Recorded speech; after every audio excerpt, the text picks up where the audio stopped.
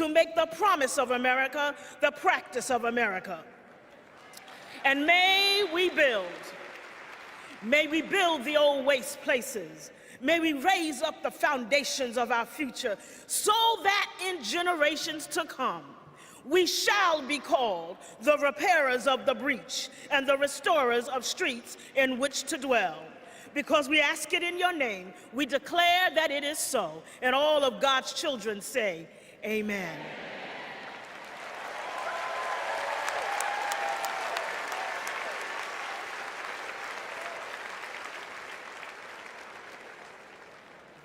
Please welcome Moreland Arts and Health Sciences Magnet School 3rd and 4th graders to lead us in the Pledge of Allegiance. I pledge allegiance to the flag of the United States of America and to the republic for which it stands, one nation, under God, indivisible, with liberty and justice for all.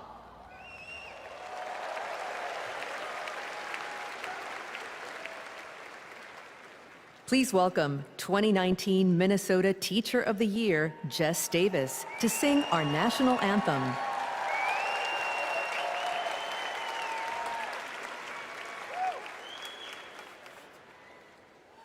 Oh, say, can you see by the dawn's early light what so proudly we hailed at the twilight's last gleaming, whose broad stripes and bright stars through the perilous fight o'er the ramparts we watched were so gallantly streaming, and the rockets red and glare, the bombs bursting in air gave proof through the night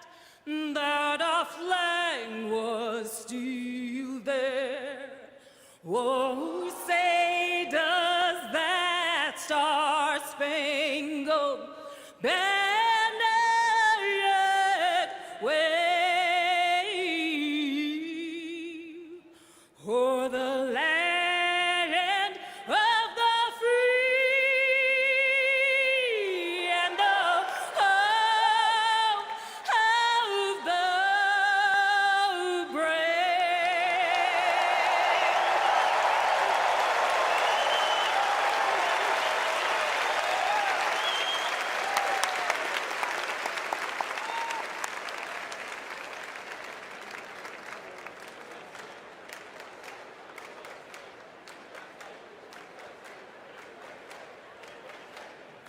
Please welcome Democratic National Committee Chair Jamie Harrison and the officers of the Democratic National Committee.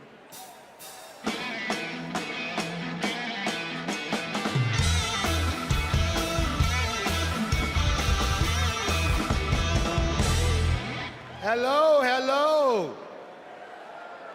So my friends, for the past 3.5 years, I'm fortunate to have worked with some amazing Democrats to strengthen and rebuild this Democratic Party. Please welcome to the stage several of our DNC officers. Vice Chair, President of the ASTC, and Chair of the Minnesota DFL, Ken Martin. Vice Chair and former Mayor Keisha Lance Bottoms. Vice Chair Henry Munoz. Treasurer Virginia McGregor. And you all know him from last night, the famous roll call star, our Secretary Jason Ray.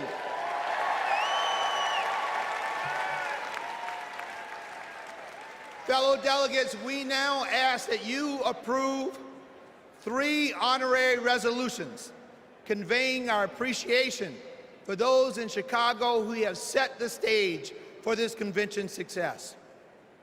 Our first resolution thanks to the great city of Chicago, its mayor, governor, host committee, and residents for their unwavering dedication to organizing this historic convention. Our second resolution thanks the first responders who are working to protect every citizen and visitor of the Windy City.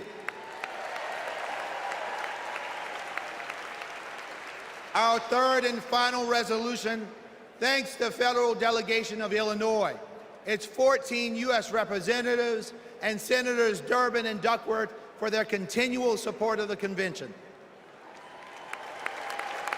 We move that the convention approve these honorary resolutions. Delegates, you have heard the motion to approve these honorary resolutions. Is there a second? All in favor, please say aye. All opposed, say nay. The ayes have it, and the motion is passed.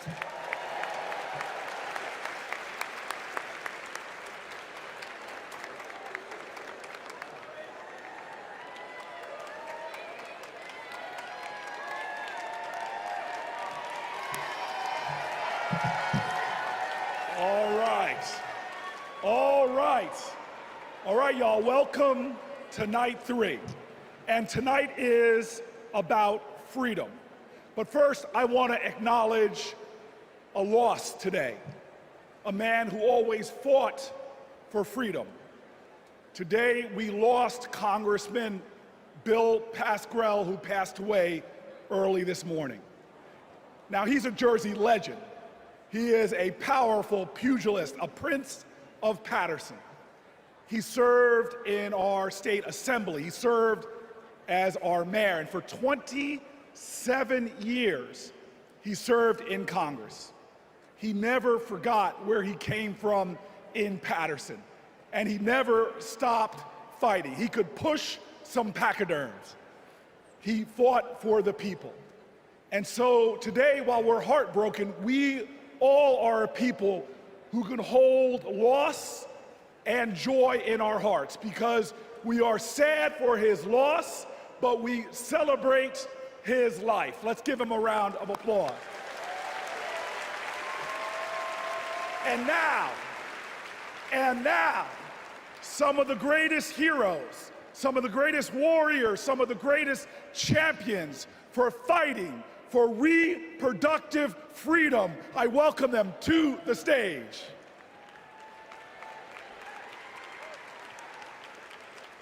Don't know why, but I feel like freedom. In America, women's reproductive rights are in jeopardy. Former President Trump has a record of restricting abortion access and putting women's lives at risk. The government should not have a say on if a woman can choose to have an abortion. As a woman who has personally experienced the life-saving benefits of abortion, I know firsthand how important it is. I want to make sure that access to contraception is not only available, but expanded, and that every person has the right to choose when, where, how, and if they want to start a family. To limit everywhere, it's your body. Don't put someone in office who only wants to control it. This election is about our health care, our rights, and our lives. Let's stand together and vote for a better future. My body, my right. Please vote for Kamala Harris.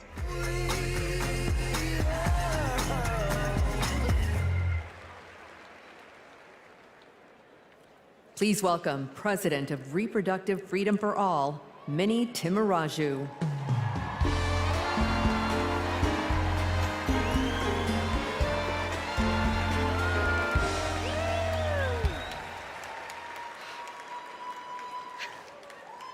When abortion is on the ballot, we win.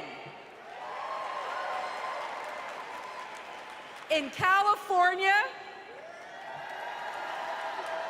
Kansas, Kentucky, Michigan, Montana, Ohio, and Vermont. Voters sent a message. You come for our rights, we're gonna come roaring back. And it seems like every day another state gets added to the list. So let's hear it for Arizona,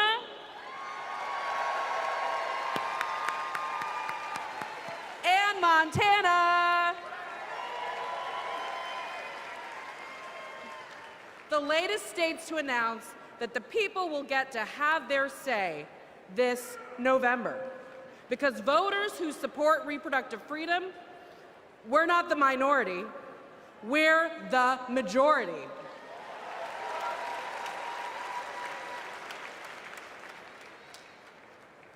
And if there are two people who should understand that Americans' private lives are none of anybody's business, it's Donald Trump and J.D. Vance. Instead, Trump brags about overturning Roe v. Wade. And if you want to know what he's going to do in office, Google Project 2025.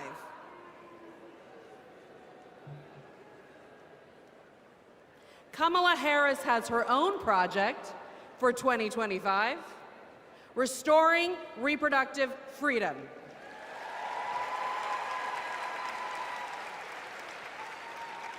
It's simple. Do we want a president who said women should be punished for having abortions, or a president who trusts women? A vice president who voted against protecting fertility treatment, or a vice president who used fertility treatment to start a family?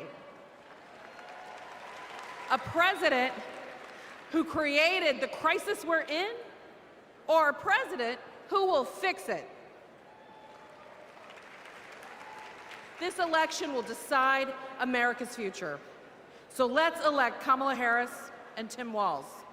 Thank you.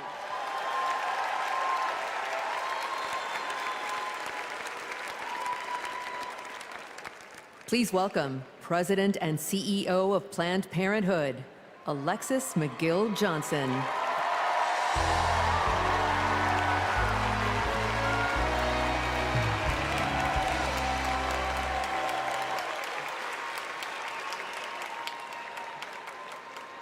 Last summer, a Planned Parenthood patient in Georgia realized that she was pregnant and didn't want to be. But Georgia bans abortion after 6 weeks. So she drove to South Carolina, but arrived the day that their 6-week ban went into effect.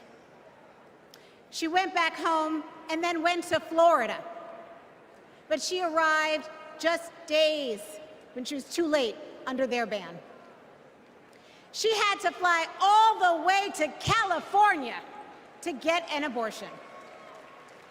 Now remember, each time she had to get the money up, she had to miss work, she had to find childcare.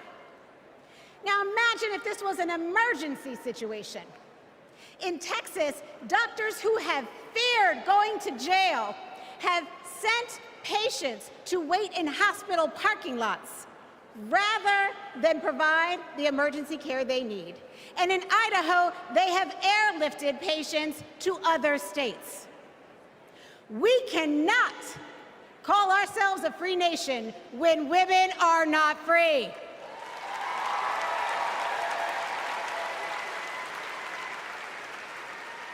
More than 1 in 3 women and nearly half of all Black women live in banned states. Donald Trump wants women to be less free and pregnancy to be more dangerous. But I'm here to tell you, in no way are Donald J. Trump and J.D. Vance more qualified than doctors and women to make these decisions. We decide.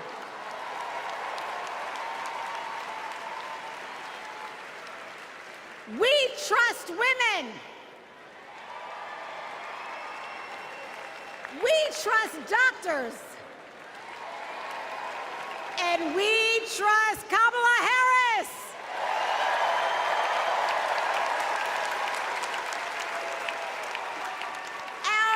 Our future is on the ballot.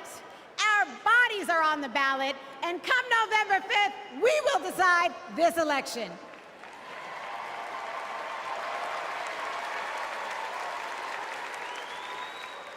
Donald Donald Trump said he wants to punish women.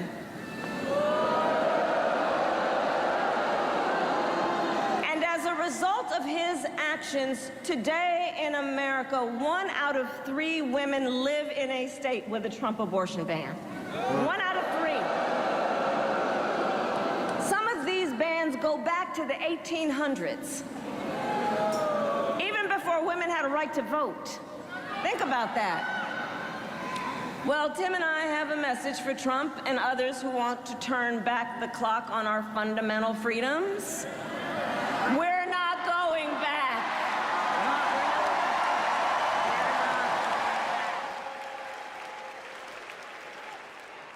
Please welcome former president of Planned Parenthood, Cecile Richards.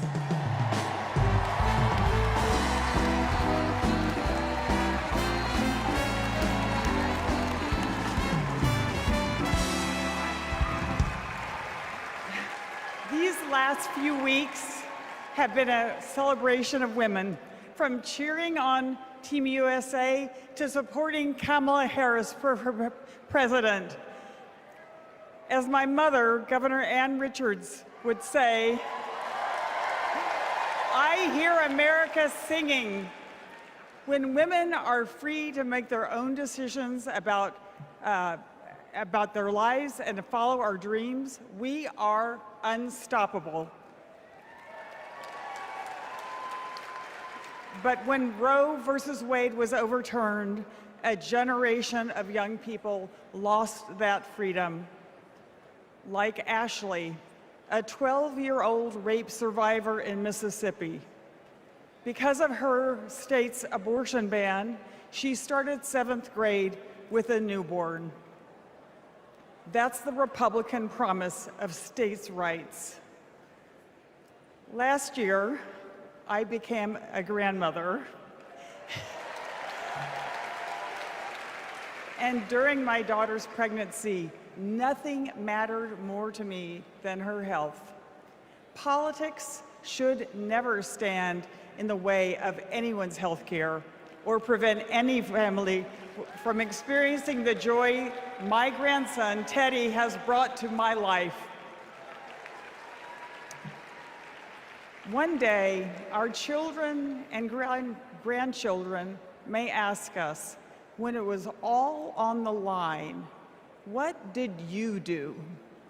And the only acceptable answer is, everything we could.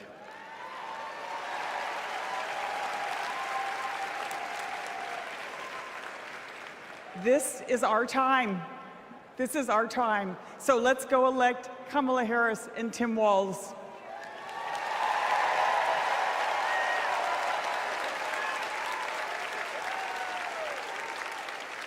Don't know why, but I feel like We were so lucky. We got to be the first couple married in California, in San Francisco, City Hall, no less.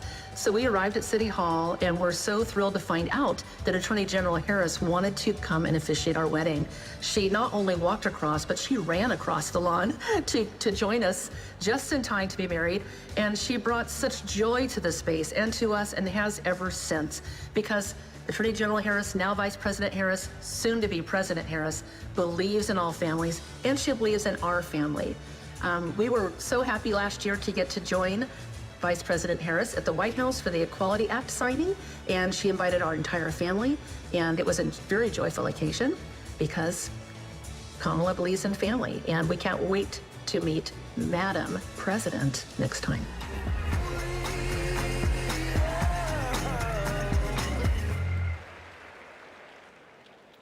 Please welcome President of the Human Rights Campaign, Kelly Robinson.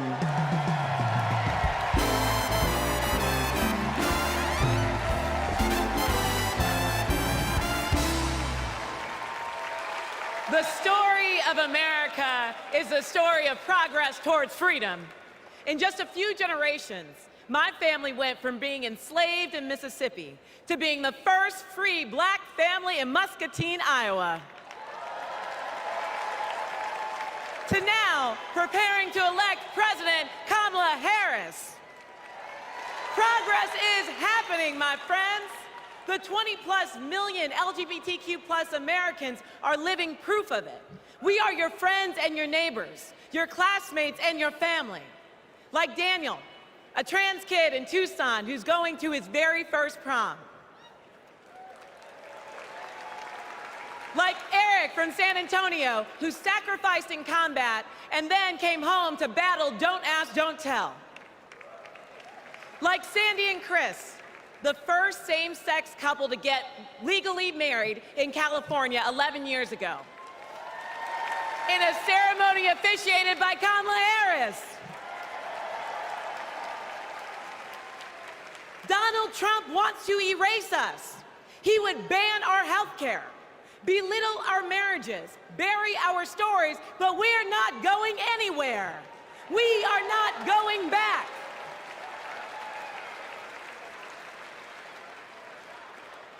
Kamala Harris.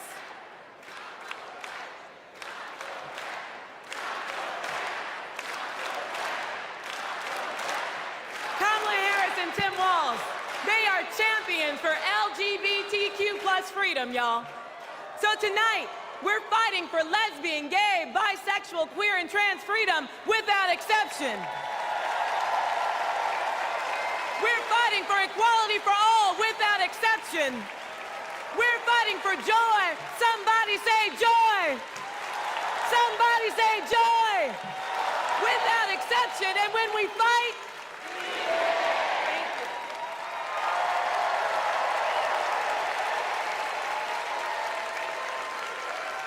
Please welcome President of Emily's List, Jessica Mackler.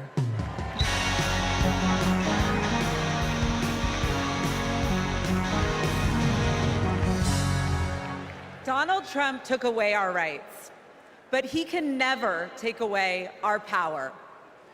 Republican attacks on abortion didn't begin with the end of Roe, and they didn't end there either. Millions of women across this country are living with the devastating consequences of Republican abortion bans. Now comes Project 2025, a blueprint for banning abortion in all 50 states. It would give extremists like Donald Trump and J.D. Vance the power to monitor your pregnancy and even prosecute doctors for mailing abortion medication. Make no mistake, the threat of Project 2025 is very real, but so is our ability to stop it. In 2022, Democrats didn't just run on reproductive freedom, we won on reproductive freedom. And in 2024, we are coming back to the polls to finish the job. In his devastating opinion, Justice Alito wrote that women are not without electoral or political power. And Donald Trump and Republicans are about to find out just how true that is. The opportunity is before us. The power is in our hands, and the time is now.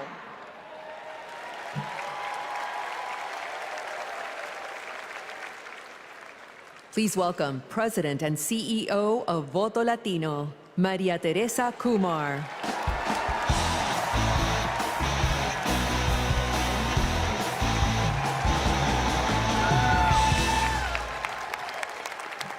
Hello, Chicago! Here's a fact. When Latinos vote, Democrats win. Now, not everyone believes it, so I brought receipts. We flipped Nevada and Colorado in 2008. We delivered in 2020. Joe Biden and Kamala Harris won Georgia by 12,000 votes. Voto Latino, we registered 23,000 voters there.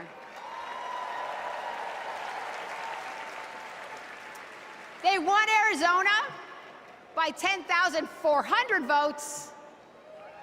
We registered 34,000 voters there.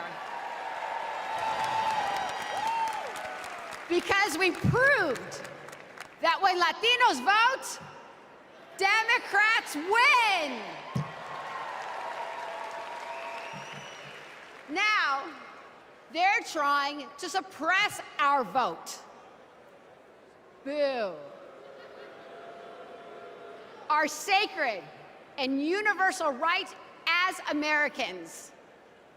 So let me be clear. Voto Latino has registered 1.5 million voters. And we are just getting started. Because since 2020, 4 million young Latinos have become eligible to vote this election. And I couldn't be prouder because we are registering them faster than any time in our history. This year, we will prove it again. Would Latinos vote? You guys got the memo. Another fun fact. This year, more Latinos will vote than any time in our history. So that means, sí se puede, se está haciendo, sí se puede. So that means that together, we will make history and elect Kamala Harris president. Vota!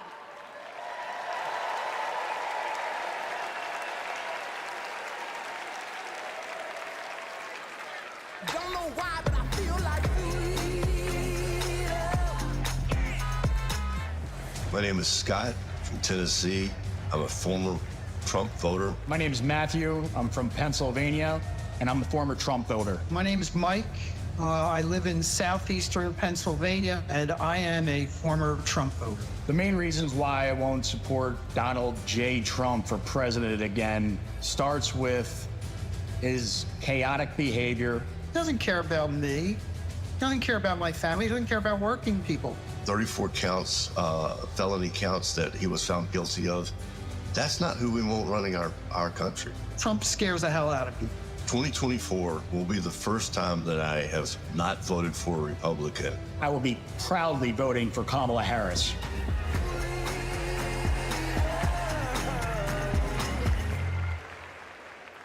Please welcome New York Representative Tom Suozzi.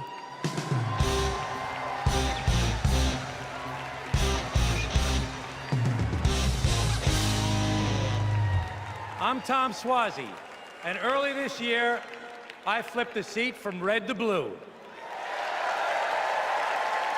My father came from Italy as a boy. He was the first kid in the neighborhood to go to college. He served as a navigator during World War II, came home, and at 28 was elected the youngest judge in the history of New York State. What a country. The immigrant experience, e pluribus unum, out of many, one. My family's experience, Kamala Harris's experience, the American experience. That's why the polarization on immigration is so painful. Let's be clear, the border is broken. But this year, when Democrats and Republicans worked together to finally write new border laws, we were blocked. We all know who sabotaged us. We reject the divisiveness. We reject the dysfunction. We reject the deception. My Italian grandfather used to toast new couples.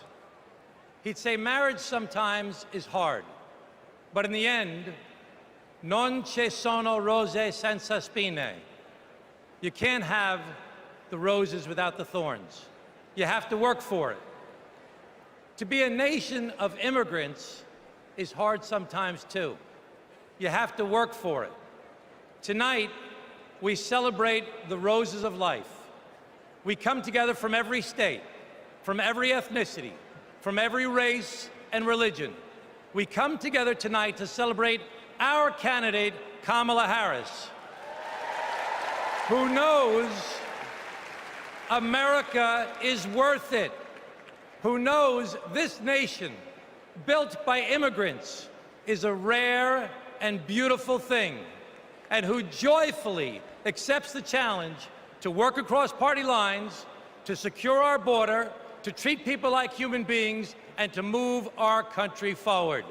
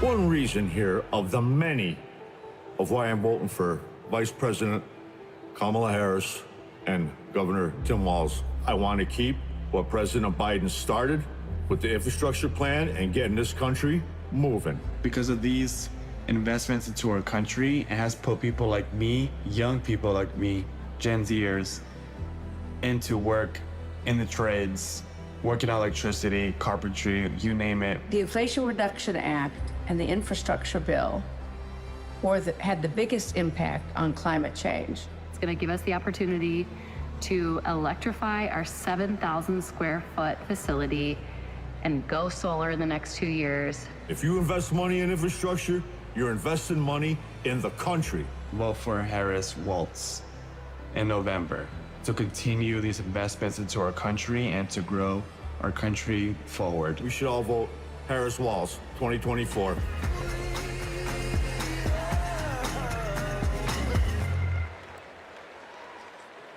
Please welcome Cincinnati Mayor Aftab Pureball and Milwaukee Mayor Cavalier Johnson.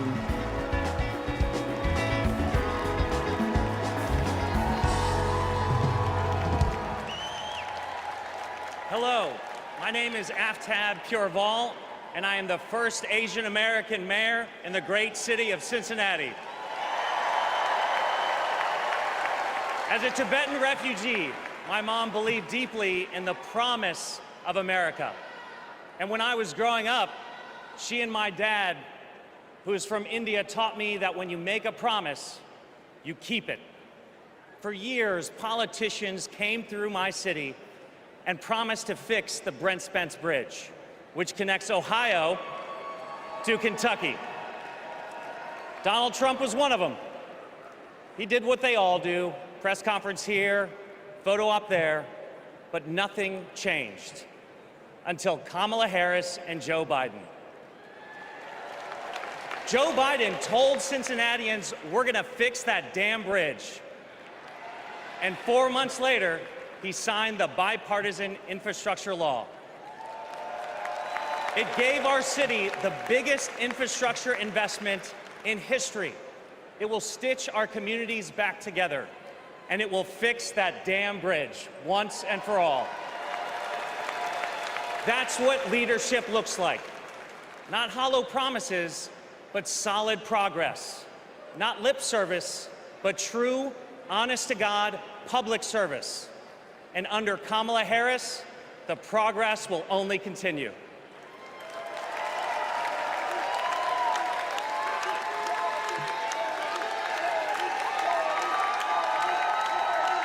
I'm Milwaukee Mayor Cavalier Johnson from the great state of Wisconsin.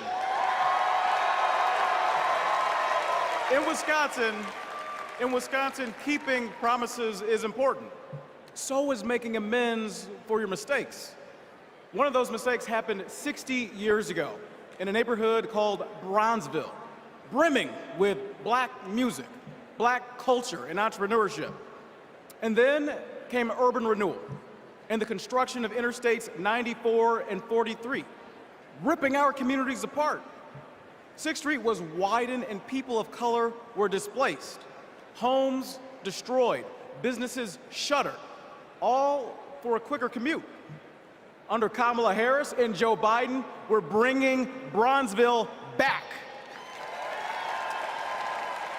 With more green space, bike paths, and walkable streets to serve people who actually live there. The music is coming back. The culture is coming back. And thanks to the bipartisan infrastructure law, the opportunities are coming back. It's now my privilege to introduce two Milwaukeeans who know firsthand the power of reconnecting our communities, Rashawn Spivey and Deanna Branch.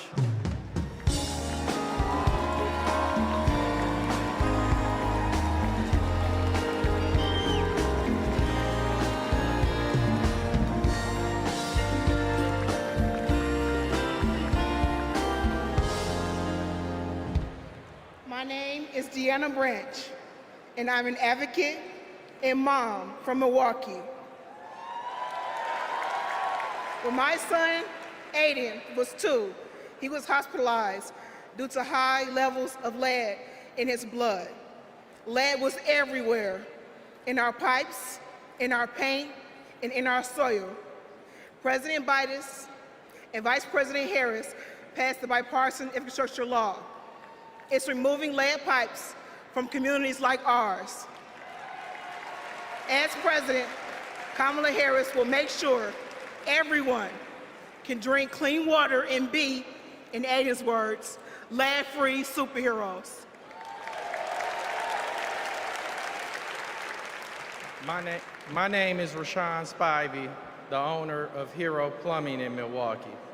When President Biden and Vice President Harris announced their goal to replace every lead pipe in America, Hero stepped up to help make that vision a reality.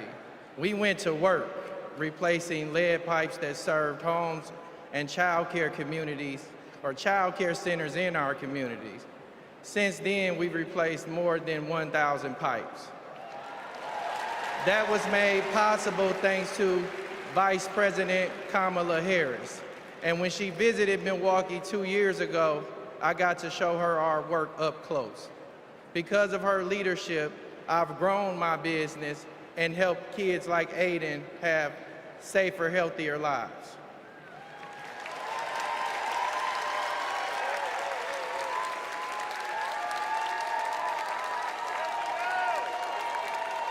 Don't know why, but I feel like Vice President Harris came and visited my restaurant. She understands immigrant-owned businesses. She understands women-owned businesses. She understands the important role of small businesses and sees business owners not just as the backbone of our economy, but as community leaders. She has a proven track record of advocating for policies that support small businesses and push for economic equity. The sueño americano está vivo. The American dream is alive. The last 4 years have been positive, and we've experienced growth. I am truly excited to have Kamala Harris as a presidential candidate. In this election, we have another opportunity to prosper, to connect, and to unite under the American dream. I'm proud to support her for president because I believe she will lead us to a brighter future.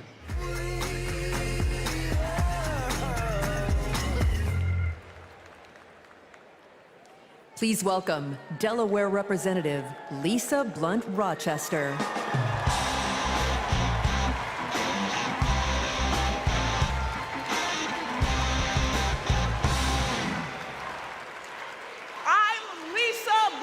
Rochester, mother, grandmother, and congresswoman, and hopefully the next senator from the great state of Delaware.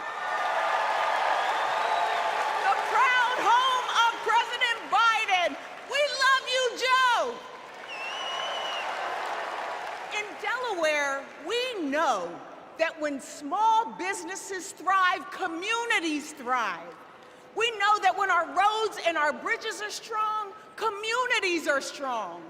When everyone has a fair shot at a better future, America is limitless. Now, Democrats, we know this, but you know who doesn't know it? Donald Trump. He has, with his friends, said the quiet parts out loud. But not only said them out loud, he wrote a book about it. What's it called? Project 2025. So with so much on the line, we've got to turn our biggest challenges into our greatest and brightest of hope. For me, Bright Hope was the name of the church that my grandmother attended for 70 years in Philadelphia. It's not just a name. It's how I approach my life. It's how I'll lead as Delaware Senator. And it's how Kamala sees the future of America. Now, there are some who think our politics are too broken for Bright Hope. But if you want to see hope, just look. Bright Hope is record numbers of Black and brown entrepreneurs starting businesses. Bright Hope is an opportunity economy where we invest in our communities and build affordable housing. Ladies and gentlemen, Bright Hope is 4 words. Madam President Kamala Harris. Are you ready for Bright Hope? Are you ready to fight for our freedom? Are you ready to flip the House, protect the Senate, and send Kamala to the White House? Then let's go!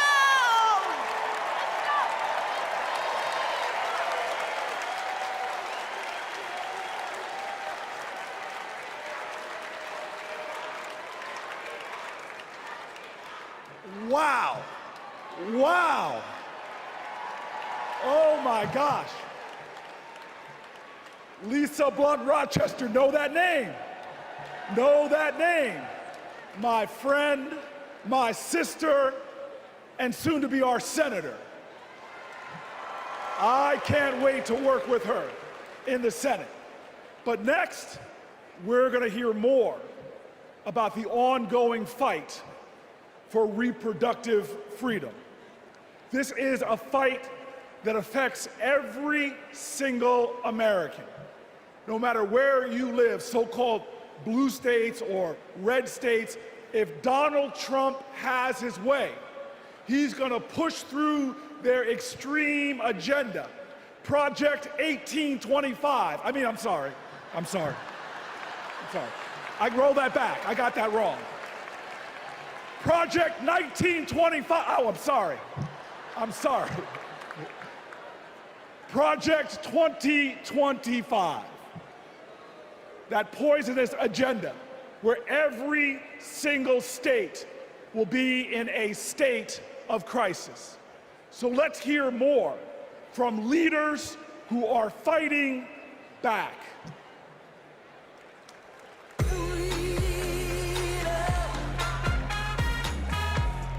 Freedom means unity. Caring for others. Being able to feel safe. My choice to vote. The freedom to read what I want to read. Freedom. Oportunidad para todos. The freedom to love. Be who I want to be. For all to be equal. Live my life. Freedom means my choice. IVF. Union strong. Basic human rights.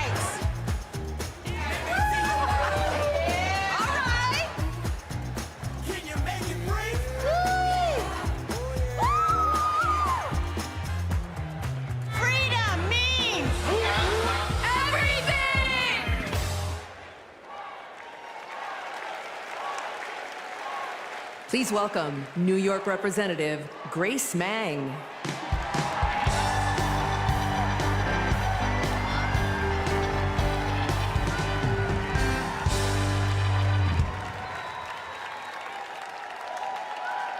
Generations of women fought for our rights. Our right to vote, our right to financial independence, and our right to reproductive freedom. Our mothers and grandmothers marched for us. Because of them, my husband and I were able to choose if and when to start a family. And we have 2 energetic boys running around at home. Now it is our turn to take the torch for our children and grandchildren. All across our country, women are being denied life-saving health care and the right to determine their futures. And a second Trump term will be even worse. He will not stop at banning abortion. He'll let states track pregnancies. He'll put birth control and fertility treatment at risk. Trump's plan is cruel, it's dangerous, but it is not inevitable. Tonight, we mobilized for Kamala Harris. November 5th, we move forward with Kamala Harris because we are not going back.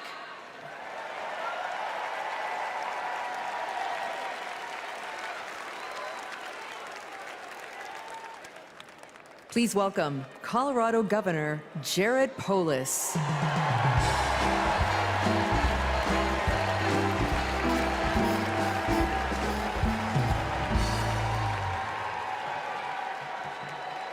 Tonight, let's talk about freedom, including our most intimate freedom, choosing when and if to have children and have a family.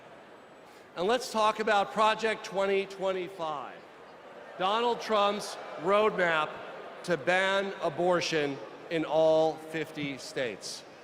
Look, that sounds crazy, but right here on page 562, it says that Donald Trump could use an obscure law from the 1800s to single-handedly ban abortion in all 50 states, even putting doctors in jail. Page 486 puts limits on contraception. Page 450 threatens access to IVF. On page 455, Project 2025 says that states have to report miscarriages to the Trump administration. Page 451 says the only legitimate family is a married mother and father where only the father works. You know what? I'm going to take that one out.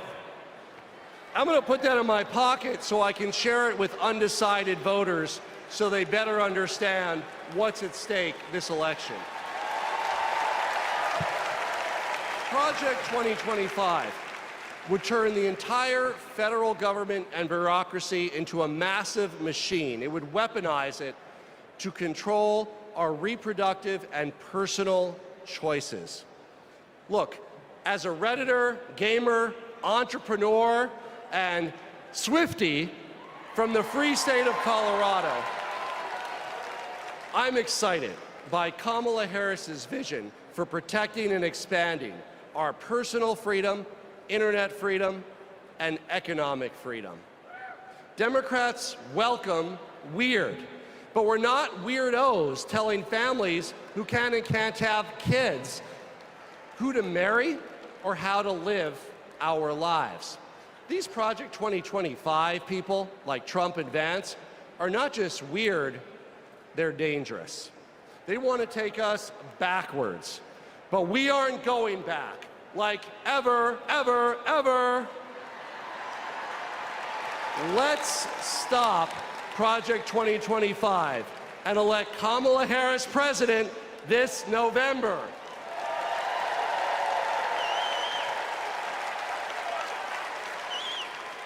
Please welcome Florida Representative Debbie Wasserman Schultz.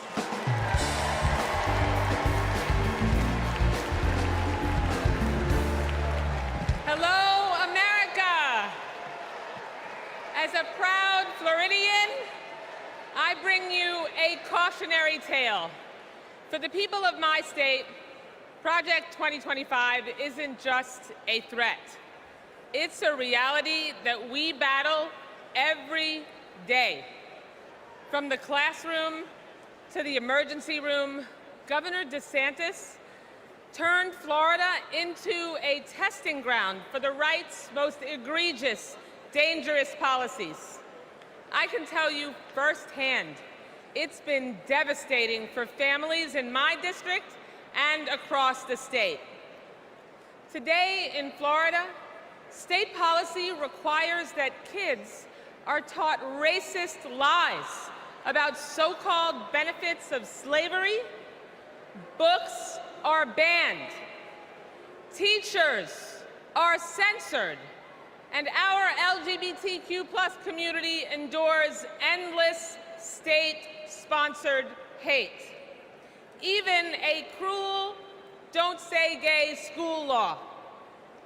Today in Florida, as we grapple with record heat and rising seas, extreme MAGA Republicans deleted mentions of climate change from state law. Today in Florida, a near total abortion ban endangers women's health and their lives every day. I keep thinking about a Central Florida woman I met named Deborah, and at 23 weeks pregnant, she got news every future parent dreads. Her baby's kidneys never developed. Doctors told her that not only would her baby not survive, her own health was in danger. Deborah couldn't get the care she needed in Florida, and she couldn't afford to travel hundreds of miles to get it. She had no choice but to carry her son Milo to term, only to watch him die in her arms 2 hours later. This is Project 2025 in practice. It's what Donald Trump and J.D. Vance want for the whole country. But we're not going to let it happen, are we? Now, I say this as a Floridian, but also a mom and an American. We can't let them do to America what they did to Florida. Are you with me? So let's fight like hell to elect Kamala Harris, the next president of the United States of America. Thank you so much.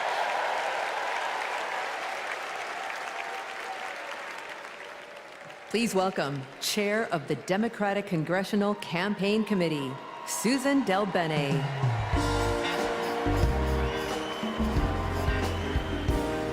Hello, Democrats!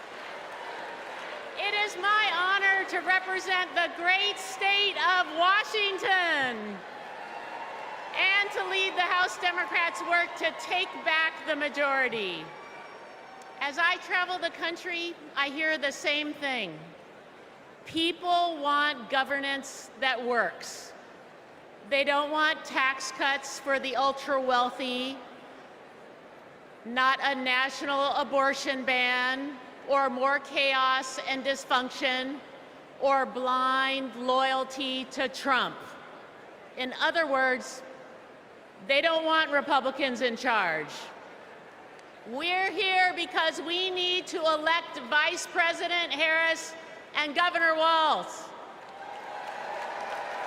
And giving them a Democratic Congress is how we turn promises into progress. A Democratic majority means lowering costs and growing the middle class, expanding the child tax credit and making it permanent, protecting reproductive freedom, and yes, a Democratic House means Speaker Jeffries will certify the 2024 election. We need just 4 more seats to take back the majority. The good news is we have fantastic candidates in winnable districts all across the country. In battleground states like Michigan and Arizona, in blue states like New York and California, and even in states like Iowa and Nebraska. And we're going to make history by picking up a seat in the state where I was born, Alabama. In 2022, we came within 7,000 votes of the majority. So it's within our power to win these critical races. This election is about our rights, our freedoms, our democracy, and our future. So let's get out the vote. Let's take back the House. Let's make Hakeem Jeffries our next speaker. And let's send Kamala Harris and Tim Walz to the White House. Thank you.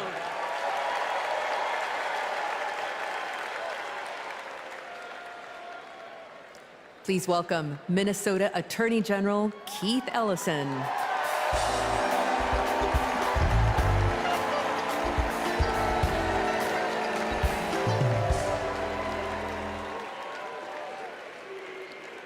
Friends, I'll never forget when I first saw the video of the murder of George Floyd. I was heartbroken. I was angry. And that morning, my phone rang. And on that line was Governor Tim Walz. Tim Walz felt the exact same way I did. And a few days later, Tim appointed me to prosecute Floyd's murder. Almost a year after that, minutes after the guilty verdict came down, my phone rang again. And it was Vice President Kamala Harris calling to congratulate my team and the work. Now, Kamala and Tim, they understand the legacy of George Floyd. No one is above the law, and no one is beneath it.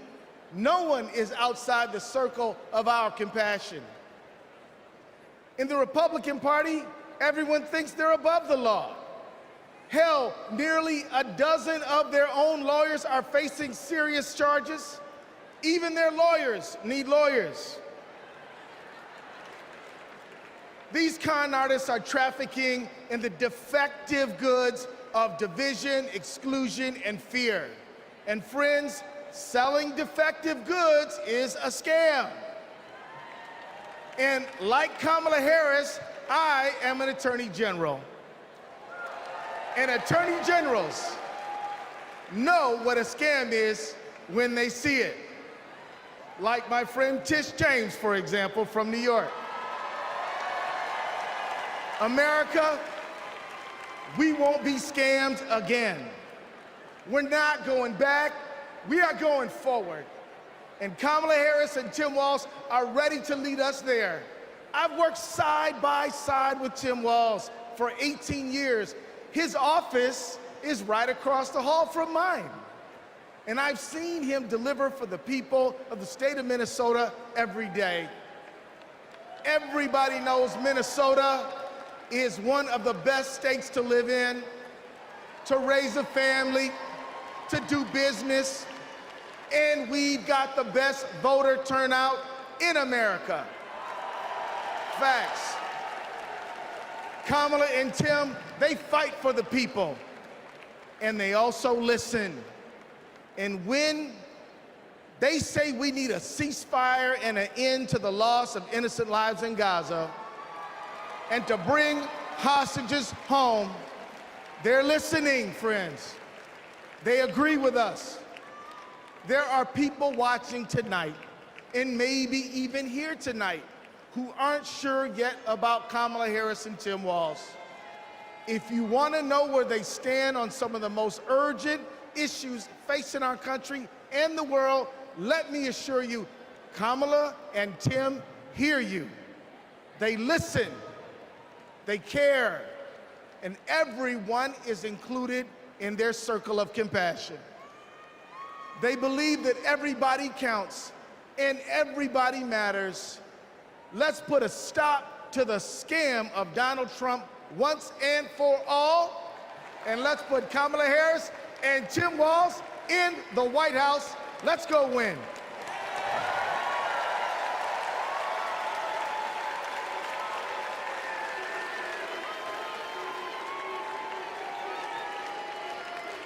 Have you ever discussed Special Counsel Mueller or his investigation with anyone?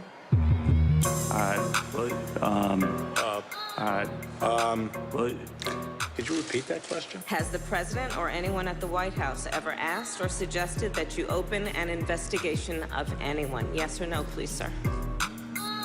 Seems you would remember something like that. I don't know. Please answer the question. Senator, I think I've answered the question. No, you've not. I'm not able to be rushed this fast. It makes me nervous. Can you think of any laws that give government the power to make decisions about the male body?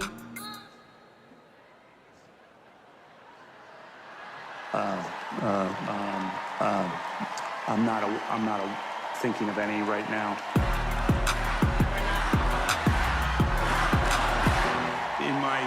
Never mind. Let's move on. Okay.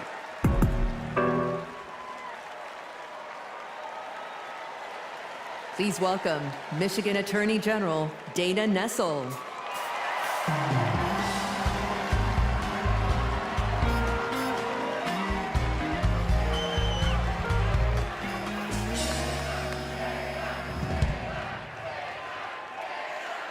Hello, Chicago. I'm Michigan Attorney General Dana Nessel. Let me tell you, being Attorney General is a tough job, right? But as California's Attorney General, Kamala Harris never shied away from a good fight. She's held accountable environmental polluters, sexual abusers, and transnational gangs. But what really stands out is when she stood up and protected her constituents' freedoms. In 2011, she refused to defend California's ban on same-sex marriage. She refused to argue that some families should have fewer rights than other families. It meant a lot. She was fighting for families like mine. Now, in 2022, I faced a similar situation when, after Roe v. Wade was overturned, Michigan's archaic abortion ban was resurrected. But Vice President Harris had my back, and she reminded me that protecting people's lives and defending their rights is our job. And just as the same-sex marriage ban was overturned in California, so too was the abortion ban in Michigan. By the way, I got a message for the Republicans and the justices of the United States Supreme Court. You can pry this wedding band from my cold, dead, gay hand.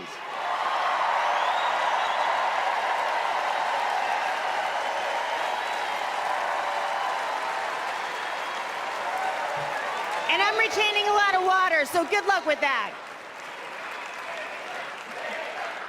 Look, I know that whether she's Attorney General or President of the United States, Kamala Harris will always be in our corner. Now, America, you get to be the judge. Do we go back to the corruption, criminality, and chaos of Donald Trump? Or do we move forward with Kamala Harris? We know when she takes an oath to preserve, protect, and defend the Constitution, she's actually read it. We know that she'll appoint Supreme Court justices who will protect our freedoms. And let me tell you, Kamala knows you go from the courthouse to the White House, not the other way around. Ladies and gentlemen, I rest my case.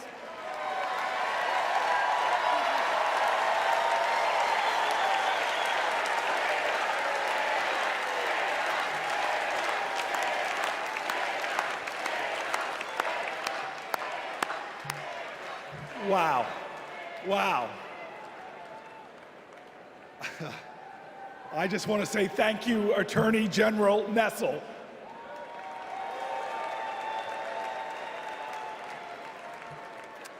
So coming up, we have John and Rachel, proud, loving parents of 3.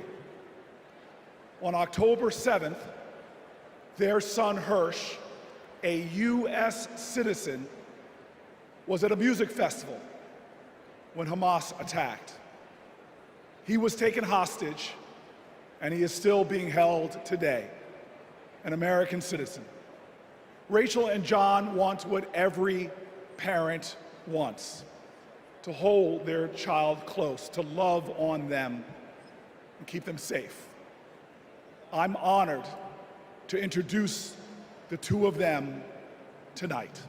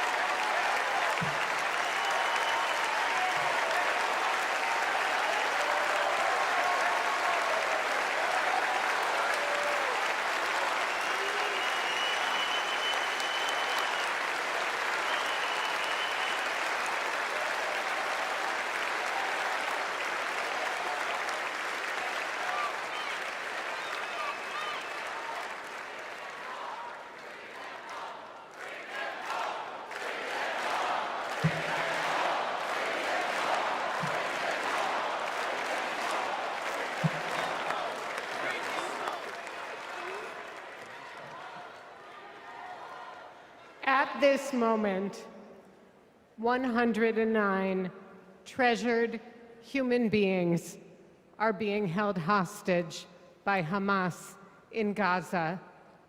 They are Christians, Jews, Muslims, Hindus, and Buddhists. They are from 23 different countries. The youngest hostage is a 1-year-old red-headed baby boy, and the oldest is an 86-year-old mustachioed grandpa Among the hostages are 8 American citizens. One of those Americans is our only son. His name is Hirsch. He's 23 years old. And like Vice President Kamala Harris, Hirsch was born in Oakland, California. Hirsch is a happy-go-lucky, laid-back, good-humored, respectful, and curious person. He is a civilian. He loves soccer, is wild about music and music festivals, and he has been obsessed with geography and travel since he was a little boy. His bedroom overflows with atlases, globes, maps, and National Geographic magazines. On October 7th, Hirsch and his best friend, Honor, went to a music festival in the south of Israel. It was advertised as celebrating peace, love, and unity. They also went to celebrate Hirsch's 23rd birthday. As rockets began to fall, Hirsch, Honor, and 27 other young festival goers took refuge in a 5-foot by 8-foot bomb shelter. Terrorists began to throw grenades into the shelter. Honor stood in the doorway and repelled 7 of those grenades before the 8th one killed him. Altogether at the Nova Music Festival, 367 young music lovers were killed. This was just one of the many attacks on neighborhoods and communities in southern Israel on that terrible day. In total, 1,200 were killed, including 45 Americans. Hirsch's left forearm, his dominant arm, was blown off before he was loaded onto a pickup truck and stolen from his life and me and John into Gaza. And that was 320 days ago. Since then, we live on another planet. Anyone who is a parent or has had a parent can try to imagine the anguish and misery that John and I and all the hostage families are enduring. Rachel and I are comforted to be back in our sweet home, Chicago. We were both born and raised here, and our families still live here. This is a political convention, but needing our only son and all of the cherished hostages home is not a political issue. It is a humanitarian issue.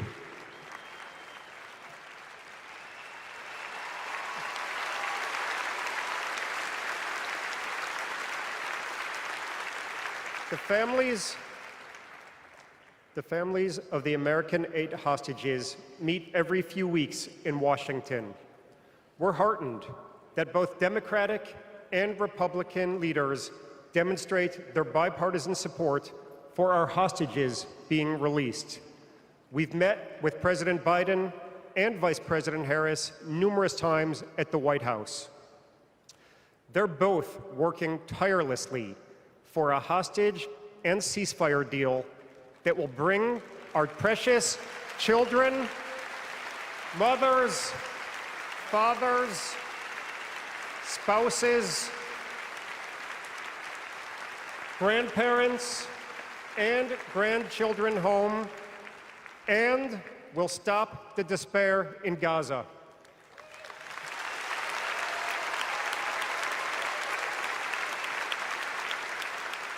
We are all deeply grateful to them. We're also profoundly thankful to you, the millions of people in the United States and all over the world who have been sending love, support, and strength to the hostage families. You've kept us breathing in a world without air.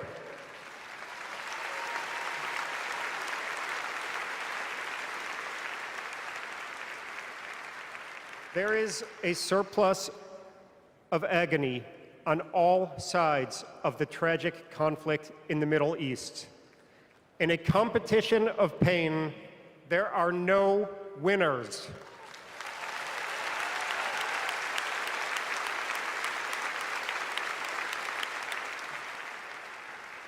In our Jewish tradition, we say, Kol Adam Olam Umlo'o.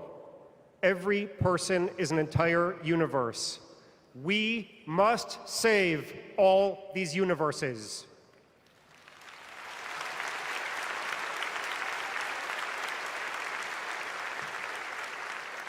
In an inflamed Middle East, we know the one thing that can most immediately release pressure and bring calm to the entire region. A deal that brings this diverse group of 109 hostages home and ends the suffering of the innocent civilians in Gaza.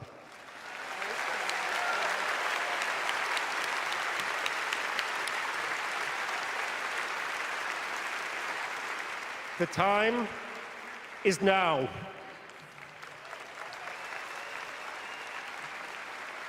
Hirsch, if you can hear us, we love you. Stay strong. Survive. Bring them home.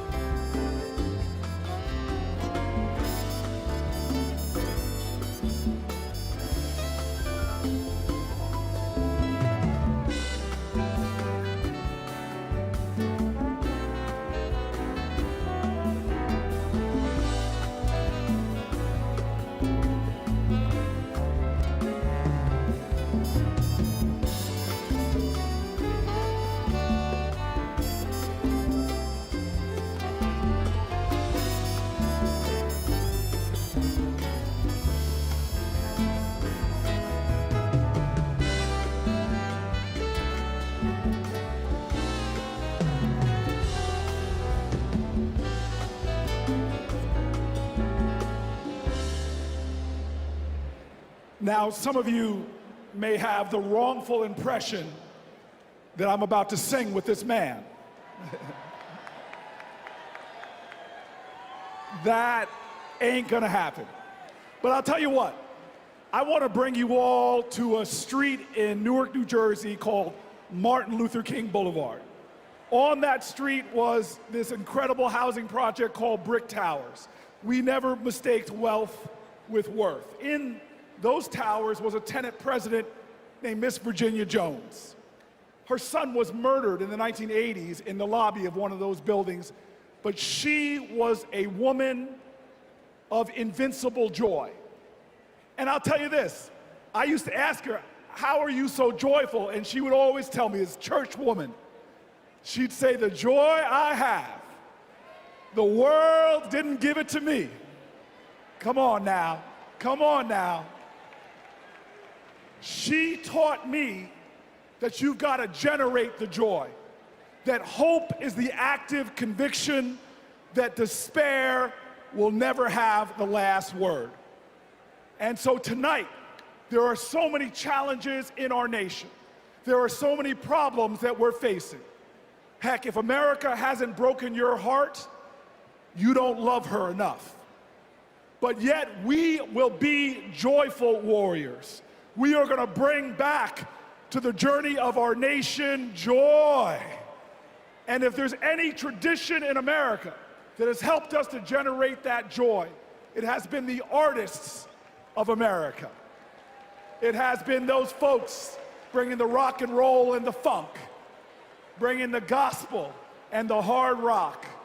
Well, tonight we are blessed by one of those great American artists that helps us to cleanse our spirits, to raise our hearts, and to bring in that joy.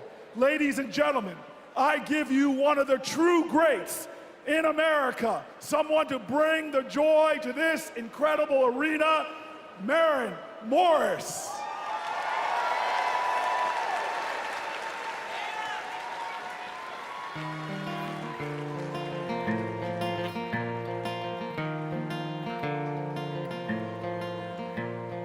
If you don't like it, get the hell out. That's what they yell when I open my mouth. A stick is a stick, a stone is a stone, but who's gonna care if I don't? Who's gonna change if I won't? When time turns this moment to dust, I just hope that I'm proud of the woman I was. When lines of tomorrow are drawn, can I live with the side that I chose to be on? Will we sit on our hands, do nothing about it? Or will we leave this world better than we found it?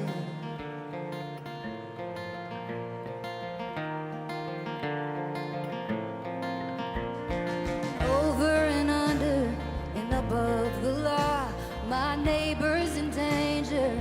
Who does he call when the wolf's at the door? What would you do?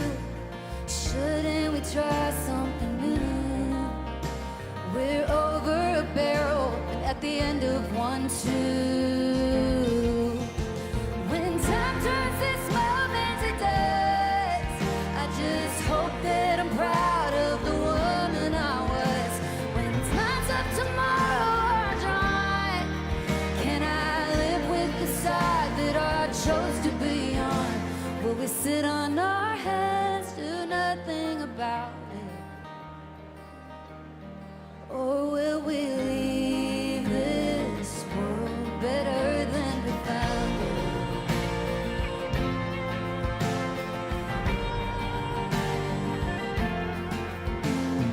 America, America, divided we fall. America, America, God save us all from ourselves and the hell that we built for our kids. America, America, we're better than this.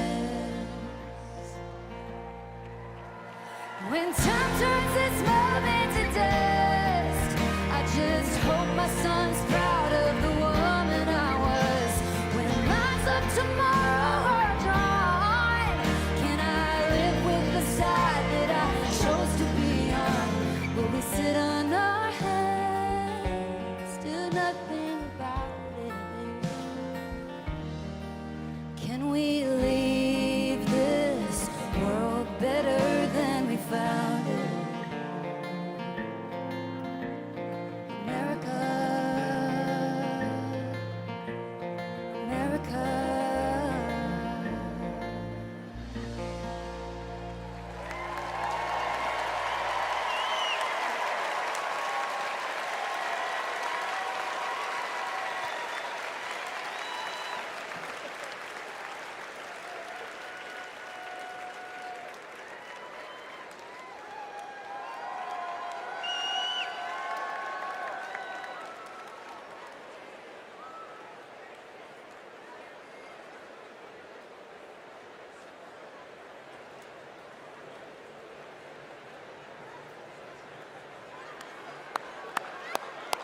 All right. You know what? I'm inspired. Maybe I will sing a song. To Donald Trump, a little B.B. King classic. The thrill is gone.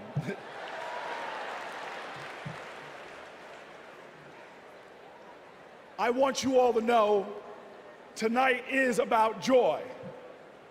American history, our common history, is a testimony to taking on the insurmountable and achieving the impossible. That should bring us joy. Our progress never ever came easy. But in America, we do hard things. We built labor unions and small businesses. We created great public education and world-changing innovation. We nurtured the best athletes and artists humanity has ever seen, and we kept the promise of Medicare and Social Security for our seniors. Look at who we are. Against bigotry and hate, we advanced equal rights for all Americans. Civil rights, workers' rights, LGBTQ rights, reproductive rights, the right to marry who you love, the right to be free. We did all of this in a way that didn't pit American against American. We did this by healing rifts, by bridging divides, by pulling people together. And all the while, we in this nation lived up to our calling and our creed to be a more perfect union, to make this one nation under God a little more indivisible. Now, you all know this. Trump betrays these ideals. He viciously attacks Democrats and Republicans. His put-downs know no shame. John McCain's military service, Nikki Haley's heritage, women, people with disabilities, trans people, our veterans. He is indiscriminate in his put-downs. His is the politics of smear and fear, not inspiration and elevation. Donald Trump speaks more of American carnage than American compassion. But in America, you can't lead the people if you don't love the people.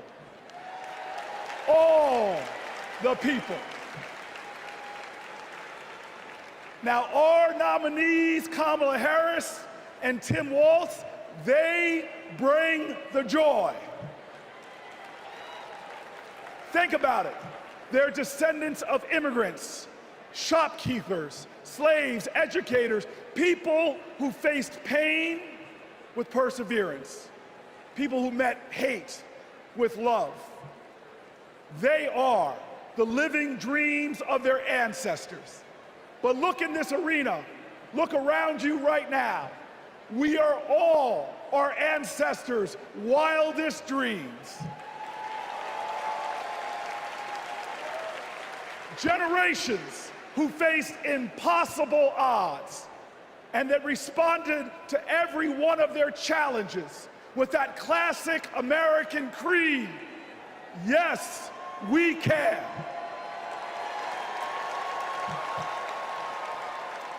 So there are doubters out there. There are people that doubt our collective strength. They want to tell us how bad we are. They want to say that they alone can save us. Well, we know that the power of the people is greater than the people in power. And we're not going to lose our faith. Look, I want everybody in here to let us all say it together. I believe in America. Let me hear you. I believe in America. I believe in America because our elders told us that no matter what the obstacle, like the gospel says, we shall overcome. I believe in America because our soldiers died on beaches and battlefields. They died at sea and in the air so that we could be free today and say together, I believe in America. I believe in America because our fighters fought at Stonewall. Our marchers marched in Selma. Delegates met at Seneca Falls. Every single one of them believed in America, even when America didn't believe in them. Say it with me now.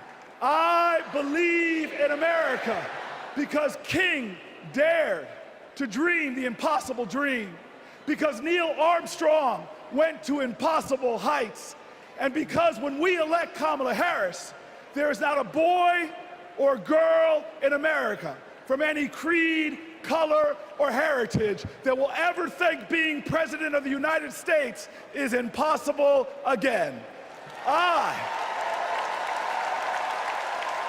Say it with me. I believe in America, the land of hope and heroism.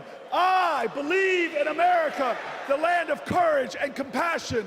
I believe in America, where we share common ground and common cause and one common destiny. And let me tell you, if you believe in America, if you love in America, then you will work for America.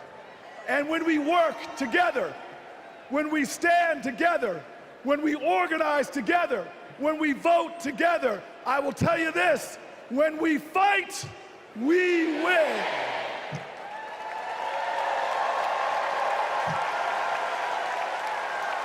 Ladies and gentlemen, Veronica Escobar.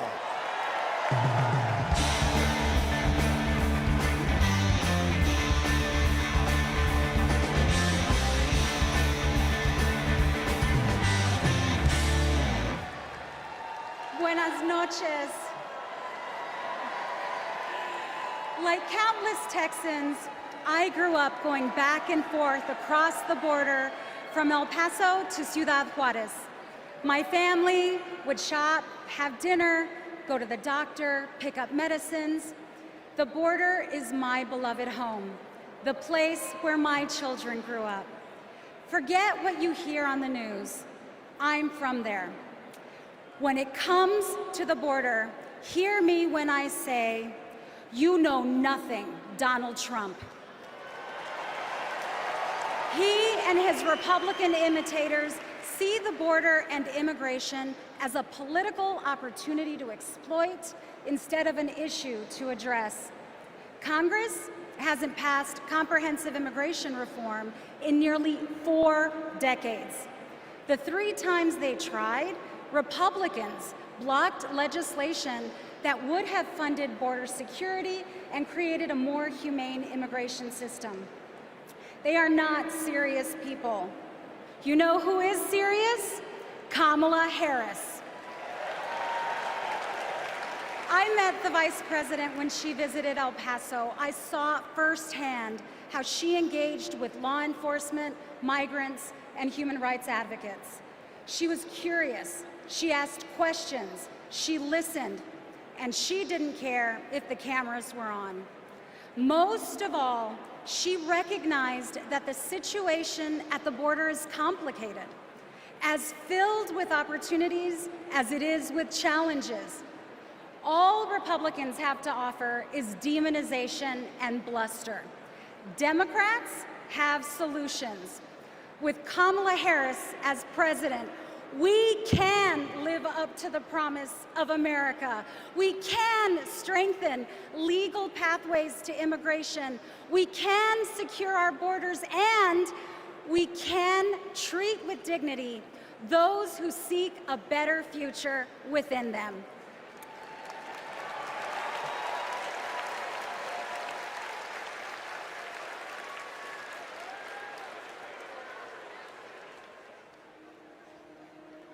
I have a question for you. Who really wants a solution at our border? Our administration worked on the most significant border security bill in decades. Some of the most conservative Republicans in Washington, D.C. supported the bill. Even the Border Patrol endorsed it.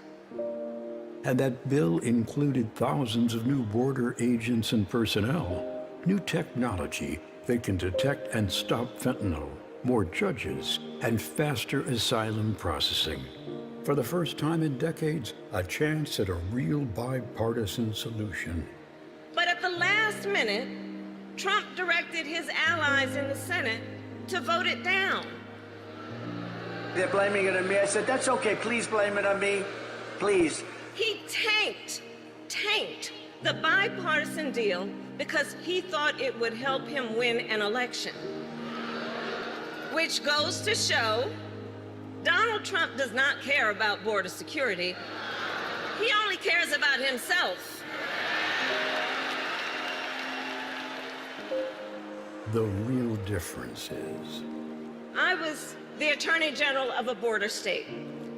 In that job, I walked underground tunnels between the United States and Mexico on that border with law enforcement officers.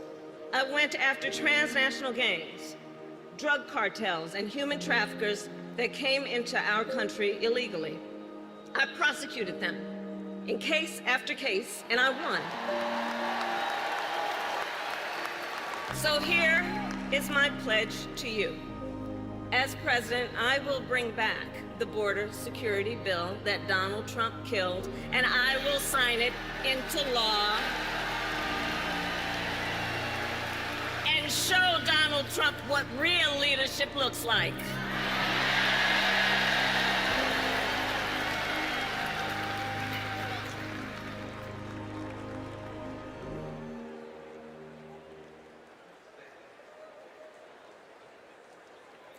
Please welcome Connecticut Senator Chris Murphy.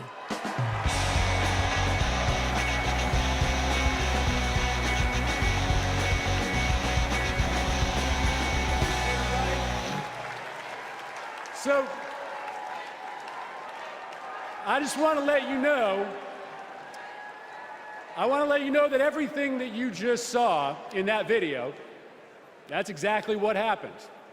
I know because I was the Democratic senator who negotiated that bill to secure the border with President Biden and Vice President Harris. I want to tell you this as well. Donald Trump's allies weren't just in the room. They helped us write the whole bill. It was a bipartisan bill. It was a tough bill. $20 billion in new border security, gave the president the emergency power to shut down the border, made compassionate but serious reforms to our asylum system.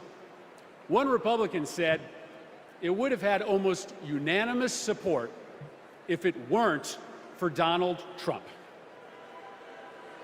Trump killed that bill, and he did it because he knew that if we fixed the border, he'd lose his ability to divide us, his ability to fan the flames of fear about people who come from different places. Right? You guys know this, right? Hate and division, that's Trump's oxygen. Right? People like Trump and J.D. Vance, they need it to survive in politics. People are saying that they're weird, that they're creepy, and they are weird, they are creepy. But even worse, they're weak.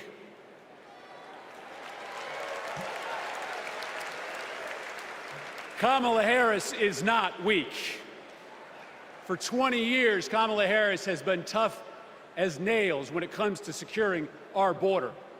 When she was a California prosecutor, she went after drug smugglers, human traffickers. She put 100 gang members away in a single sweep. Trump says that a safe nation can't be an immigrant nation. That's flat wrong, and Kamala Harris knows it. She knows this too. Engraved on the Statue of Liberty is a poem.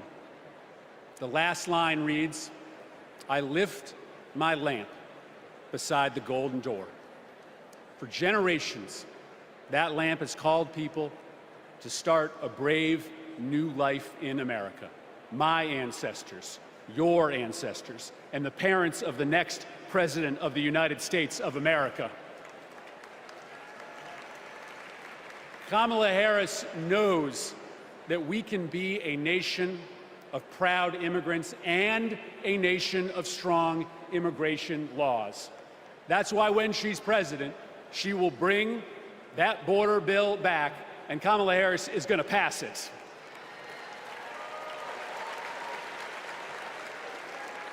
How do I know this? Because in this race, there is only one candidate who has ever been willing to do the worthy, redeeming work of making our country better, of recognizing that we do not have to choose between celebrating our heritage and enforcing our laws, right? The beautiful thing about America is that we can be both. We can be a nation of immigrants who love their country and a nation with a secure border. And there is only one candidate. There is only one candidate who can deliver that vision of America, and it's Kamala Harris. Thank you very much, Democrats.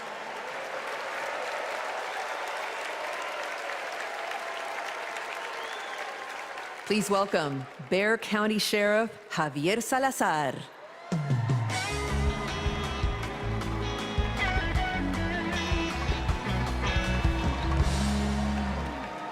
On the other side of the border, the traffickers, they pack migrants into 18-wheelers like cattle, 50, 100 at a time. Then they seal the doors. That's when the 911 calls come. We hear them, desperate, terrified, gasping for air. Now, sometimes we get there in time. Sometimes, despite our best efforts, we can't. When Donald Trump comes down to Texas, stands next to officers in uniforms just like mine, he's not there to help us. Don't think that, not for a second. He is a self-serving man.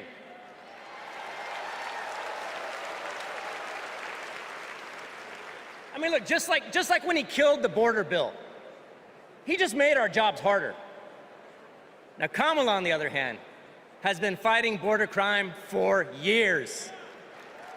She's gone down to Mexico and worked to stop the traffickers. And when the traffickers didn't stop, she put them in jail. Now, down in my neck of the woods, we call that fooling around and finding out. I may be paraphrasing a bit. We protect, now the border sheriffs that I know, right, and we're like Kamala. We protect and serve. We enforce the law. We show compassion. And we fight like hell to protect our border. Because as we've always known in Texas, cuando luchamos, ganamos. When we fight, we win.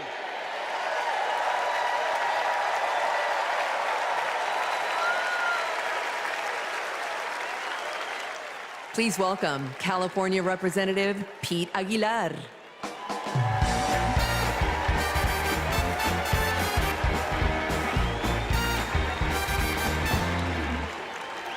I'm Pete Aguilar, chair of the Democratic Caucus. For 4 generations, my family has called California home. I grew up in San Bernardino, a working-class community defined by family, faith, and hard work. These values, shared by Latino families across this country, are what made my family's American dream possible. And only Kamala Harris and Tim Walz will protect the American dream so that every family can earn a living, own a home, and reach their full potential. This is a vision for America that Donald Trump will never understand. All he knows is chaos and division. He talks about tearing American families apart, pitting neighbor against neighbor, community against community. Compare that to what Kamala Harris has done as vice president. Almost 500,000 people who live here and are married to a U.S. citizen can now apply for lawful permanent residents. DACA recipients who graduated college have easier access to work visas. And we would have much more security at the border if Donald Trump hadn't tanked the bipartisan bill. Folks, we don't have to choose between a secure border and building an America for all. Under President Harris, we can and will do both.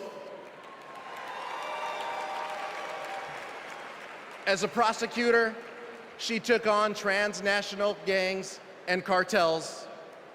As president, she will fight for pathways to citizenship.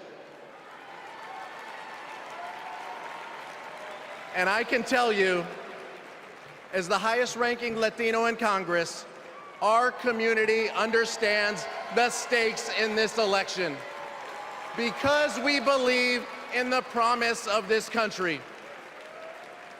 We believe our nation is stronger when we keep families together. We believe our union is more perfect when dreamers become doctors, teachers, construction workers, and military service members. Latinos believe in that American dream and a brighter future. One where we secure our border, fix our broken immigration system, and unlock economic opportunity for all. And together, we will win. Thank you.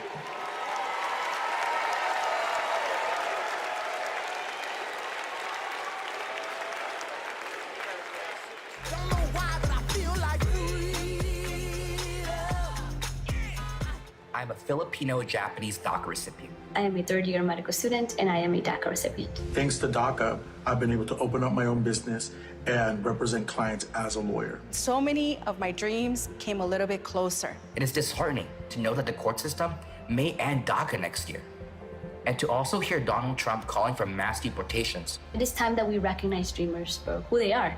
We are contributors to this great nation. I support Vice President Harris, who has continued to fight for DACA recipients. She was the one who stood with us, who sat with us, who heard our stories. We need a future President Harris to ensure that dreamers like me can continue to work and provide for ourselves, our communities, and our families.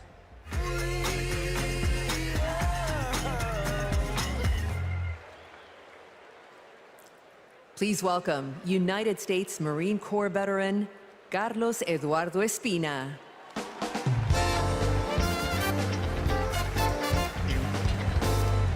Buenas noches, mi gente. My name is Carlos Eduardo Espina. And if 2 decades ago, when my parents immigrated to College Station, Texas, you told them that one day their son would reach 14 million followers on social media, graduate law school, and speak at the Democratic National Convention, they might not believe you. But this is the United States of America, the land of opportunities where anything is possible.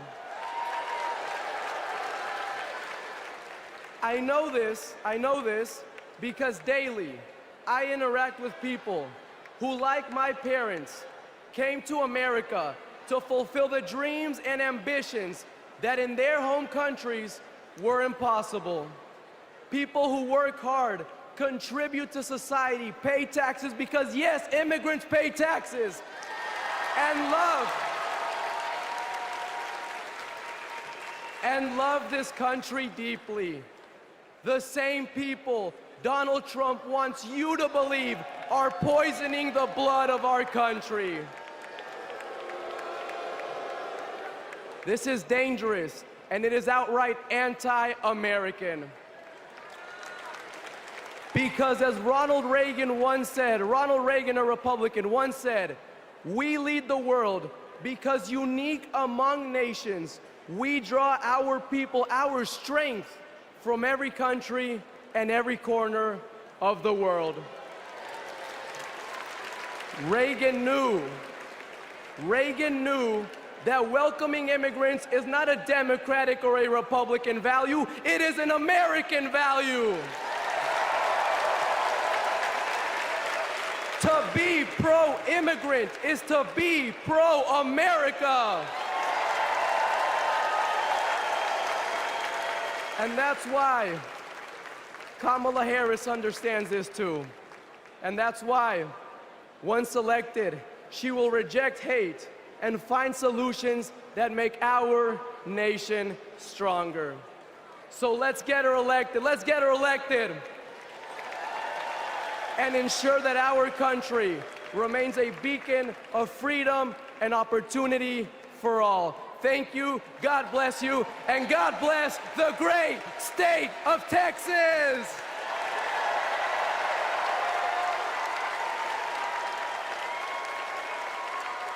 Please welcome former Homeland Security and Counterterrorism Advisor to Vice President Pence, Olivia Troy.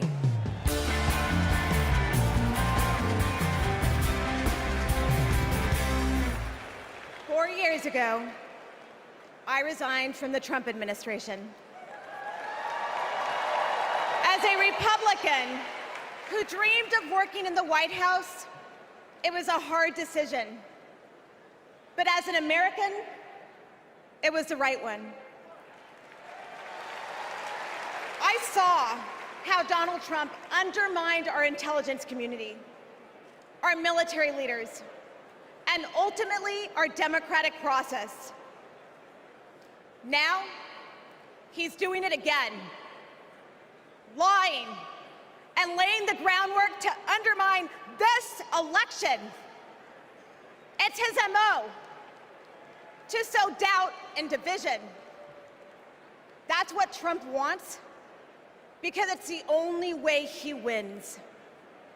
And that's what our foreign adversaries want, because it's the only way they win. As a national security expert, y como Latina, y hija de una inmigrante mexicana que realizó el sueño americano, being inside Trump's White House was terrifying. But what keeps me up at night is what'll happen if he gets back there. The guardrails are gone. The few adults in the room the first time resigned or were fired. I grew up in the kind of working family that Trump pretends to care about. Conservative, Catholic, Texan. July 4th was our most sacred holiday.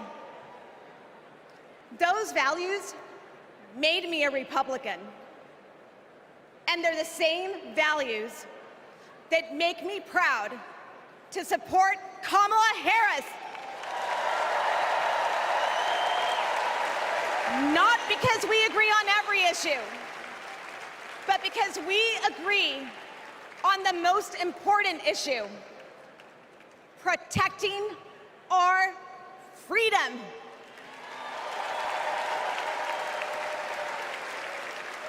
So to my fellow Republicans, you aren't voting for a Democrat. You're voting for democracy. You aren't betraying our party. You're standing up for our country. Thank you. Gracias.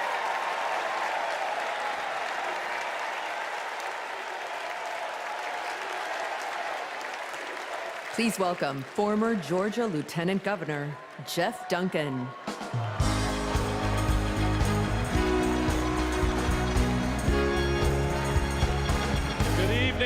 Good evening. I bring greetings from the great state of Georgia.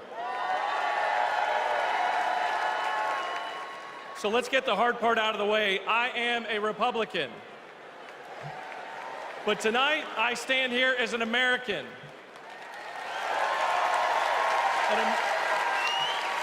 An American that cares more about the future of this country than the future of Donald Trump.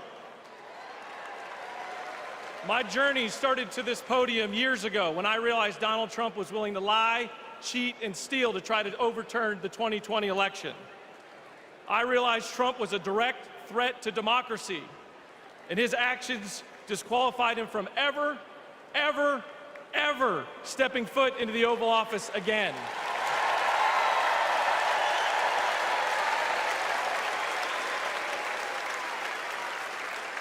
I could spend my time revving up this crowd, but I'm certain I don't have to talk anybody out of voting for Donald Trump here. So I'm going to focus my attention on the millions of Republicans and independents that are at home that are sick and tired of making excuses for Donald Trump.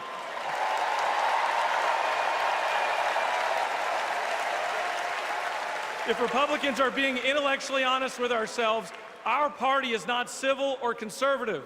It's chaotic and crazy, and the only thing left to do is dump Trump.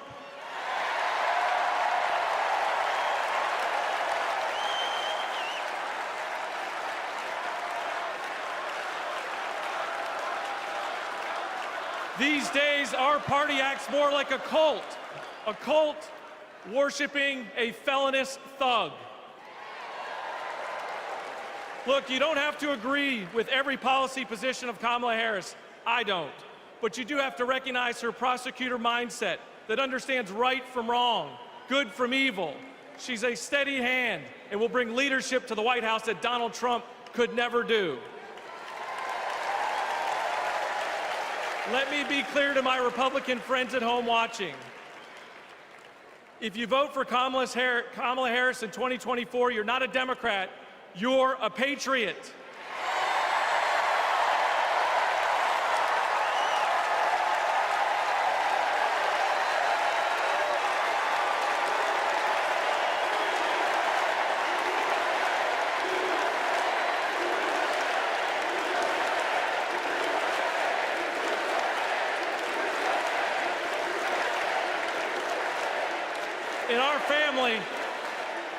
In our family, my wife Brooke and I are raising 3 boys, and we have a family motto.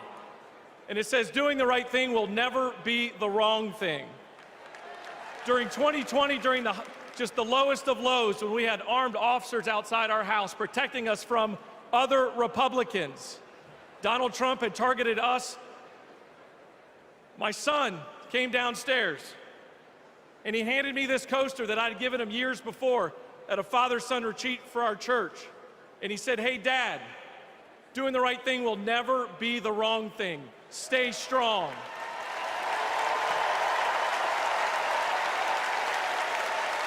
To my fellow Republicans at home that want to pivot back towards policy, empathy, and tone, you know the right thing to do. Now let's have the courage to do it in November. Thank you, and God bless you.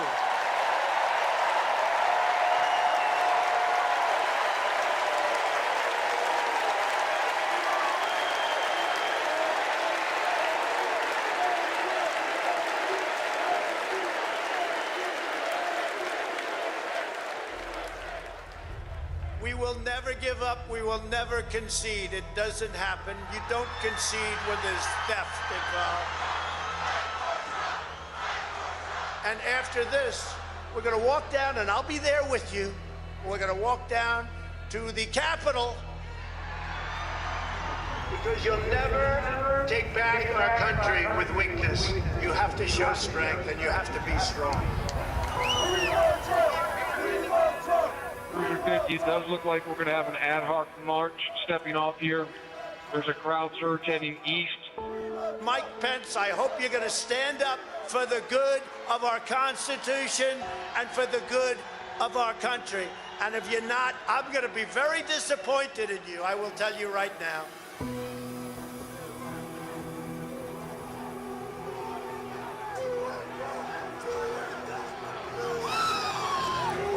We're going to give riot warnings as soon as the apparatus here. We're going to give riot warnings. We're going to try to get compliance, but this is now effectively a riot. 49 hours declaring it a riot. 5 to 50 be advised. They're trying to breach and get to the Capitol. Hold the line! Hold the line! Hold the line!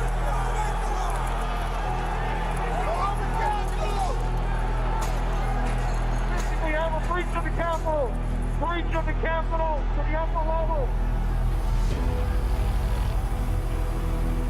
My kids didn't have the courage to do what should have been done to protect our country and our Constitution. Bring out Pence. Bring out Pence. Bring out Pence.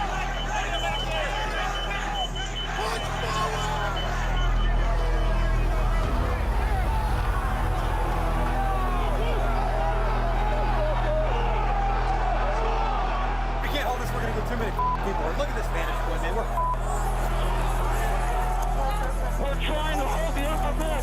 We're trying to hold the upper deck now. We need an area for the House members. They're all walking over now through the tunnels. We need to move now. Copy. If we lose any more time, we may lose the ability to leave. So if we're going to leave, we need to do it now. We lost the line. We lost the line. All MPD, pull back. All MPD, pull back at the upper deck. ASAP. H208 with 4 members. The door's barricaded. There's people flooded the hallways outside. We have no way out. Officers still remaining on the House floor, so we can secure the members on the other side. Copy. Get them up!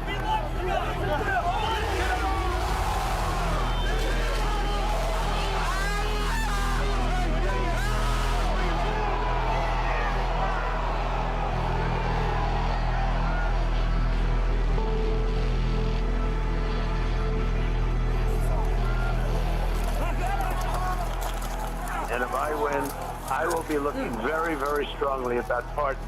And I mean full pardons with an apology to the many, an apology.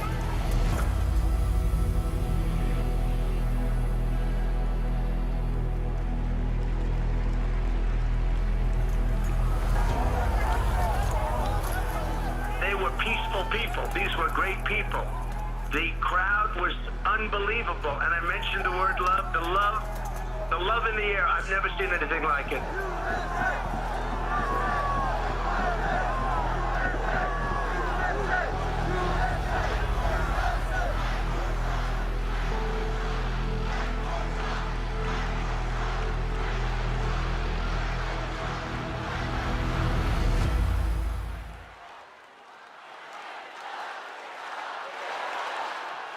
Please welcome Mississippi Representative Benny Thompson.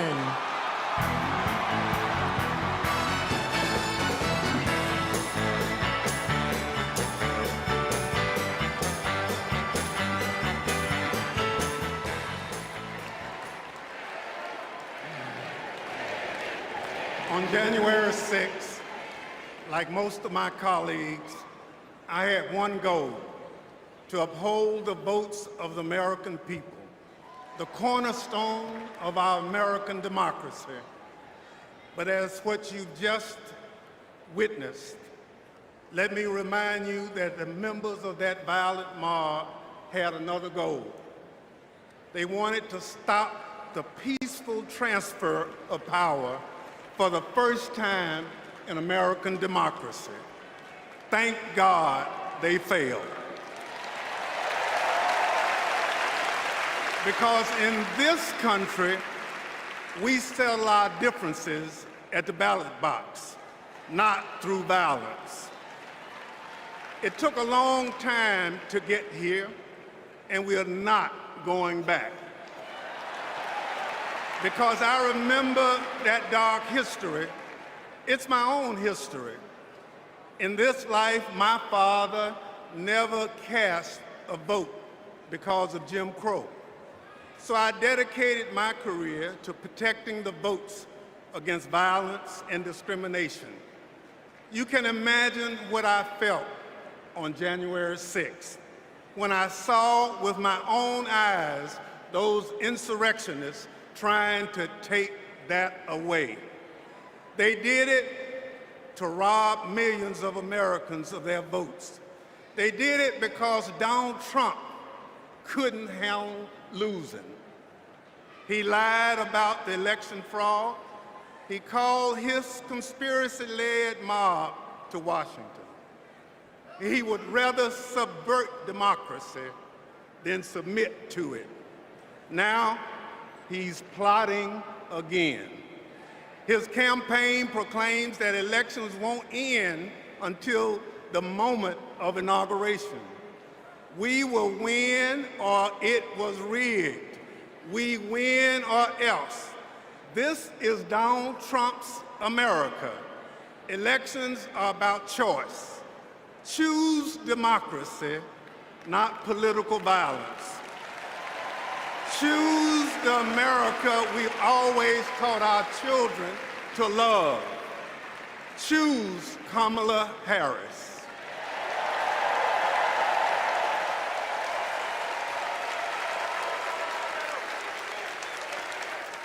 Please welcome former United States Capitol Police Sergeant Aquilino Ganell.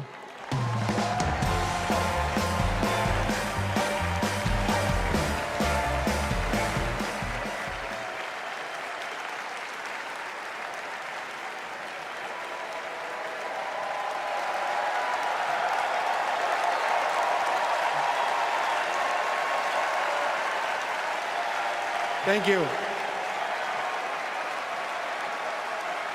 Thank you.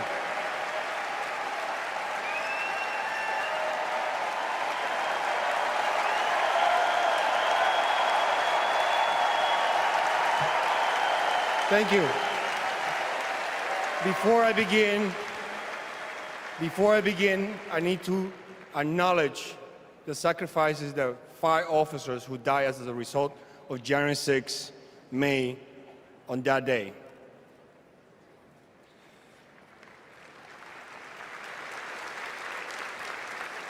My name is Aquilino Ganell. I immigrated to the U.S. from the Dominican Republic when I was 12. I became an American citizen. I was a sergeant in the U.S. Army and a Capitol Police officer. I had seen violence while serving in Iraq, but nothing prepared me for January 6th. We officers risked everything to protect innocent people. We were beaten and blinded. I was assaulted with a pole attached to the American flag. President Trump summoned our attackers and sided with them. He betrayed us. When I joined the Army and Capitol Police, I took an oath to defend the Constitution. I did so with duty in my soul, and I still feel it. To Donald Trump, I ask, why don't you?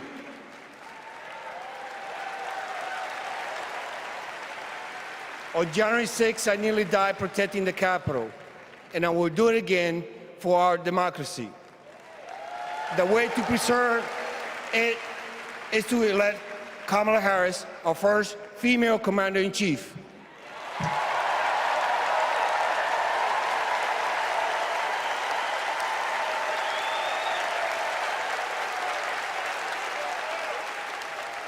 Please welcome New Jersey Representative Andy Kim.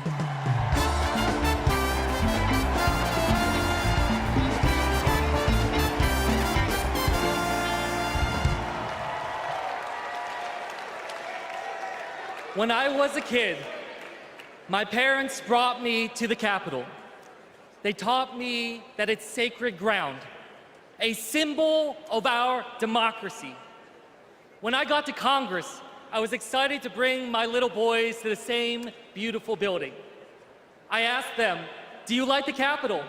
And my oldest son, Austin, said, I love the Capitol, and lowercase too. They are so sweet. But shortly after, we saw something unimaginable. A mob tearing down flags, assaulting police officers. That night, I walked into the rotunda. The floor was covered in broken glass and garbage, strewn with the chaos unleashed by Donald Trump. And I thought to myself, how did it get this bad? So I did the only thing I could think of. I grabbed the trash bag and started cleaning up.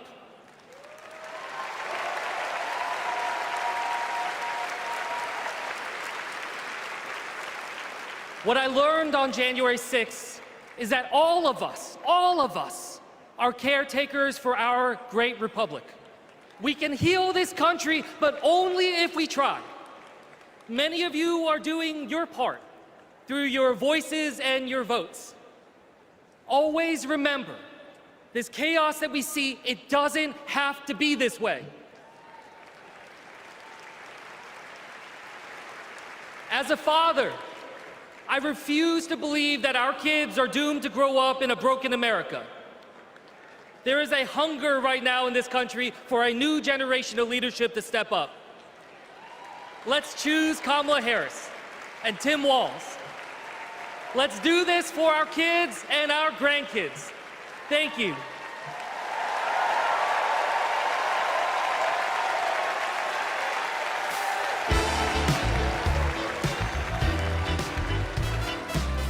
Please welcome Olivia Giuliana.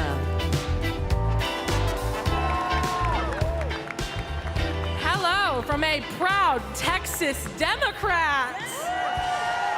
This November, I'll cast my first vote in a presidential election ever. The fact is, our right to vote is under attack. I've seen it. Long wait lines. People blocked from registering to vote. Texans denied our voice. Donald Trump's Republicans are making it harder for us to vote, but we won't let them get away with it. And Kamala Harris won't let them get away with it either. She's fought for our freedoms.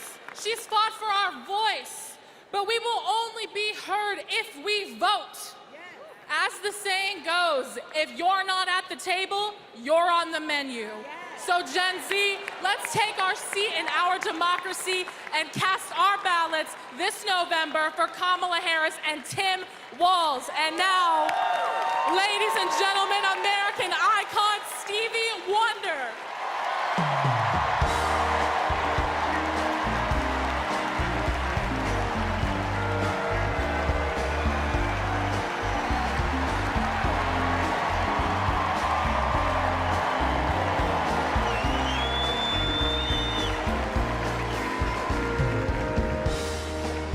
I love you. I just want to say, I love you. I love you.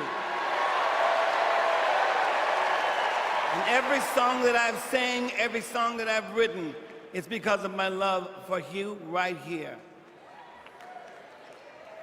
But this year I've prayed very hard for peace to come to our world's nations, but also to each one of our hearts. Even though our hearts have been beaten and broken, beyond prayer, I know the importance of action, and now is the time to understand where we are and what it will take to win. Win the broken hearts, win the disenchanted, win the angry spirits. Now is the time.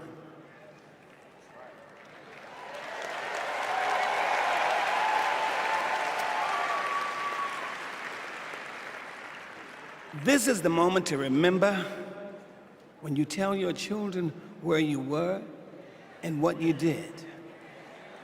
As we stand between history's pain and tomorrow's promises, we must choose courage over complacency.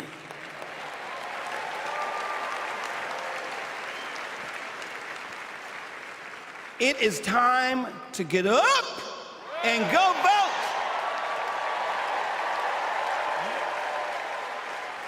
Listen, the choice is clear, clearer than anyone else is saying. Did you hear me? Clearer than anyone else is saying. You feel me? We need to choose joy over anger, kindness over recrimination, and peace over war. Every time.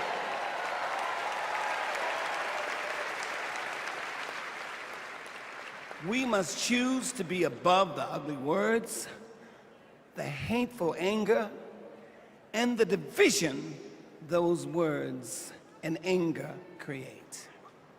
We must keep on keeping on until we truly are a united people of these United States. And then we will reach our higher ground. Are y'all ready? Are y'all ready to reach your higher ground? Are you ready to reach our higher ground? Tell me. I want to hear you again. Are you ready? Are we ready? Because you know we need Kamala Harris. Yes, we do. And we need a great man, as we do have, as a future vice president. You know that. So you know what? I'm depending on you to do, as Spike Lee would say, the right thing. Are y'all ready? Are y'all ready? Are you ready? Mowski, are you ready? I'm ready, Steve. Dancers, are you ready? All right, we need everybody. Clap your hands like this. Everybody clap your hands. Clap, clap, clap, clap. Now somebody scream.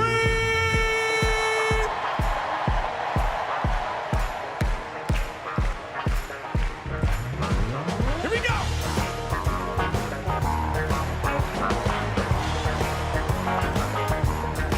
Are y'all ready? Oh, you're gonna have to get louder than that. I want y'all to sing it with me. Come on. People. You sing. Keep on lying. Soldiers. Y'all say keep on one. Yeah. Whoa. Keep on turning. 'Cause it won't be too long. Are y'all with me?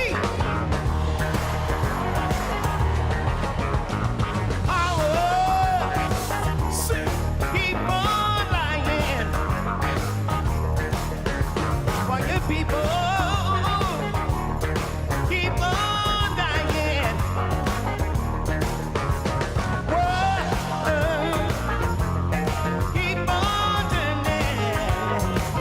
'Cause it won't be too long. Oh yeah. So tired when I let me try it again. It's the last time I'm gonna let my whole world. So when the light over and I'm gonna keep on trying till I meet my higher ground.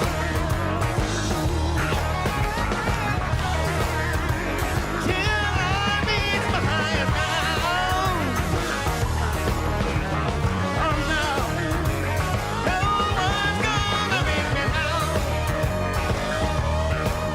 All right, till I meet my highest ground.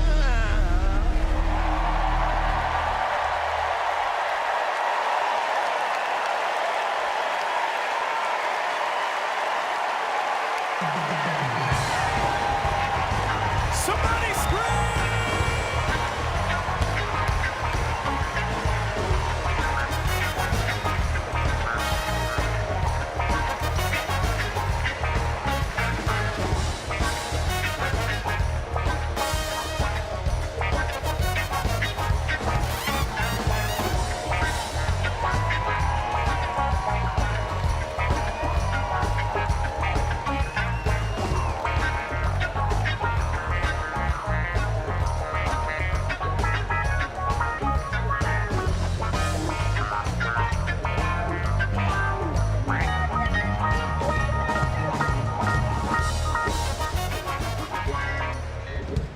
Wow.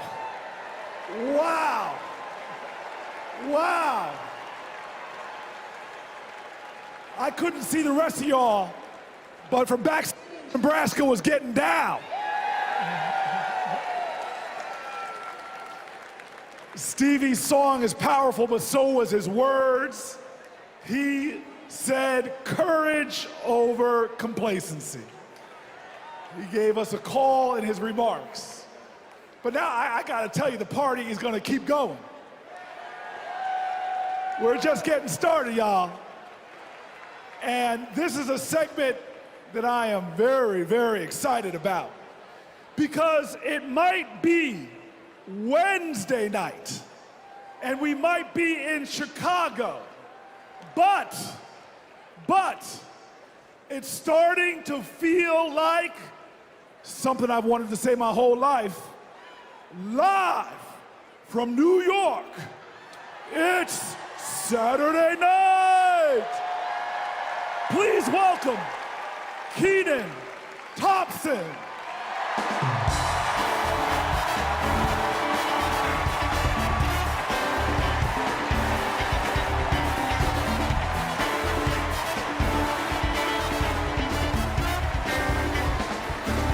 All right. What's up, DNC? All right. Y'all remember this big old book from before? When Colorado Governor Jared Polis ripped the page out of it? This is Project 2025, the Republican blueprint for a second Trump term. It is a, boo.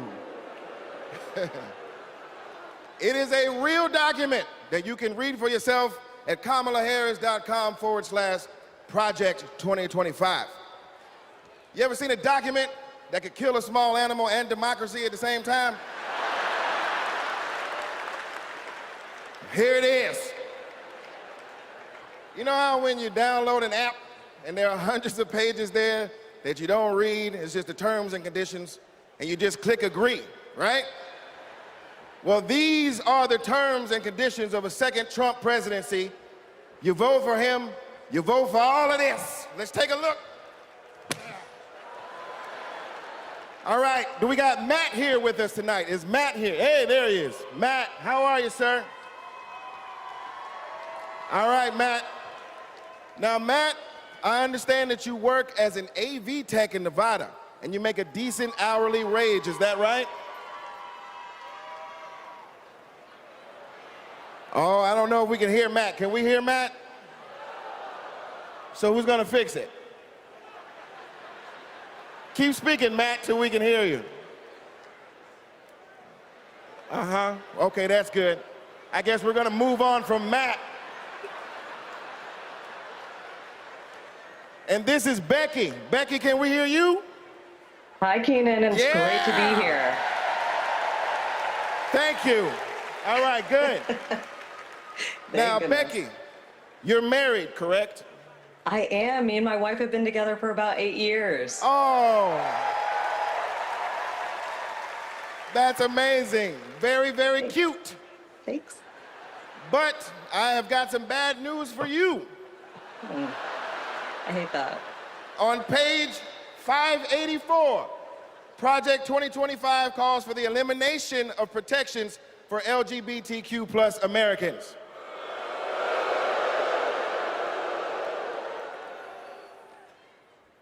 So yeah, right back to the Stone Age. I'm afraid so. Right back to the Stone Age. That's terrible. Yeah, it is. Thank you, Becky, for being here and making that wonderful point. All right, next up, we have Nirvana. Nirvana, are you with us? And your people are with us as well? All right, good. Now, Nirvana, I understand that you are on insulin to manage your diabetes, yes? Yes, and thanks to President Biden and Vice President Harris, I only pay $35 a month for my insulin. That is great. That is great. But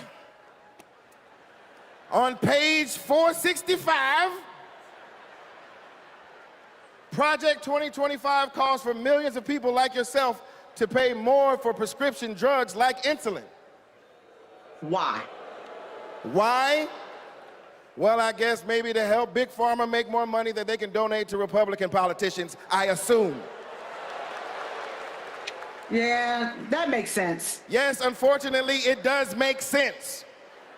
All right, let's talk to Anita. Anita, are you there? Yes. Hello, Anita.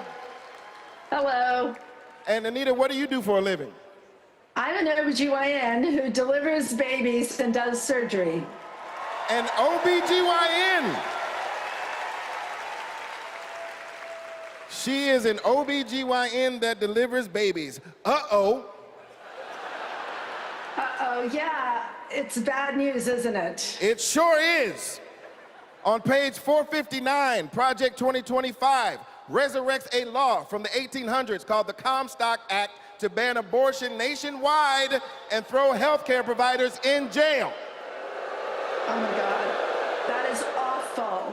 Yes, it is awful. All right, let's do one more. Is Sharia with us? Sharia, are you there? Hey, Keenan, I'm here. Yes, Sharia, I love it. All right, let's talk to you. I understand that you work for the federal government? Yes, sir. I'm in the United States Department of Education. I'm a proud civil servant and a proud union president.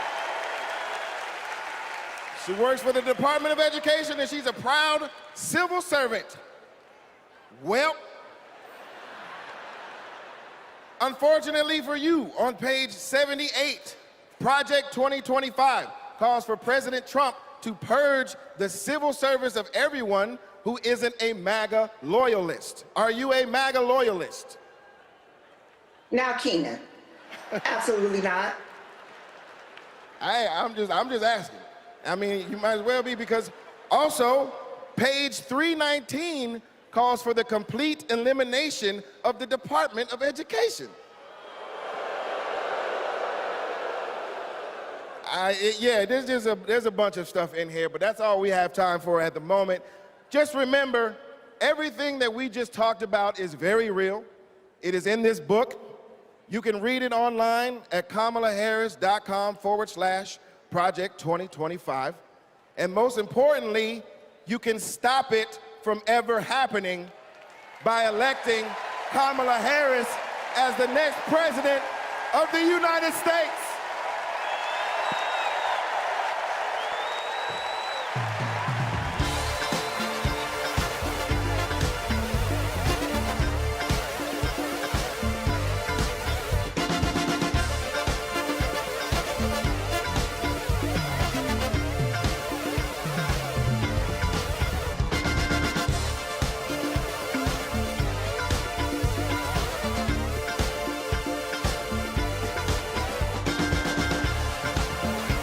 Please welcome award-winning producer and writer, Mindy Kaling.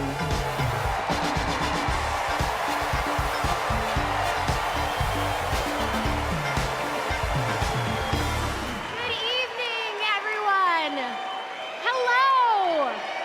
Hello and welcome. Welcome to the third night of the Democratic National Convention. My name is Mindy Kaling. Thank you. For those of you who don't know me, I am an incredibly famous Gen Z actress who you might recognize from The Office. Thank you, The Mindy Project. Or as the woman who courageously outed Kamala Harris as Indian in an Instagram cooking video. Yes, you're welcome. I am so proud to be here supporting my friend. But the real reason I am here is that deep down, I truly believe that as a woman of color and as a single mother of 3, it is incredibly important that I be appointed ambassador to Italy. That's how this works, right? That's like why I'm here. I've never been, I'm dying to go. And guys, I just really need a break. I know it's not the priority tonight, but just think about it. I am actually here because I have known the Vice President for a long time, and I want to tell you a story about one of the first times I ever met her.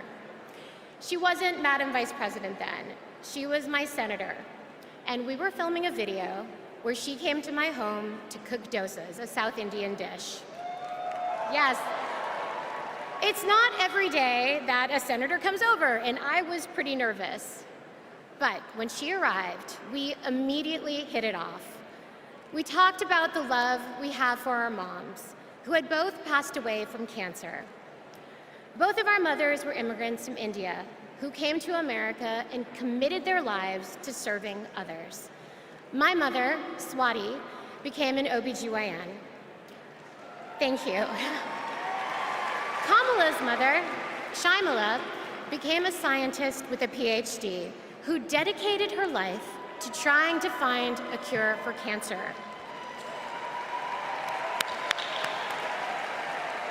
And after speaking to Kamala, it was clear to me that Shyamala had passed down the same optimism and fearlessness to her daughter. But the thing I remember the most about the vice president is that Kamala Harris can cook. Guys, she was so much better than me. But she also knew that my family was watching. So, as she gently corrected my sloppy dosa making, she was complimenting me every step of the way, making sure that my daughter Kit heard how good of a cook I am. She had no desire to be seen as better than anyone else. She just wanted my kid to be impressed with her mom. And when she finally bit into my dosa, she looked at me and said, really good, and then never took another bite again. Yes, but it is that warmth, that generosity of spirit that I know she will bring to the White House as our next president. Kamala Harris cares deeply about other people. She will fight to protect our freedoms because those are the values that her mother passed down to her. But in order to protect those freedoms, Democrats also need to win the House. So we have a lot to do, and please welcome to the stage your next Speaker of the House, Hakeem Jeffries.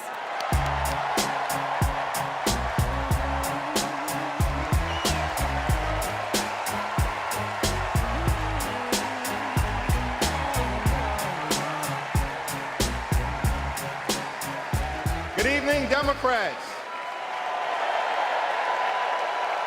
It's a high honor and a distinct privilege as a Brooklynite, New Yorker, and as an American to stand before you today and unequivocally express my support for Kamala Harris and Tim Walz to be the next president and vice president of the United States of America.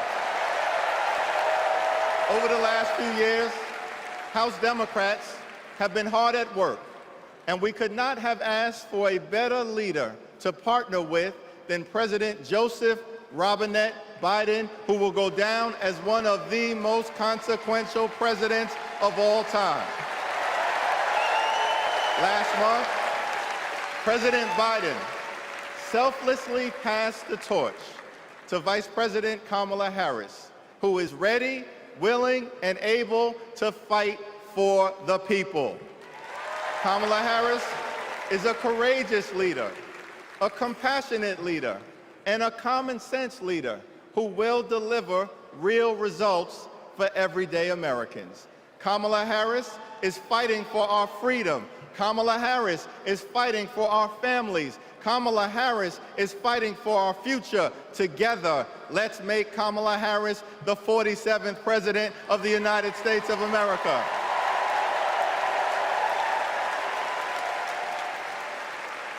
In our great country, when you work hard and play by the rules, you deserve to earn a living wage. You deserve to have an affordable place to call home. You deserve to educate your children in a great public school that is free from gun violence. And you deserve high-quality, affordable health care, and you deserve the chance to one day retire with grace and with dignity. But for far too many people in our great country, they are struggling to live paycheck to paycheck. And as a result, the American dream is out of reach. Here's the thing. Extreme MAGA Republicans don't care about everyday Americans. They only care about themselves. Our approach, led by Kamala Harris and Coach Walz, is very different. We care about you, the American people. And we will fight hard to make sure that the American dream is alive and well in every single community. Now, the road ahead will not be easy, which brings me to you-know-who. Donald Trump is like an old boyfriend who you broke up with, but he just won't go away. He has spent the last 4 years spinning the block, trying to get back into a relationship with the American people. Bro, we broke up with you for a reason.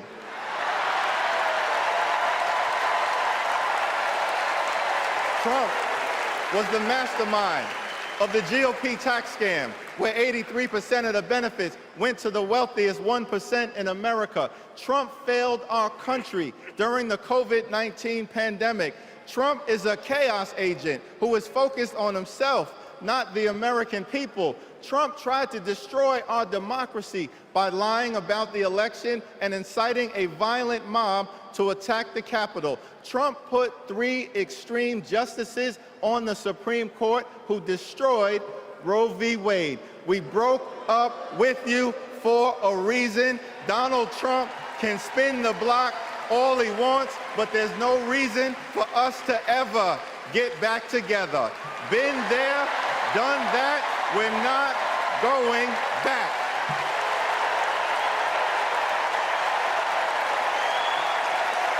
Kamala Harris and House Democrats will always put people over politics. Kamala Harris and House Democrats will lower costs and grow the middle class. Kamala Harris and House Democrats will fix our broken immigration system and secure the border. Kamala Harris and House Democrats will strengthen the relationship between the police and the community. Kamala Harris and House Democrats will continue to combat the climate crisis with the fierce urgency of now. Kamala Harris and House Democrats will protect Social Security, protect Medicare, protect Medicaid, protect the Affordable Care Act, protect working families, protect small businesses, protect the middle class, protect free enterprise, protect our children, protect our seniors, protect our veterans, protect our unions, protect our dreamers, and always protect a woman's freedom to make her own reproductive health care decisions.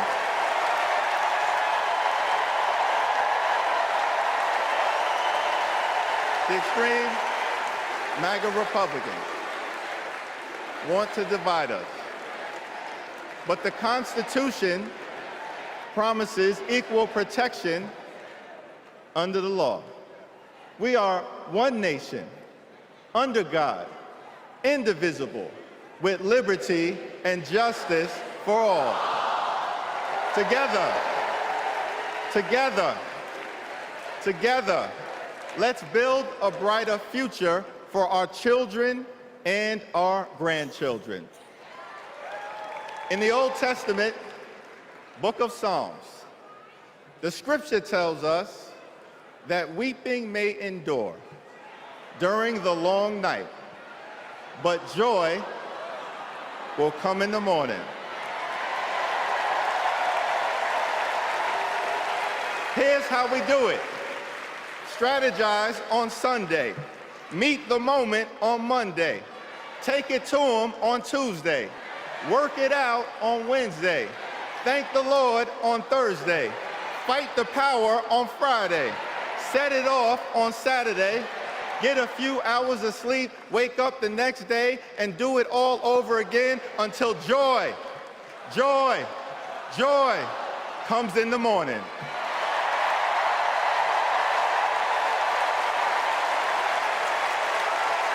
Now there's only 76 days left. There are only 76 days left We must continue to speak up. We must continue to show up. We must continue to stand up, not as Democrats or Republicans, but as Americans. And when we do, nothing can stop Kamala Harris from becoming the 47th President of the United States of America. Nothing can stop House Democrats from taking back the majority. Nothing can stop the American people from continuing our march toward a more perfect union. Nothing can stop us. We're all the way up. God bless you. God bless Kamala Harris. May God bless the United States of America.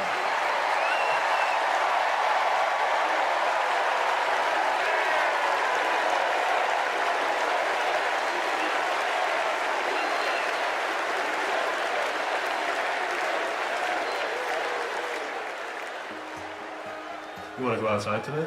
Yeah. Want to go put your shoes on? Yes. Let's go outside. Ruby is 2 years old. I'm starting to think, will she be an iron worker like her dad? I hate to break it to you, but I'm not a billionaire. Donald Trump talked a big game about bringing jobs back to America, but it was all talk, like Foxconn.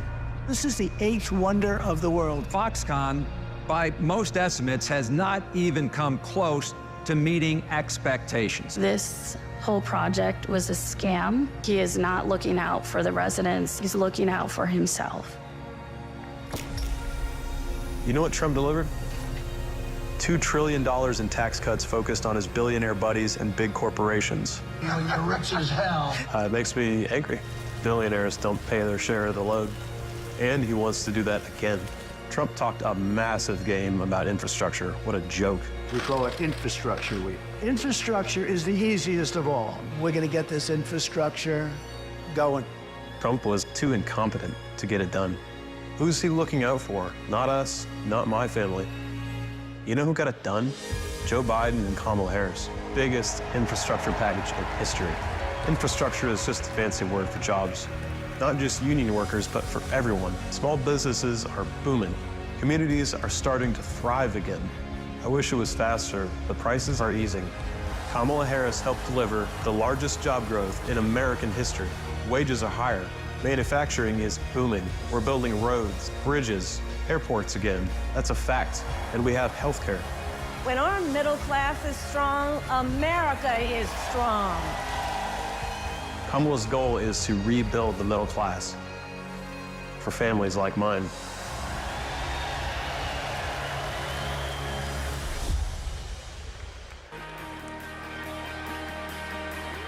Please welcome the 42nd President of the United States, Bill Clinton.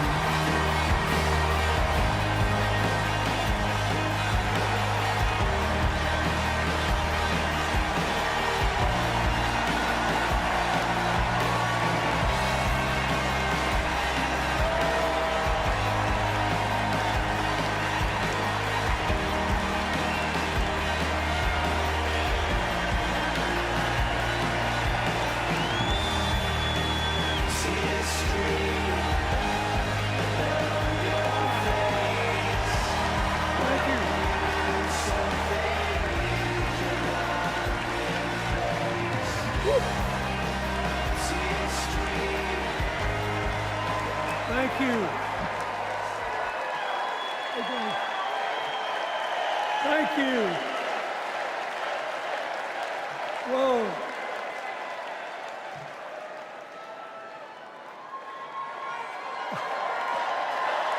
Let me ask you something. After the last 2 days, aren't you proud to be a Democrat? And I am very grateful to the Republicans and independents that have joined us, have been up here on the stage. And I hope they feel better about it now. Because I've seen all these things that even I have to be reminded of from time to time when I get my spirits down. I love seeing the Obamas here. I love seeing President Biden. And I thought Hillary gave a great speech, too. And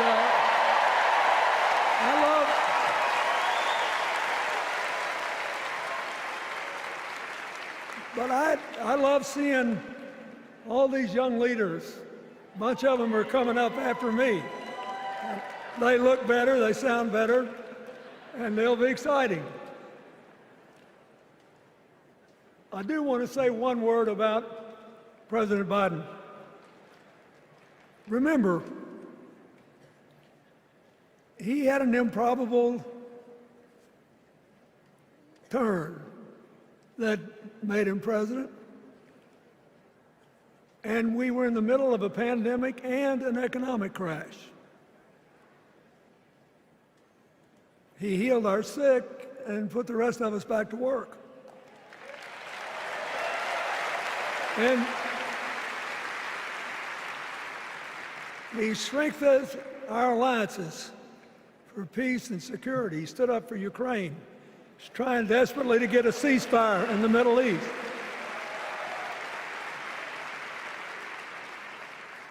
And then he did something that's really hard for a politician to do. He voluntarily gave up political power. And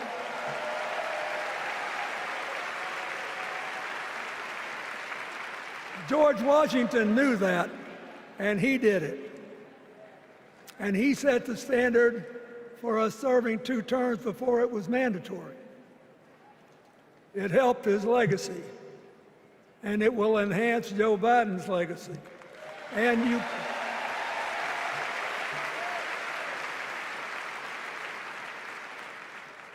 it's a stark contrast to what goes on in the other party. So I want to thank him for his courage, compassion, his class, his service, his sacrifice.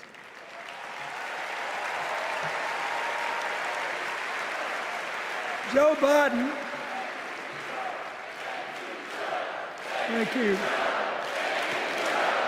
And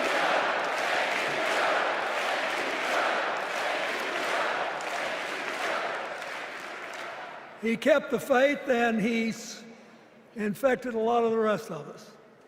Now let's cut to the chase. I am too old to gild the lily. 2 days ago, I turned 78, the oldest man in my family of 4 generations. And the only personal vanity I want to assert is I'm still younger than Donald Trump.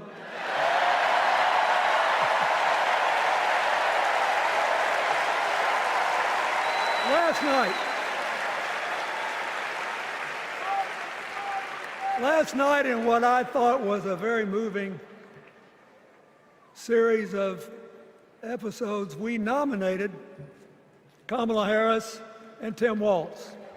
And just think about that. 2 leaders with all-American but still improbable life stories.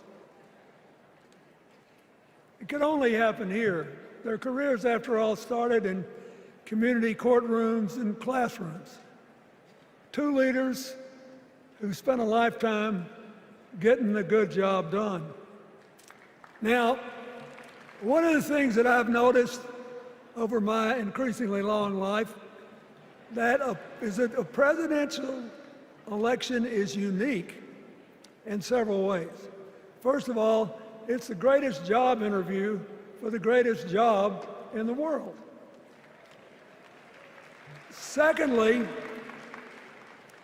the Constitution says we, the people, get to do the hiring. And the third thing is that every 4 years, we get to change the requirements for the job. So here's what I'm thinking, because I try to apply this in every election. Will this president take us backward or forward? Will this president give our kids a brighter future? Depends. Will this president bring us together or tear us apart?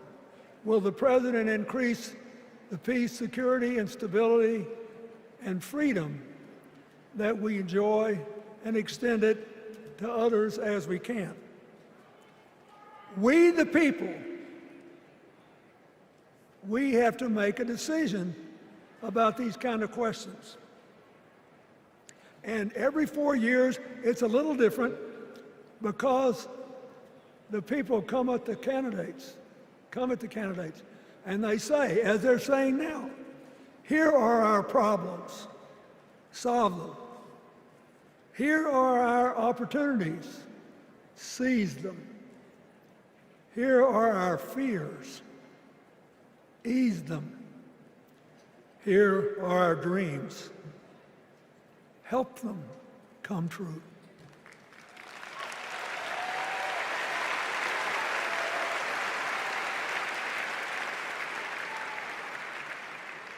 A president can answer that call by saying, I'll do my part, but you have to help me. We have to work together.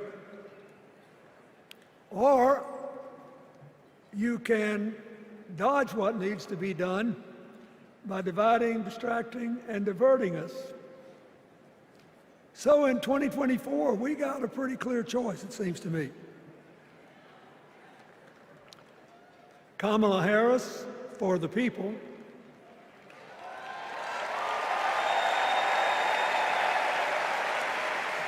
and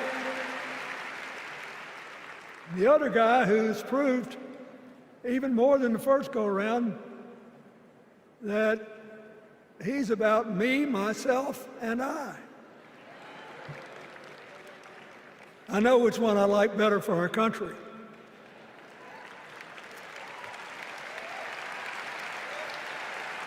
Kamala Harris will work to solve our problems, seize our opportunities, ease our fears, and make sure every single American, however they vote, has a chance to chase their dreams. You know, when she was young, she worked at McDonald's. And she greeted every person with that 1,000-watt smile and said, how can I help you? Now she's at the pinnacle of power and she's still asking, how can I help you? I'll be so happy when she actually enters the White House as president, because she will break my record as the president who spent the most time at McDonald's.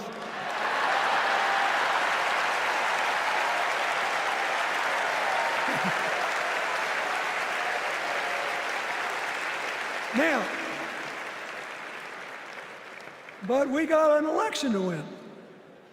And remember, we've got a guy that's pretty good at what he does. Donald Trump has been a paragon of consistency. He's still dividing, he's still blaming, he's still belittling other people. He creates chaos, and then he sort of curates it as if it were precious art. Let me say, not a single day goes by, even though I've been gone for well over 23 years from the White House, not a day goes by that I don't thank the Lord for the chance I had to serve and what it meant. And one of the reasons, thank you. Wait.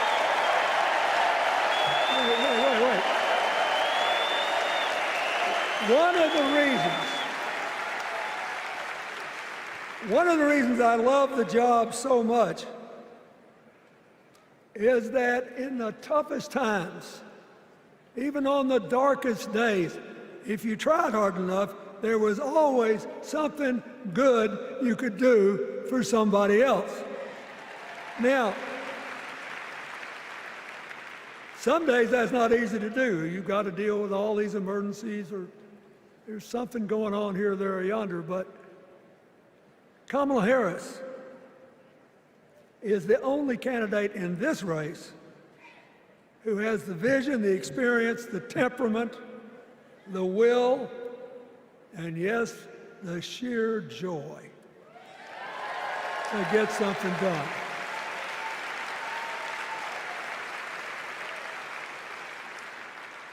I mean, look, what does her opponent do with his voice? He mostly talks about himself, right? So the next time you hear him, don't count the lies. Count the eyes.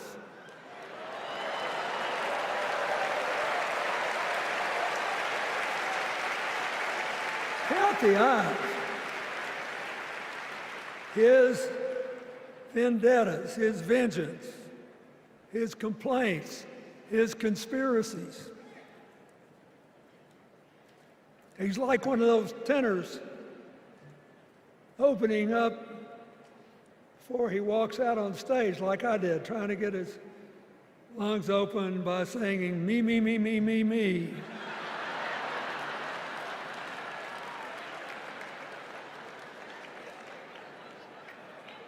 When Kamala Harris is president, every day will begin with you, you, you, you.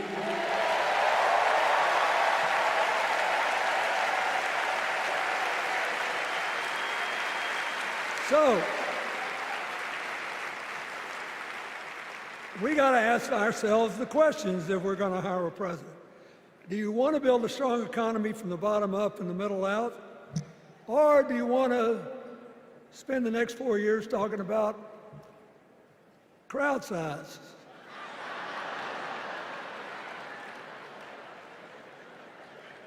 You're going to have a hard time believing this, but so help me, I triple-checked it. Since the end of the Cold War in 1989, America has created about 51 million new jobs.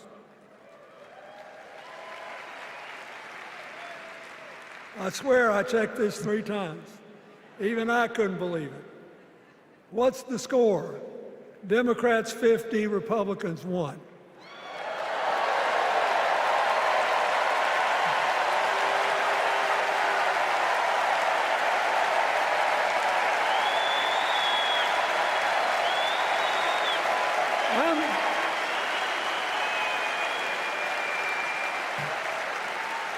I'm glad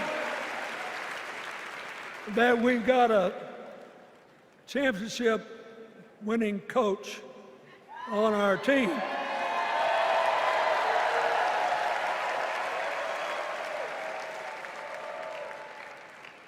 But even the most limited of us in what we know about football or any other sport knows that if you're got 50 and the other side's got 1, you're ahead.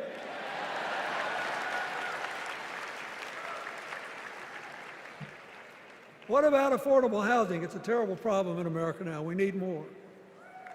And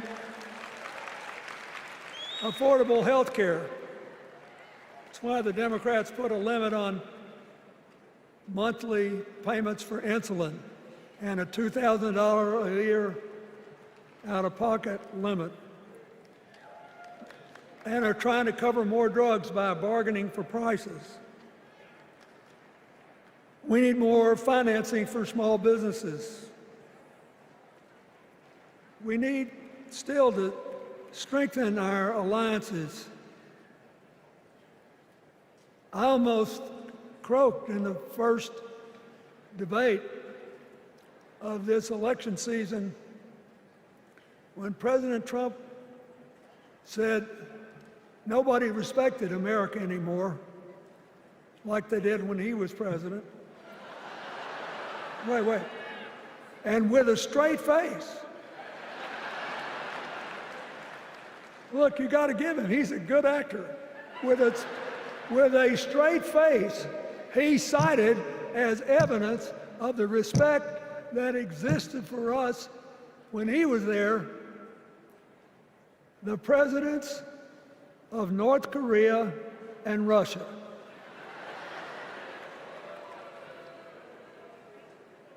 I'd rather have the people who respect us now. And one of the things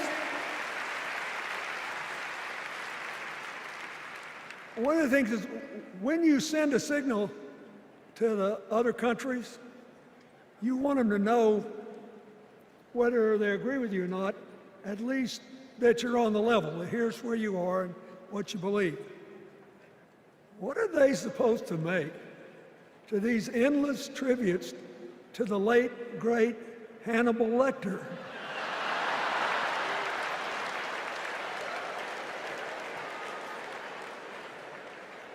I mean, President Obama once gave me the great honor of saying I was the explainer-in-chief. Folks, I've thought and thought about it, and I don't know what to say.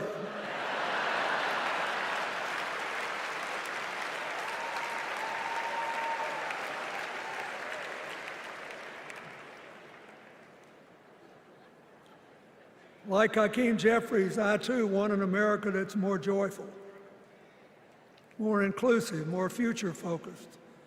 Just think what a burden it's been on us to get up day after day after day after day, buried in meaningless hot rhetoric, when there's so many opportunities out there, so many problems that need to be solved.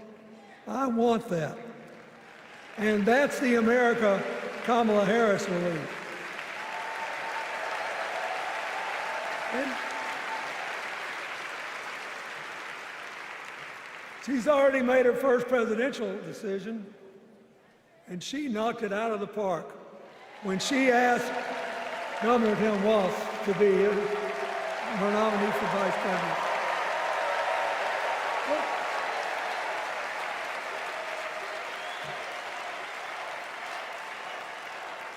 As they used to say when I was a young man growing up in Arkansas, you do not have to be all broke out with brilliance. You just look at Tim Walz, listen to him, follow his record as a teacher, as a coach, in the National Guard, as a congressman, where he was the only Democrat, save one, elected in that district in more than 100 years. And he stayed a long time. And then he became a great governor. And by all accounts, he was a crack shot who had the courage among his rural constituents to say, we do not need these assault weapons available to people who can kill our kids in school.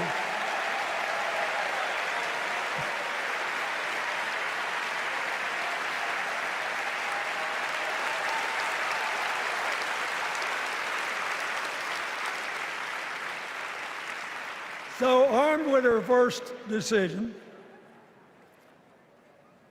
Kamala Harris confronts an interesting dilemma. We're going to walk out of here feeling pretty good, I think. We've got energy, we are happy, we feel like a load's off our shoulders. And we know we're just being asked to fight the same fight that the forces of progress have had to fight for 250 years.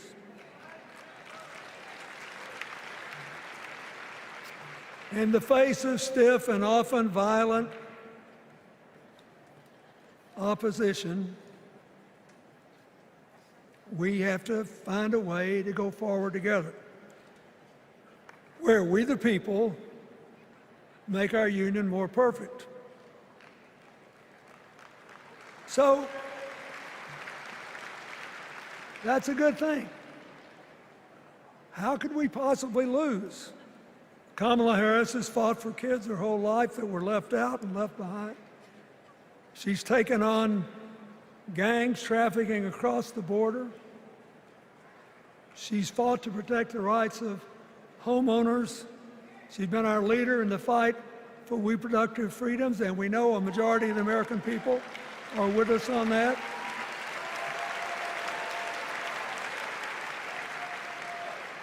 And she's gained an invaluable amount of experience as vice president, advancing our values and interests around the world. She's already said she's going to work really hard to make sure that no American working full-time lives in poverty or has to worry about their children living in poverty. She says that we got to make home ownership an achievable dream for everyone, not just a privilege. She said that and this meant a lot to me, that she would protect everybody's right to vote, whether or not they voted for her. They were citizens and they deserve the right to vote.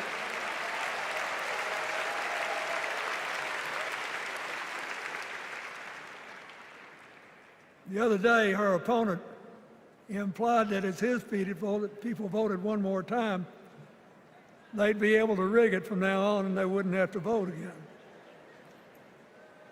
You think they're kidding, but I know a lot of these folks, and most of them are really good people, but some of them think that they are bound to dominate America politically, economically, and socially, and they have to use politics to do it, and they should rig the system.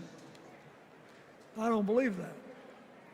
And so here's what I want to tell you. We've seen more than one election slip away from us when we thought it couldn't happen, when people got distracted by phony issues or overconfident. This is a brutal, tough business. I want you to be happy.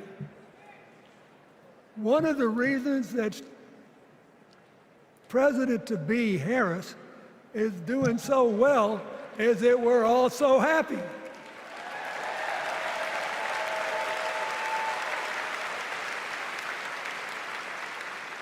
But you should never underestimate your adversary.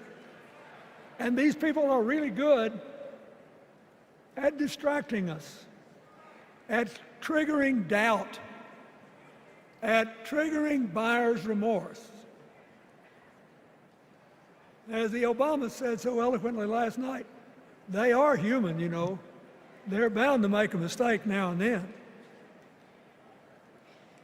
We got to be tough. And so,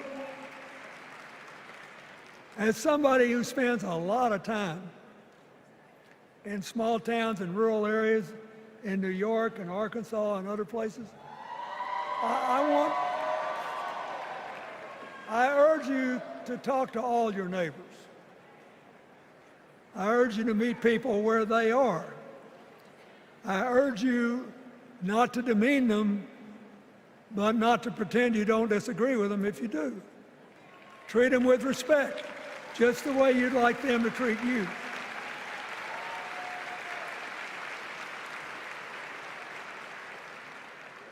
Ask for their help and then follow our leader, Kamala, and ask them, how can I help you? We Democrats right now have a lot of hay in the barn. We've got massive achievements, massive advances, but there's still a lot of slips between today and Election Day that we have to navigate. And so I want to say this from the bottom of my heart. I have no idea how many more of these I'll be able to come to. I started in '76 and I've been to every one since. But no, 72. Lord, I'm getting old. But here's what I want you to know. If you vote for this team, if you can get them elected and let them bring in this breath of fresh air, You will be proud of it for the rest of your life. Your children will be proud of it. Your grandchildren will be proud of it.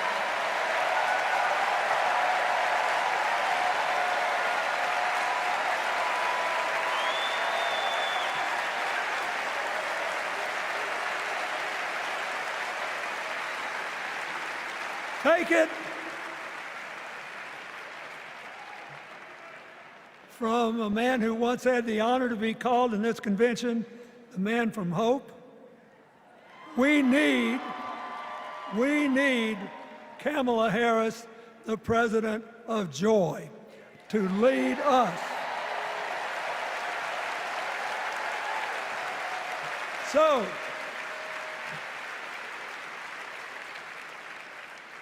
I'll be doing my part, you do yours. I'll see you when we're making a real joyful noise when the votes are counted. God bless you, and God bless America.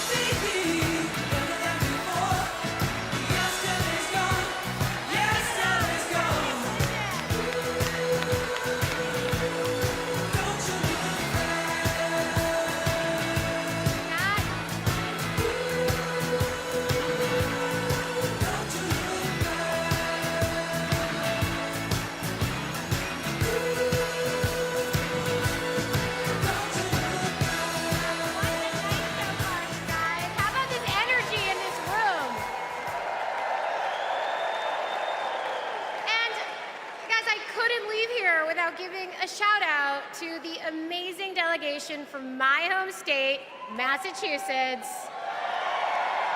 I love you, Massachusetts.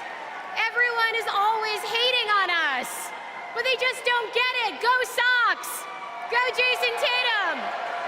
Ben Affleck, hang in there. Dunkin' Donuts is the best coffee in the world. Okay. Our next speaker needs no introduction. She was the first woman to ever serve as Speaker of the House. Yes, you know what's coming. This woman was doing Brat before Brat was Brat. The mother of dragons. Please welcome Nancy Pelosi.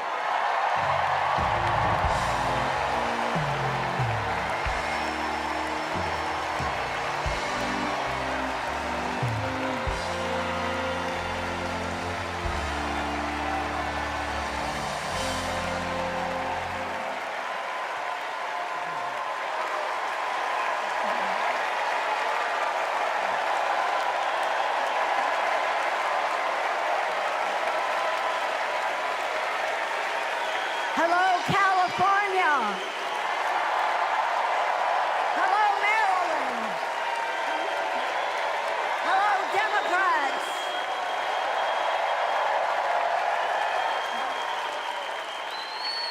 On January 20th, 2021, with the inauguration of Joe Biden and Kamala Harris, we established one of the most successful presidencies of modern times. And we quickly proved that Democrats deliver.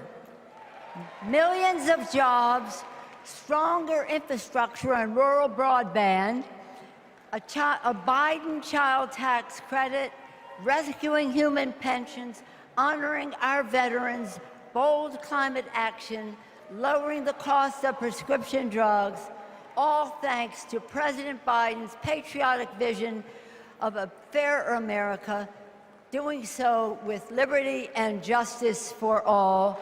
Thank you, Joe.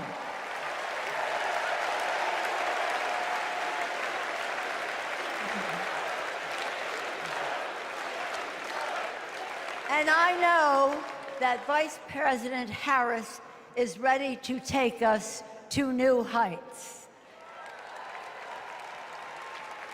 I've known Kamala Harris for decades. Personally, I know her a person of deep faith, which is reflected in her community care and service. Officially, she is a leader of strength and wisdom and eloquence on policy, most recently demonstrated fighting for women's right to choose.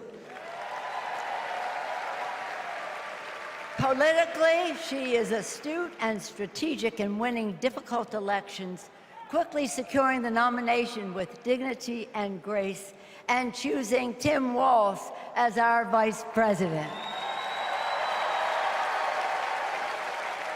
I had the honor of serving with Tim for 12 years in the Congress.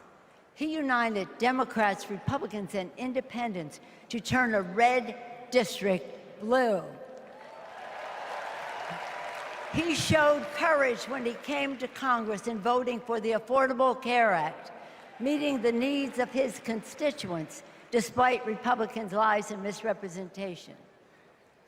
When he went home, won the election, he returned to Congress. He fought for our Americans' heroes as the Democratic leader of the Veterans Affairs Committee. Thank you, Tim.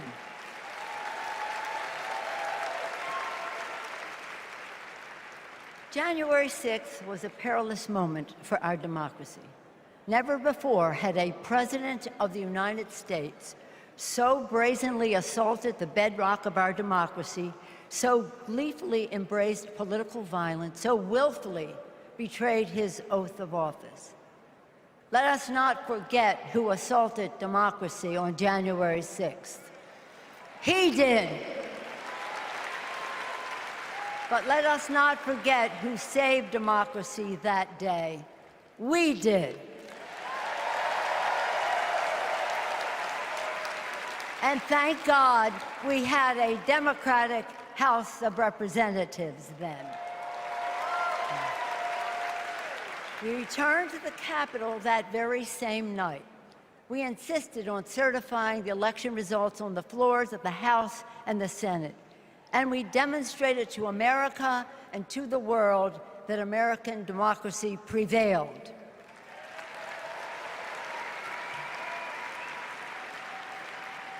The parable of January 6th reminds us that our democracy is only as strong as the courage and commitment of those entrusted with its care.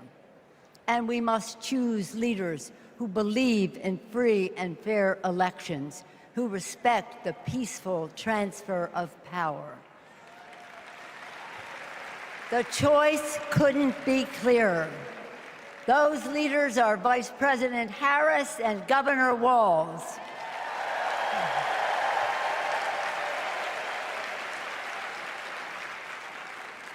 When the sun rose on January 7th, as our national anthem declares, we gave proof through the night that our flag was still there.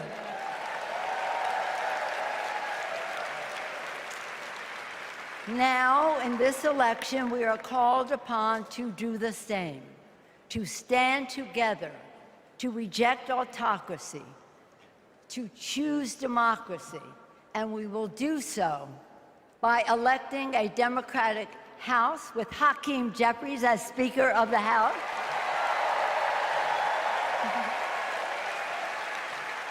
electing a Democratic Senate, electing Tim Walz as Vice President of the United States, and electing Kamala Harris as the President of the United States. Onward to victory!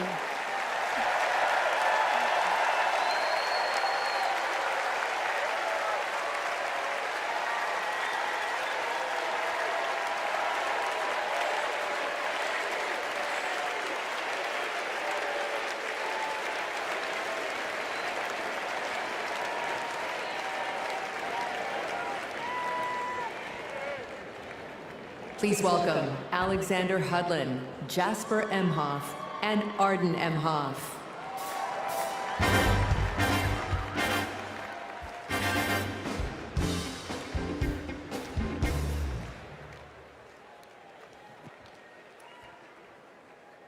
Kamala Harris is our auntie. She'll be a president who cares for all of us. She'll lift us up. In 2016, we celebrated Auntie's Senate win. We saw Trump winning. I was only 9, but I knew enough to be concerned. Auntie said, "Do you know what superheroes do? They fight back. And we will too." She will make time for what matters. You know, no one is busier than my auntie, but she always makes time for family. From moments as simple as cooking and sharing a meal, to exchanging stories and jokes. Auntie taught me about being present in what's important, and I know that's how she'll lead. She'll treat everyone with respect. Even as a kid, Auntie made me feel that I was seen, that my words are important, that I am important and loved. I know she'll value others' perspectives, no matter their age or their background. Auntie, we love you. We're so proud of you. And most importantly, you're a baller. And as you'd say, let's win this thing. Let's win this thing.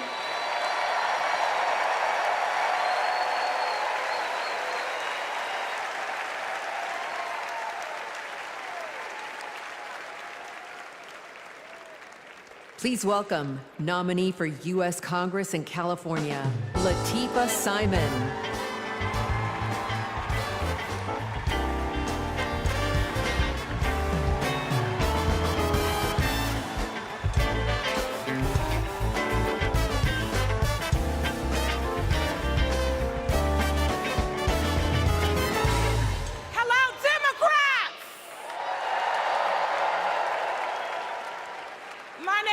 Latifah Simon, and I am running for Congress. And I'm here tonight to tell you all about the Kamala Harris that I know. I'm gonna tell you. When Kamala Harris was the district attorney in San Francisco, California, I was a teen mother running an organization working to end sex trafficking among beautiful young women and girls, to build the self-determination and power among those girls. And Kamala learned about the work that I was doing, and she asked me to join her team. And I joined her team. She saw my potential, my commitment, and the good work that we could do together. And I saw her. I saw Kamala Harris holding the hands of sexual assault survivors. I saw scores of mothers who lost their babies to gun violence, lining up day after day at the courthouse, waiting only to speak to Kamala because they knew that she would hear them, that she would truly see them, because there's something about Kamala Harris. For those who know her, you know. When she hears your story, she carries it with her. When she sees you, she truly sees you. She truly sees you. She is the best among us. After working with Kamala Harris day in and day out for 5 years to create programs that supported young people to get out of the criminal justice system once and for all, with good jobs, with opportunity. She wanted to get to the root cause of a broken criminal justice system. I saw her chip away. She came early and she left late every single day because, you know, like those mothers, like those sexual assault survivors, when she goes into that Oval Office, when she goes into that Oval Office, I guarantee you she will take all of us with her. All of us. The single mothers, the disabled veterans, the low-income folks who are dying to survive, the immigrants who are trying to work towards the promise of America. She will take us all. The farm workers, she will take us all with her. All of us. That is the Kamala Harris that I know so deeply. That is the Kamala Harris that I love. A woman of the people. A woman, a fierce woman for the people. Good night, Democrats.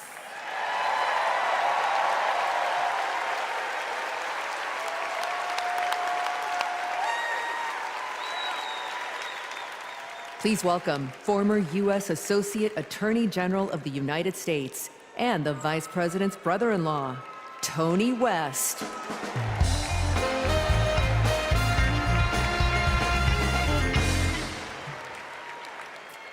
"35 years ago, in my first week at law school, I met a new classmate, Maya Harris. We became best friends, but the way Kamala tells the story, we'd already fallen in love by graduation day.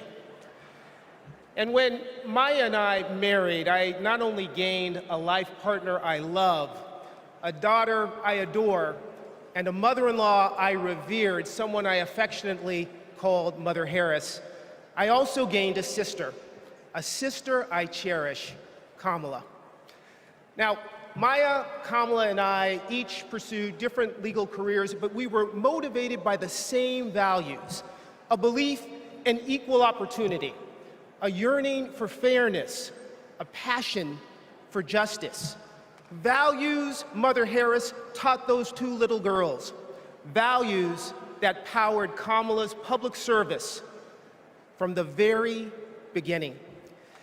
You know, one of Kamala's very first cases in the district attorney's office, it involved a woman, an innocent woman, wrongfully arrested in a police raid. It was a Friday afternoon, and the courthouse was shutting down for the weekend. And look, most prosecutors, they would have gone home and dealt with the matter the following Monday. But not Kamala. You see, my sister-in-law knew that if the judge didn't see this woman that afternoon, she'd spend the entire weekend in jail. And Kamala, she wondered, does this woman work weekends? Would she lose her job? Does she have young kids at home? Who'd feed those kids? So Kamala pleaded for the judge to return to the bench and to hear the matter. And the judge agreed. And within minutes, that woman was released back to her family that night. Now, it may seem small, but that's what it means to stand up for justice. That's what it means to stand for the people. And as Kamala says, when you know what you stand for, you know what to fight for. And look, believe me when I tell you, as a sister, a daughter, an auntie, and a mother, I've seen Kamala fight for her family. As district attorney, attorney general, U.S. Senator and Vice President of the United States, I have watched her fight in the halls of power for those who have no voice there. And as president, I know she'll fight for you. She'll fight for all of us. Because, friends, when Kamala fights, we win. Thank you. God bless you.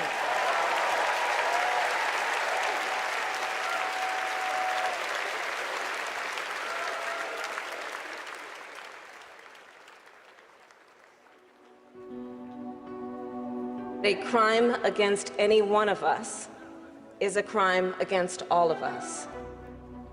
The work that she did as Attorney General was taking on issues to help people who were trying to make a life for themselves and their families. When Kamala Harris came into office in 2011, the most urgent economic crisis facing communities throughout California was the foreclosure crisis. For too many Californians, hopes for lasting homeownership have been dashed. Victims have fallen prey to a series of mortgage scams, fraud, and unfair business practices. In order to get meaningful relief, we had to sue the banks and see through a lengthy litigation process. When Kamala was sitting at the table negotiating, it wasn't just about the money, it was about real people. I vividly remember her thinking about Mommy, who could finally afford to buy her first home, and how proud Mommy was. So Kamala knew what was at stake for families and even whole communities. We are very proud to announce a tremendous victory for California.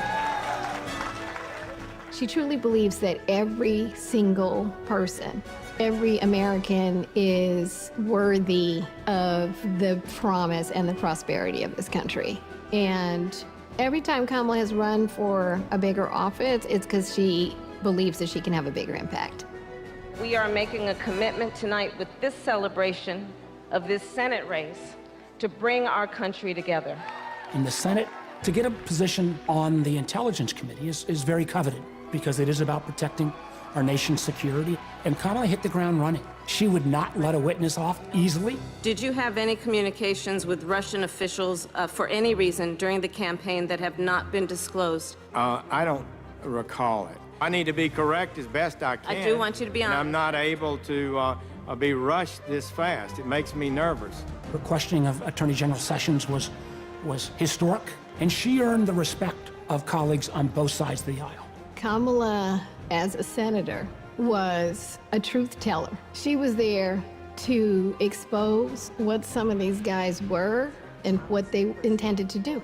Can you think of any laws that give government the power to make decisions about the male body?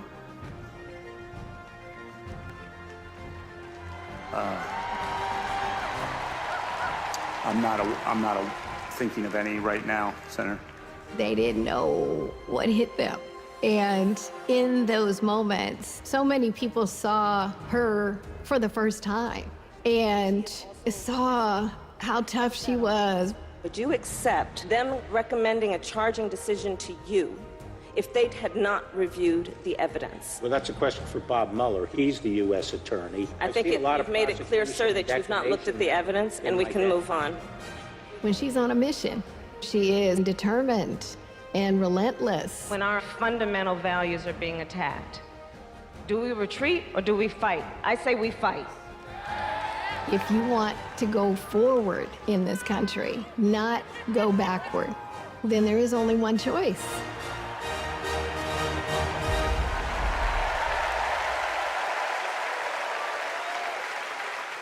Please welcome Nevada Senator Catherine Cortez Masto.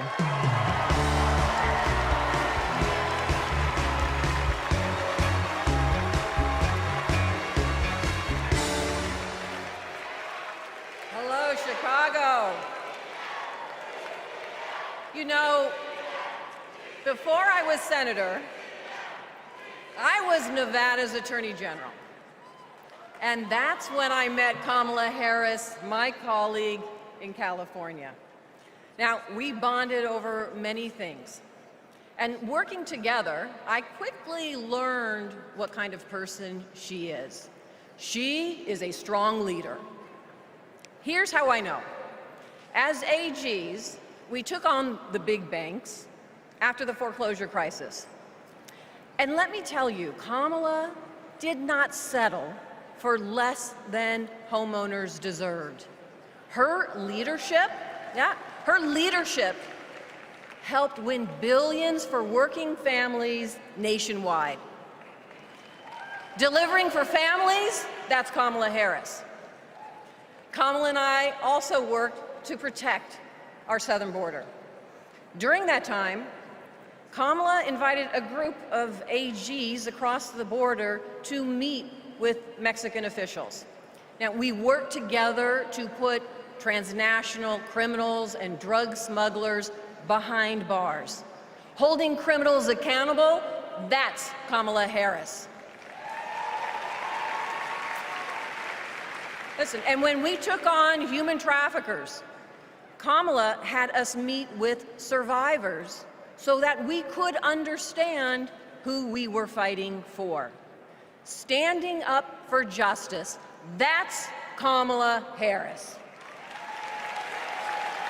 So trust me when I say I know she will fight for our families and our freedoms. Now, we must fight for her. Every vote matters.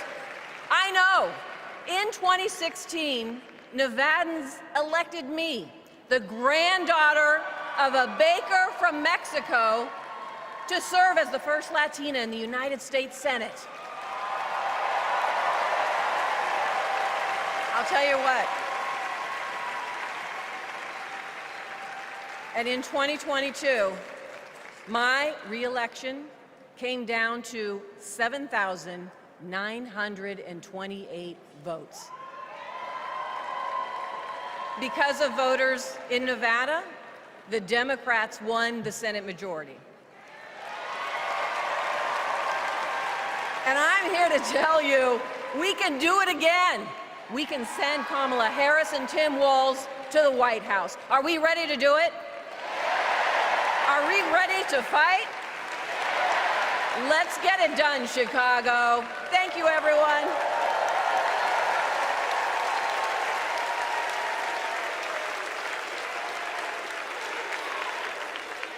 Please welcome Pennsylvania Governor Josh Shapiro.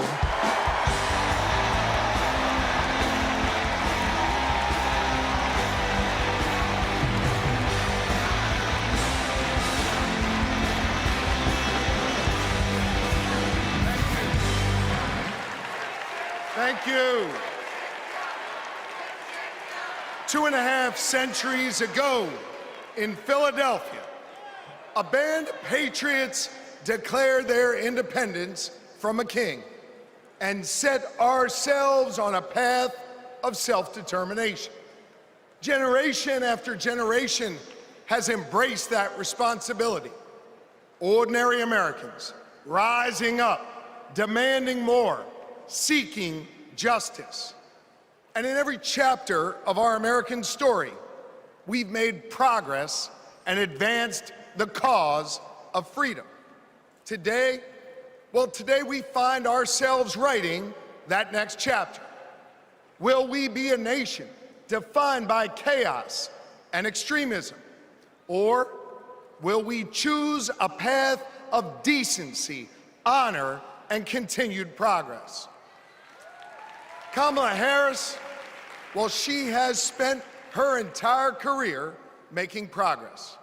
Donald Trump, a man with no guardrails, wants to take away our rights and our freedoms. And listen, while he cloaks himself in the blanket of freedom, what he's offering isn't freedom at all. Because hear me on this, it's not freedom to tell our children what books they're allowed to read. No, it's not. And it's not freedom to tell women what they can do with their bodies.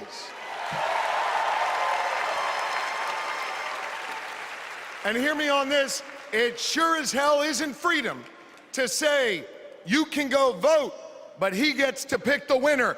That's not freedom. But you know what? You know what, Democrats? We are the party of real freedom. That's right. The kind of real freedom that comes when that child has a great public school with an awesome teacher because we believe in her future. Real freedom that comes when we invest in the police and in the community so that child can walk to and from school and get home safely to her mama. Real freedom that comes when she can join a union, marry who she loves, start a family on her own terms, breathe clean air, drink pure water, worship how she wants, and live a life of purpose where she is respected for who she is.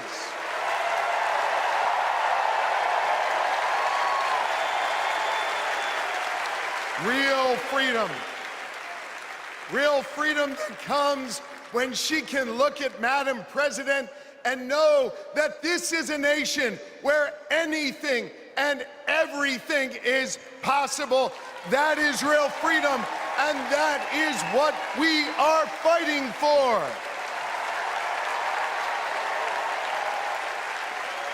You know, Kamala and Tim's names may be on the ballot, but it's your rights. It's our rights. It's our future and freedoms that are on the line. And you have the power to shape the future of this country. Just like our ancestors who fought for freedom on the battlefield and sat in at lunch counters so our kids could stand up. Now it's on us. It's on us, my friends, to organize in our communities and on our For You pages around three basic American principles. We value our freedom, we cherish our democracy, and we love this country. And listen,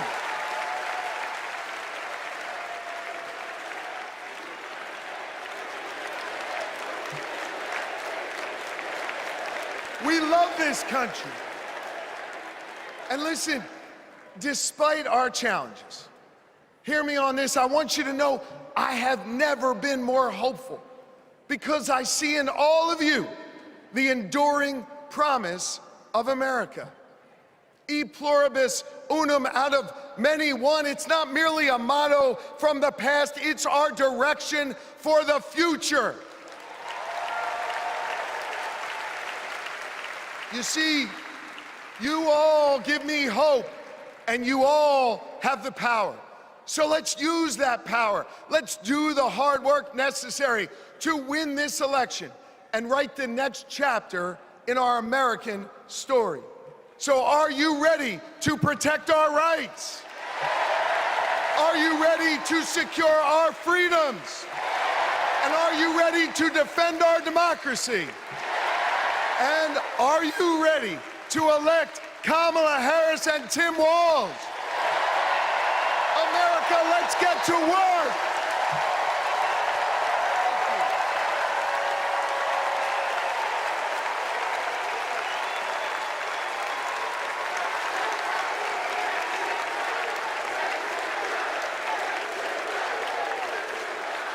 Please welcome author, activist, and youngest presidential inaugural poet in American history, Amanda Gorman.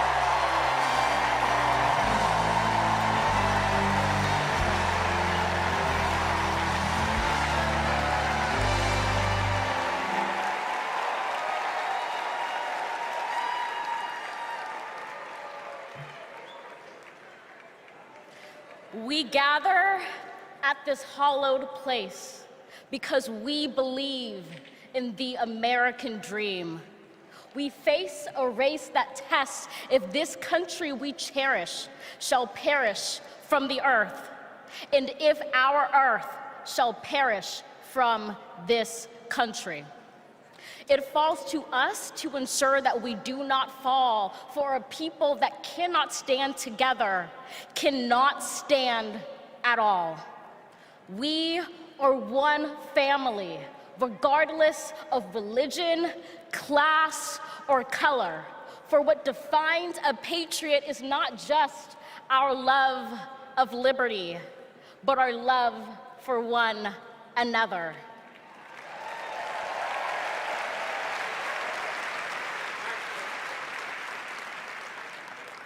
This is loud in our country's call because while we all love freedom, it is love that frees us all.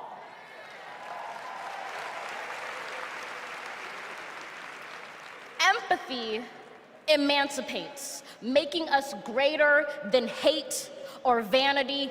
That is the American promise, powerful and pure. Divided we cannot endure, but united we can endeavor to humanize our democracy and endear democracy to humanity.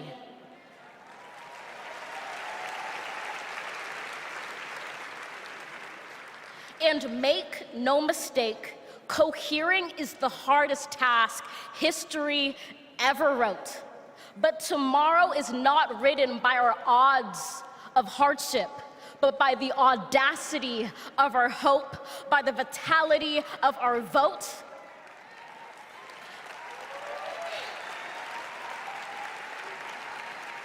Only now, approaching this rare air, are we aware that perhaps the American dream is no dream at all, but instead a dare to dream together.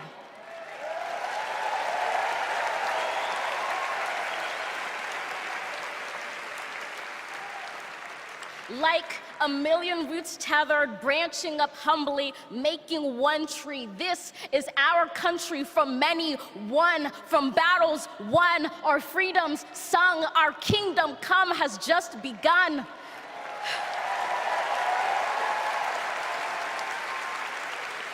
We redeem this sacred scene, ready for our journey from it. Together, we must birth this early republic and achieve an unearthly summit. Let us not just believe in the American dream, let us be worthy of it. Thank you.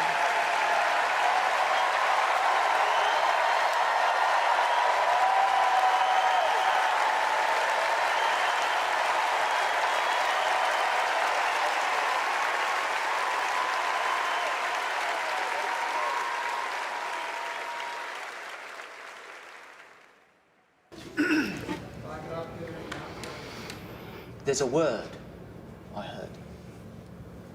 The word is called freedom. Can you tell me what it means?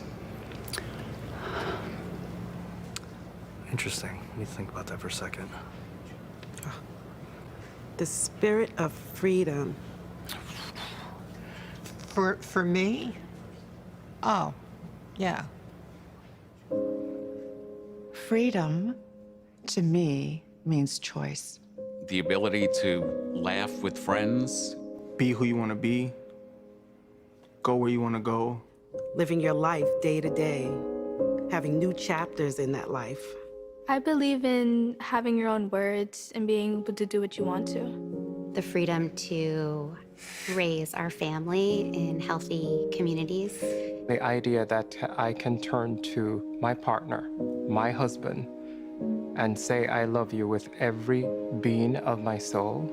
Being able to start a family when I want to, being able to, support the missions that I want to go to the church that I want to. Not everyone has the same opportunities, but the United States is, of anywhere I've ever been, just one place where you can accomplish more. The big, fantastic thing about America is that it is the land of opportunity. I know it sounds trite, but it's the truth. I grew up with a single mom, and she really imbued in me these qualities that you just really have to care about your neighbors and your family and your friends. I feel like the American dream is having opportunities, having the opportunity to go to college if you want to, having the opportunity to get any job you can, no matter who you are or where you come from. The American dream is about having the ability to make choices about your medical care and do whatever you want to do with your life without anybody telling you if it's good or not. We are in an incredible moment in history. We've seen women stripped of their most fundamental right to autonomy over their bodies. The freedom to make choices about your body, your life, your career should be entirely in your control. But I have found that good people want to do good things. That you find a way to move forward under ugly and scary circumstances. The work that lies ahead is to make America live up to its highest ideals. And, we're proud to go to work. The work to build a better future really depends on all of us coming together. We have to bring back that respect for everyone. I don't think we're as divided as we seem. Let's come together as one big nation. I feel like we are on the verge of something very amazing in this country. It makes me want to fight for our children and future generations to ensure they have just as many, if not more, freedoms than we had. I believe in a future where my mom can feel safe no matter where she is in the country. A future that is filled with a healthy and vibrant planet, where families are not separated by fences or jail bars. A future in which we all get what we need. I want to say that for people who are younger than me. Hopefully the kids I teach can chase their dreams and believe in what they want to be. I want a future for him that he knows that he's covered and protected. Everyone should think about what we can leave to the next generation. It's our responsibility. It's what we have to do. My name's Tyler. My name's Yvette. And we believe in love. I'm Alex. I'm Kiara. My name is Steven. My name is Charlie. I'm a proud 7th generation Texan. I am from Waterford, Michigan, just north of Detroit. I'm from East Tennessee. And we believe in the American dream. We believe in a better world for our child, and we believe in this country. My name is Karen, and I believe in justice. My name is Nancy. My name is Thoreau. My name is Jennings. My name is Dana. My name is Todd. And we believe in freedom. My name is Gina, and I believe in freedom. My name is Pat, and I believe in the freedom to work together.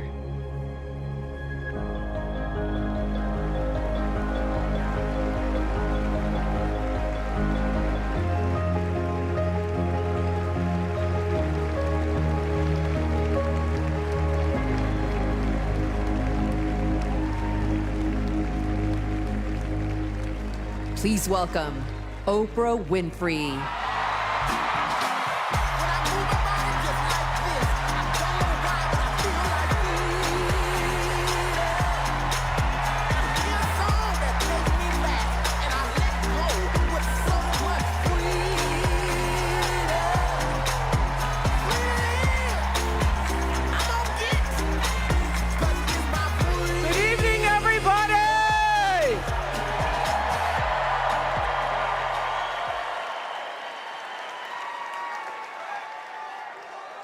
Who says you can't go home again?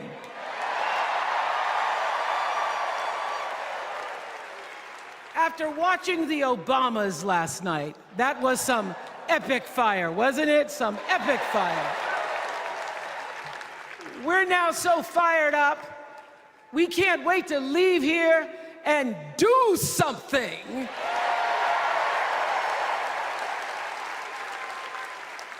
And what we're going to do is elect Kamala Harris as the next president of the United States.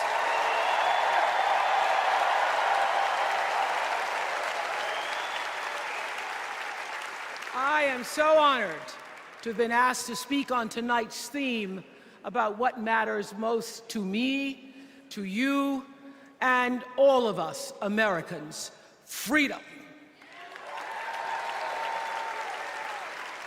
There are people who want you to see our country as a nation of us against them, people who want to scare you, who want to rule you, people who'd have you believe that books are dangerous and assault rifles are safe, that there's a right way to worship and a wrong way to love.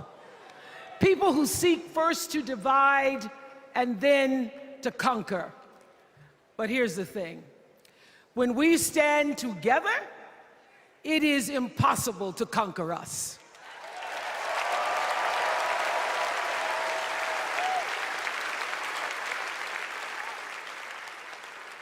In the words of an extraordinary American, the late Congressman John Lewis,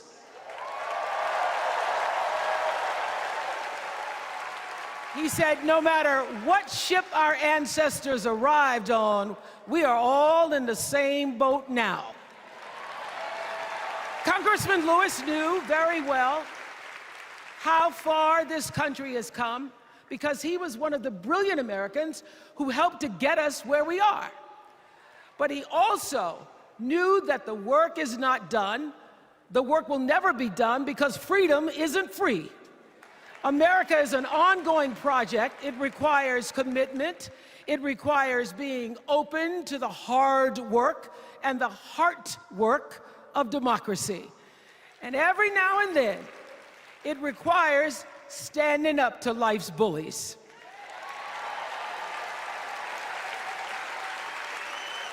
I know this. I've lived in Mississippi, in Tennessee, in Wisconsin, Maryland, Indiana, Florida, Hawaii, Colorado, California, and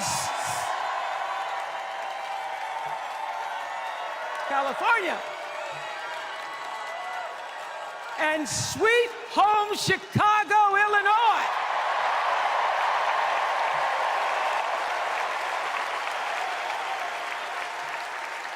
I have actually traveled this country from the redwood forests, love those redwoods, to the Gulf Stream waters.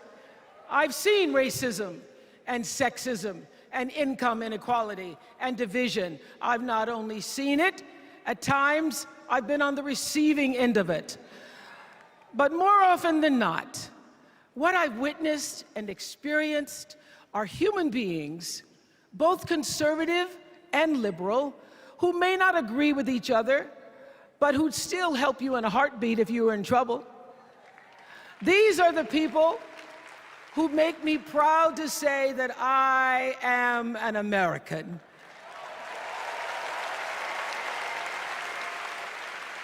They are the best of America. And despite what some would have you think, we are not so different from our neighbors. When a house is on fire, we don't ask about the homeowner's race or religion. We don't wonder who their partner is or how they voted. No, we just try to do the best we can to save them. And if the place happens to belong to a childless cat lady,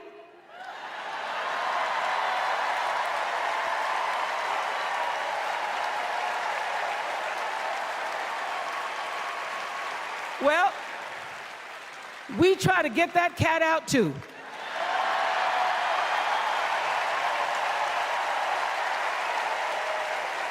Because we are a country of people who work hard for the money. We wish our brothers and sisters well, and we pray for peace. We know all the old tricks and tropes that are designed to distract us from what actually matters, but we are beyond ridiculous tweets and lies and foolery. These are complicated times, people, and they require adult conversation.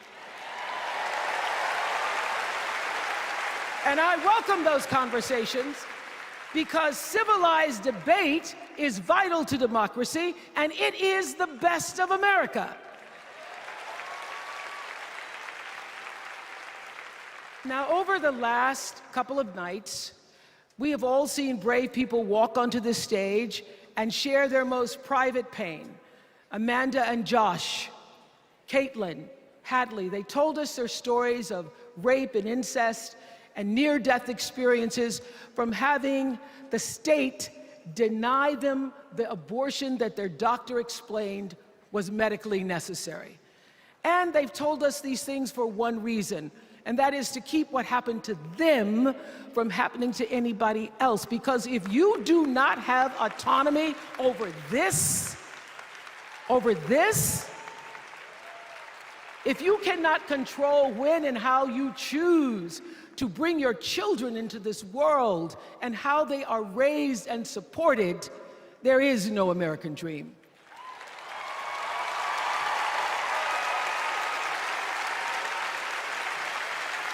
The women and men who are battling to keep us from going back to a time of desperation and shame and stone cold fear, they are the new freedom fighters. And make no mistake, they are the best of America.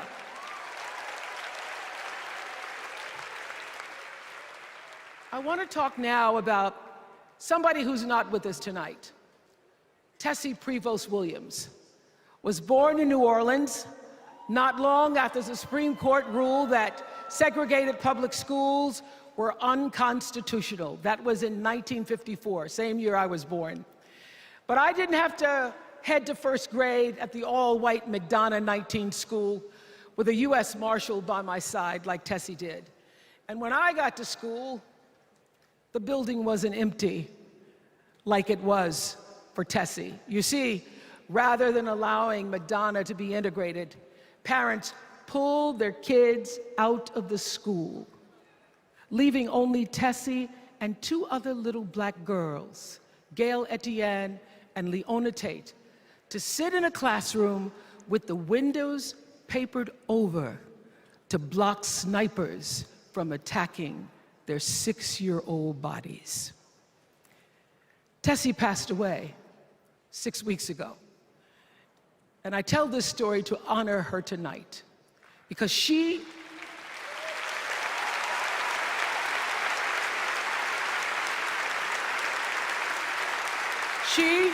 like Ruby Bridges and her friends, Leona and Gail, the New Orleans Four they were called, they broke barriers and they paid dearly for it. But it was the grace and guts and courage of women like Tessie Prevost Williams that paved the way for another young girl who 9 years later became part of the second class to integrate the public schools in Berkeley, California. And it seems to me that at school and at home, somebody did a beautiful job of showing this young girl how to challenge the people at the top and empower the people at the bottom. They showed her how to look at the world and see not just what is, but what can be. They instilled in her a passion for justice and freedom and the glorious fighting spirit necessary to pursue that passion. And soon, and very soon,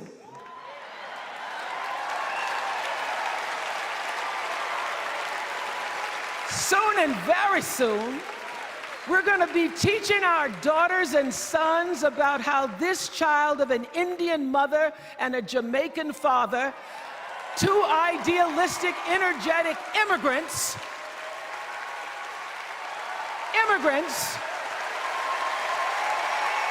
how this child grew up to become the 47th president of the United States.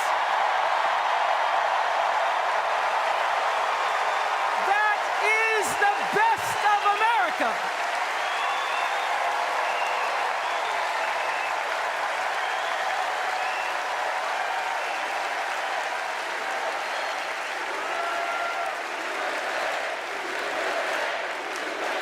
You know, let me tell you this. This election isn't about us and them. It's about you and me. and what we want our futures to look like. There are choices to be made when we cast our ballot. Now, there's a certain candidate that says if we just go to the polls this one time, that we'll never have to do it again. Well, you know what? You're looking at a registered independent who's proud to vote again and again and again because I'm an American and that's what Americans do. Voting is the best of America. And I have always, since I was eligible to vote, I've always voted my values. And that is what is needed in this election now more than ever. So I'm calling on all you independents and all you undecideds. You know this is true. You know I'm telling you the truth, that values and character matter most of all.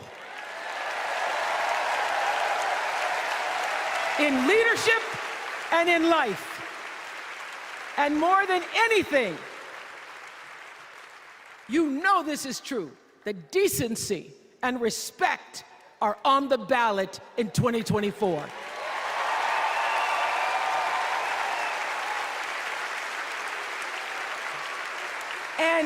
And just plain common sense. Common sense tells you that Kamala Harris and Tim Walz can give us decency and respect. They're the ones that give it to us. So, we are Americans. We are Americans.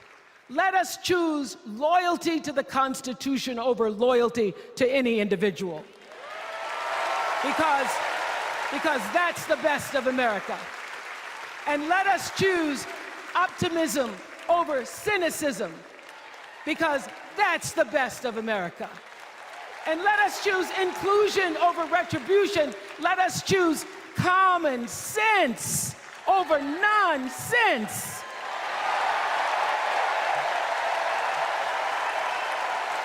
Because that's the best of America.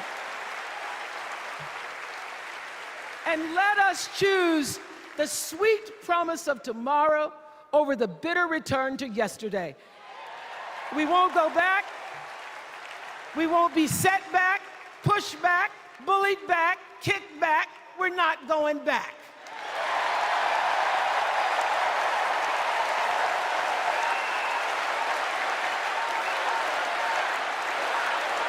Not going back. We're not going back. So, let us choose. Let us choose truth. Let us choose honor. And let us choose joy.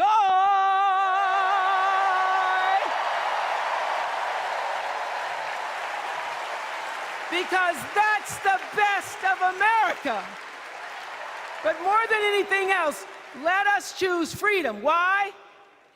Because that's the best of America. We're all Americans, and together, let's all choose Kamala Harris.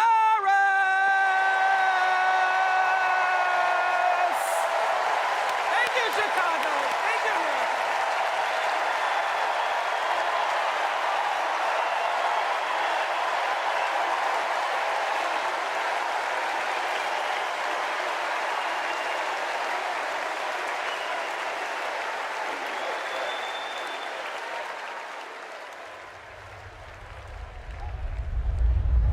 Here's what I want people to know about Tim Walz. Well, everybody at Mankato West High School loved Tim Walz. Yeah, I mean, Tim was jovial. When he would start teaching, it was like full contact teaching. You could not help but be interested in what he was talking about. He seemed to care about everybody in his class. He knew everyone's name. He wanted to know what interested you, how to engage you, what you were excited about, what you're feeling bad about. Mr. Walz was my geography and social studies teacher. Mr. Walz was my football coach. My middle school basketball coach. When we were doing doing the high school play The Nerd, he was the person building the sets. I don't think that there has ever been a moment where I've seen Tim exhausted from giving or engaging. He always seems like that person that's got the never-ending gas tank who can keep going. When I decided to come out as gay, we started the Gay Straight Alliance. Tim Walz was the faculty advisor. We saw him not only as a teacher, but a mentor and a leader. Mr. Walz was a really big part in helping build this community, and he's a big reason why I became a teacher myself. It was inspiring being in his classroom. Please welcome Maryland Governor Wes Moore.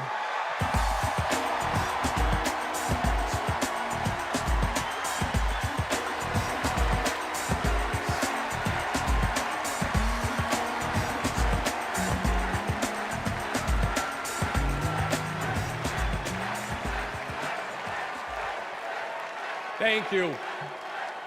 Thank you. On March 26th, at 1:30 in the morning, a container ship the length of 3 football fields slammed into the Francis Scott Key Bridge in Baltimore, and the bridge collapsed. A port that drives 13% of our state's economy was now closed.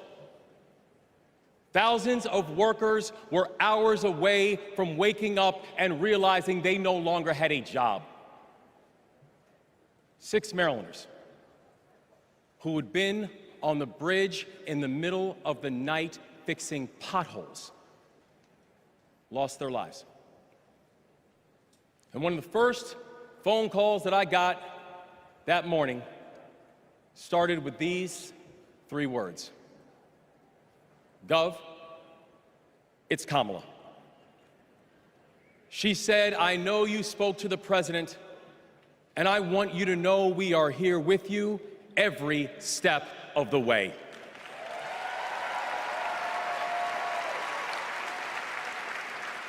Now, I joined the Army when I was 17. In fact, I was too young to sign the paperwork. I had to ask my mom to sign the paperwork for me because I don't have bone spurs.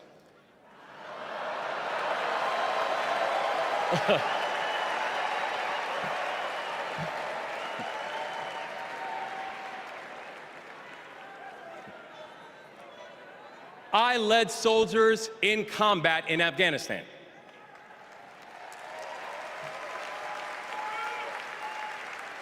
And my training taught me that you never learn anything about anybody when times are easy. You learn everything you need to know about somebody when times are hard and when the temperature gets turned up. And America, I saw that Kamala Harris is the right one to lead in this moment firsthand.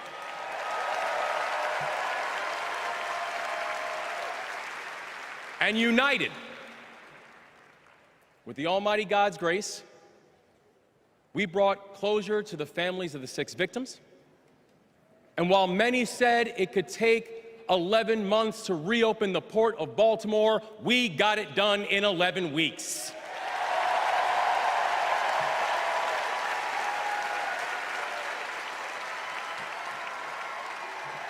Because that is the story of America.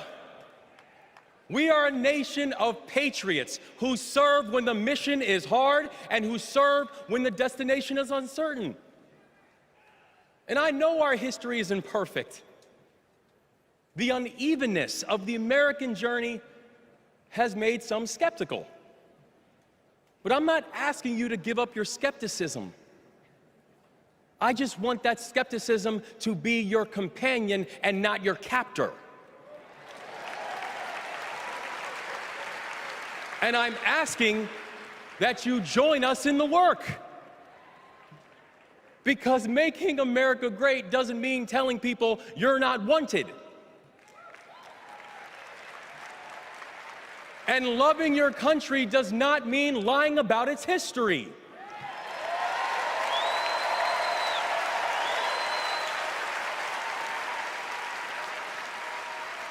Making America great means saying the ambitions of this country would be incomplete without your help.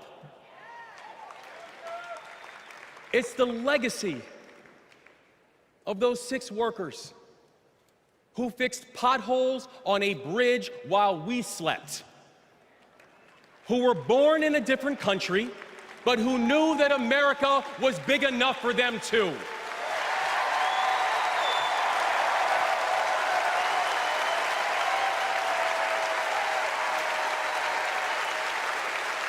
It's the journey. It's the journey of a man raised by a remarkable immigrant single mom, a man who felt handcuffs on his wrists at 11 years old, who now stands before you as the 63rd governor of Maryland and the first black governor in the history of our state.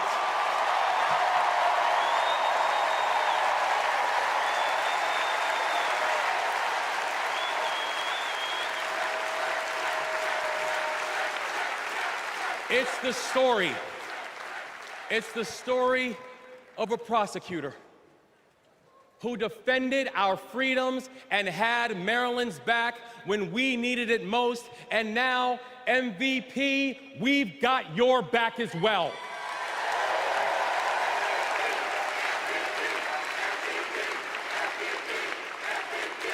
That's right.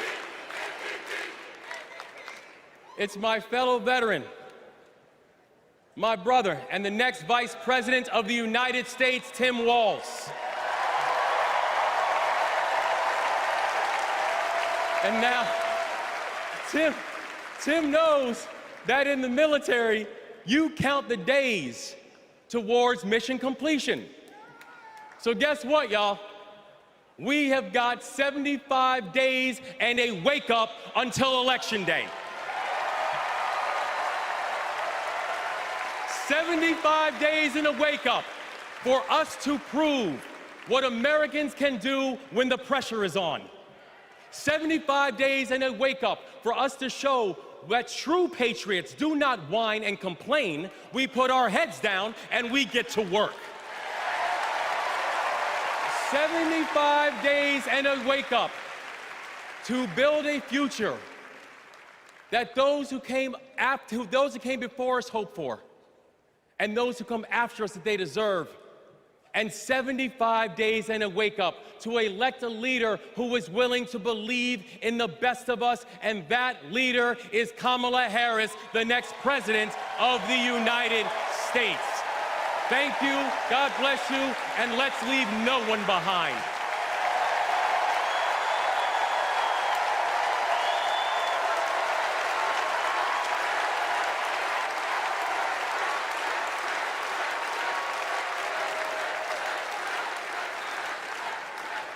Please welcome former South Bend, Indiana Mayor Pete Buttigieg.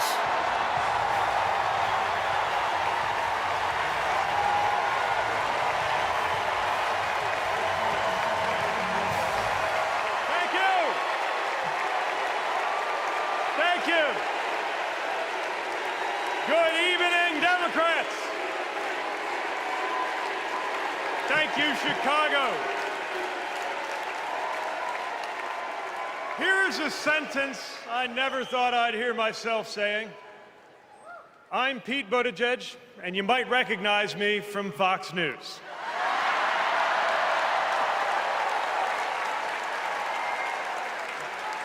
I believe in going anywhere,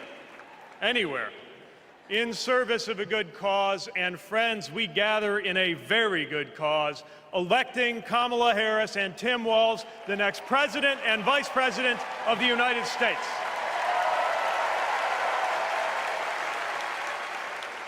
The choice could not be clearer. Donald Trump rants about law and order, as if he wasn't a convicted criminal running against a prosecutor. As if we were going to forget that crime was higher on his watch. Talks about the forgotten man, hoping we'll forget that the only economic promise that he actually kept was to cut taxes for the rich. And don't even get me started on his new running mate.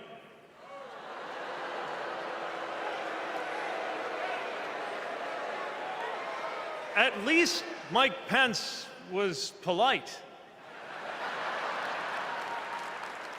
J.D. Vance is one of those guys who thinks if you don't live the life that he has in mind for you, then you don't count. Someone who said that if you don't have kids, you have, quote, no physical commitment to the future of this country.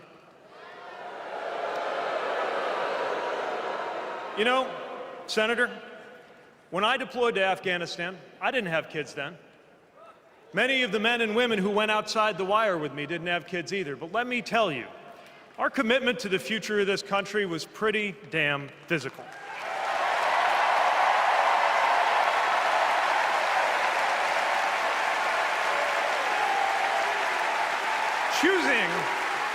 Choosing a guy like J.D. Vance to be America's next vice president sends a message.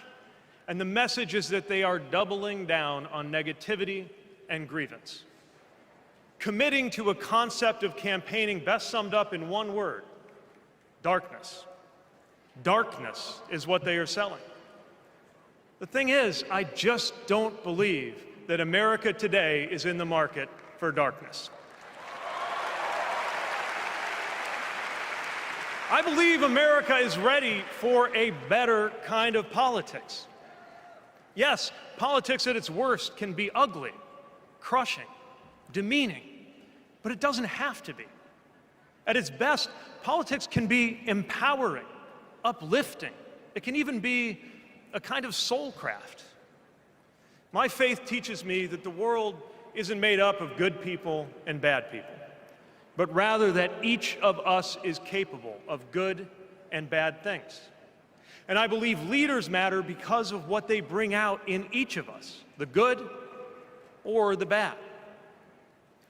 Right now, the other side is appealing to what is smallest within you. They're telling you that greatness comes from going back to the past.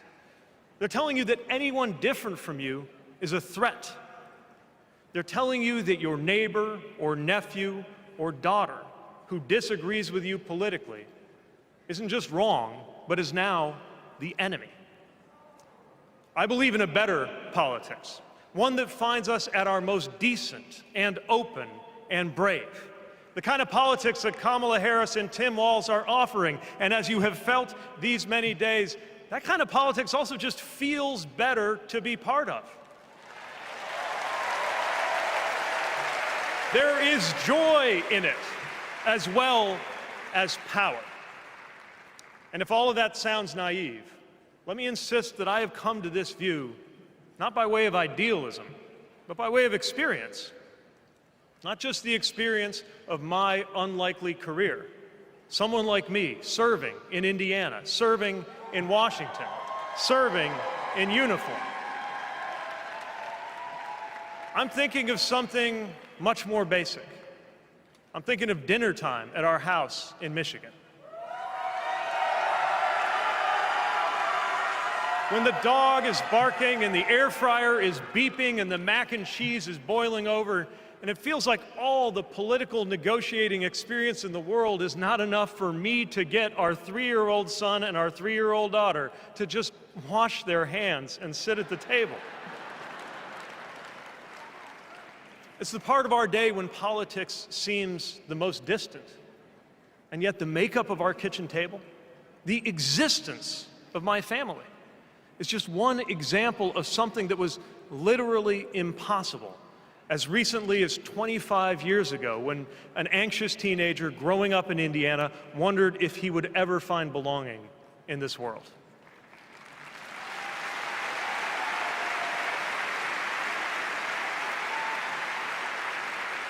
This kind of life went from impossible to possible, from possible to real, from real to almost ordinary in less than half a lifetime. But that didn't just happen.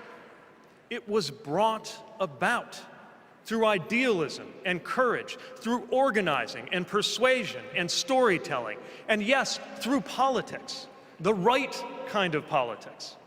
The kind of politics that can make an impossible dream into an everyday reality.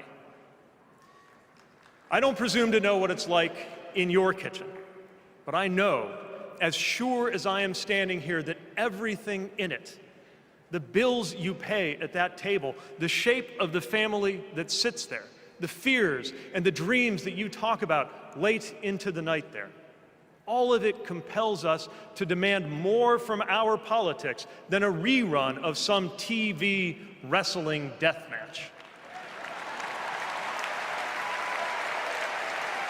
So this November, we get to choose. We get to choose our president. We get to choose our policies, but most of all, we will choose a better politics. A politics that calls us to our better selves and offers us a better everyday. That is what Kamala Harris and Tim Walz represents. That is what Democrats represent. That is what awaits us when America decides to end Trump's politics of darkness once and for all. That is what we choose when we embrace the leaders who are out there building bridges and reject the ones who are out there banning books. This is what we will work for every day to November and beyond. So let's go win this. Thank you, Democrats. Thank you.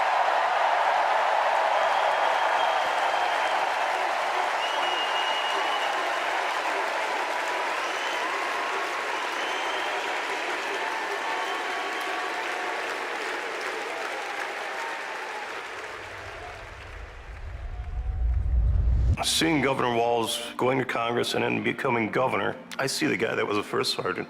I see a guy that's full of energy, always busy. And like he says, you get enough time to sleep when you're dead. I first met Governor Walz and Congressman Walz when I was transitioning out of the Marine Corps, going back to school. He really wanted to know what the experience was of those that were actually using the GI Bill and how it could be improved. It seemed to be a continuation of focus on improving the lives of veterans. Governor Walz in our unit always would say his catchphrase was, "We'll get it done," and we always did. The way I've seen him carry himself over the years in Congress and the way he works for veterans, there's no excuse making, there's no scapegoating, it's just accomplish the mission. Governor Walz has been that way and always will be that way. Having Governor Walz on the House Veteran Affairs Committee was instrumental in getting the post-9/11 GI Bill not only introduced, but also passed. When Governor Walz wants change, it'll happen. Back to the Guard. We'll get it done.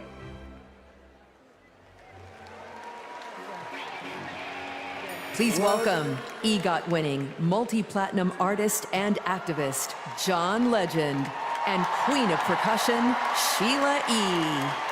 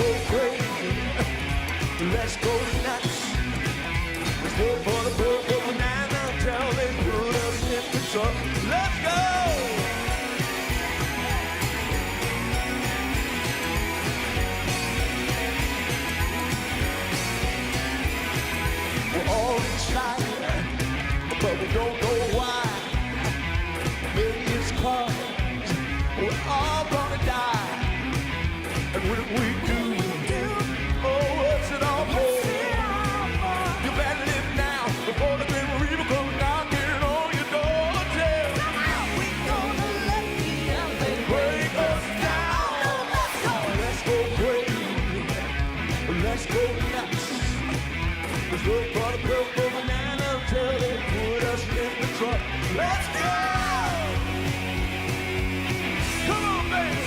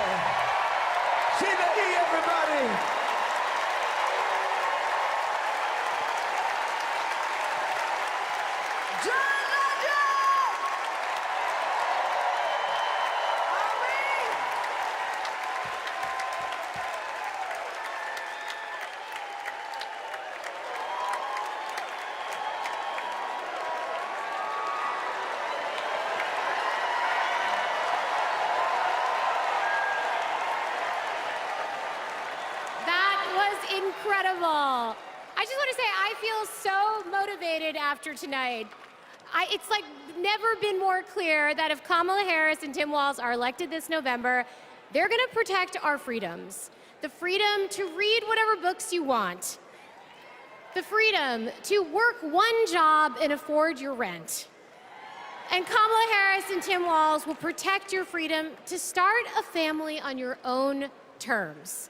And if you ask me, that is something worth fighting for. So guys, let's do it. It's time. Let's nominate the next Vice President of the United States, Minnesota Governor Tim Walz. And to take us there, please welcome to the stage, Minnesota Senator Amy Klobuchar.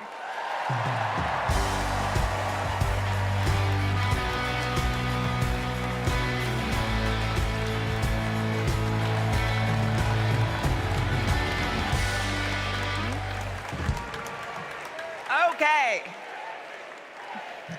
that was a warm-up act. On behalf of the great state of Minnesota, where purple reigns, I stand before you in support of our next Vice President, Tim Walz. In Minnesota, we trust a coach who turned a team that was 0-27 into state champions. In Minnesota, we trust a hunter who has stood in a deer stand in 10-degree weather.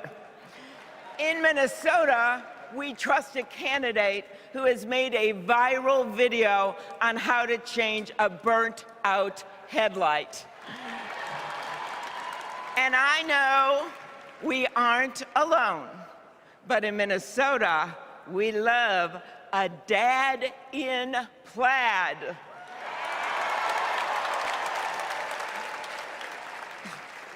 So Tim and I go way back. He taught high school right down the road from where my husband John grew up. My mother-in-law even brought him and Gwen a Parmesan chicken dinner when their son was born. That's what we do in America. We look out for our neighbors.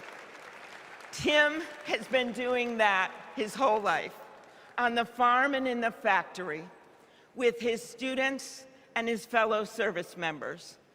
And the truth is, that matters. Who better to take on the price of gas than a guy who could pull over to help change your tire? Who better to serve our nation than a guy who has served in uniform? Who better to find common ground than a guy with Midwestern common sense? A former football coach knows how to level the playing field. And a former public school teacher knows how to school the likes of J.D. Vance.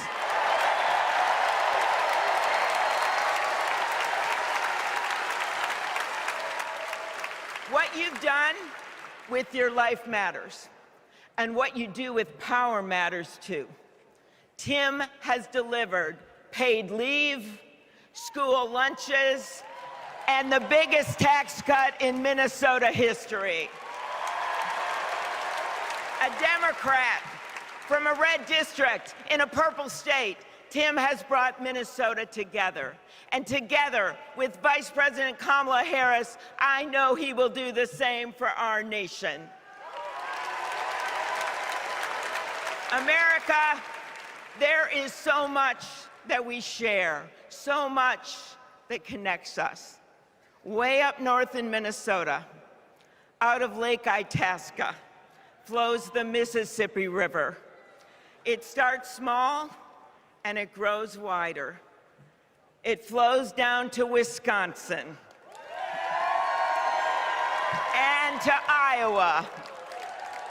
It goes down to Illinois and to Missouri. It goes to Kentucky and Tennessee. It goes to Arkansas. And it goes way down to Mississippi. And then it goes all the way down to New Orleans, Louisiana, where the spirit of our nation's resilience abounds. So let us commit here and now to cross the river of our divides to get to a higher ground. And let us join together to elect Kamala Harris and Tim Walz.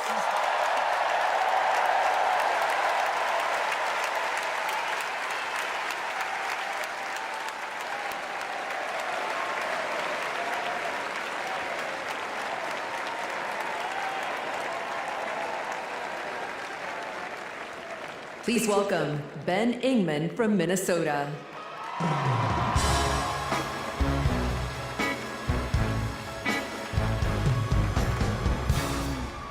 Tim Walz is the kind of guy you can count on to push you out of a snowbank. I know this because Tim Walz has pushed me out of a snowbank. I grew up next door to the Walzes in Mankato. Mr. Walz was also my geography teacher and my coach. Not for high school football, but for 7th grade basketball and track. So what was a high school football coach doing, coaching 7th grade basketball and track? Well, there was a kid in the high school who couldn't afford to pay for lunch, and he ran up a lot of debt. And Tim and Gwen decided they'd help pay it off. They started calling around the district to see if there were any positions they could fill to make a little extra money, and that's how he wound up coaching us 7th graders. That's right. Coach Walz got us excited about what we might achieve together. He believed in us, and he helped us believe in each other. And his leadership stuck. That track team went on to win a state title, just like the football team. That's right. Speaking of which, come on out, Scarlets. Yeah!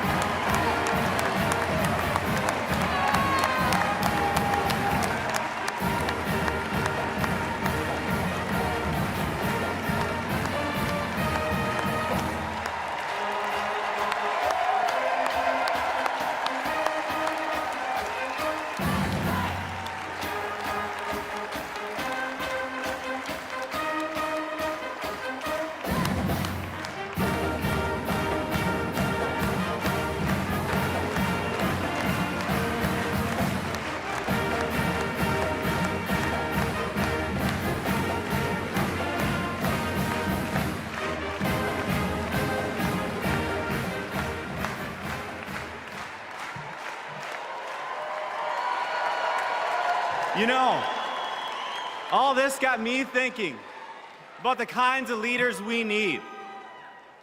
We want the people in charge to be genuine, compassionate, and trustworthy. The thing is, there are people in our neighborhoods who fit this description. The kind of people who display quiet leadership by helping kids pay for their lunches, by bringing teams together to believe in each other. And when we're stuck in the snow, they push us out. Well, in my neighborhood, we always wish that people like that would run for office. Well, in my neighborhood, someone like that did run for office. And he's going to be a wonderful vice president. Thanks very much.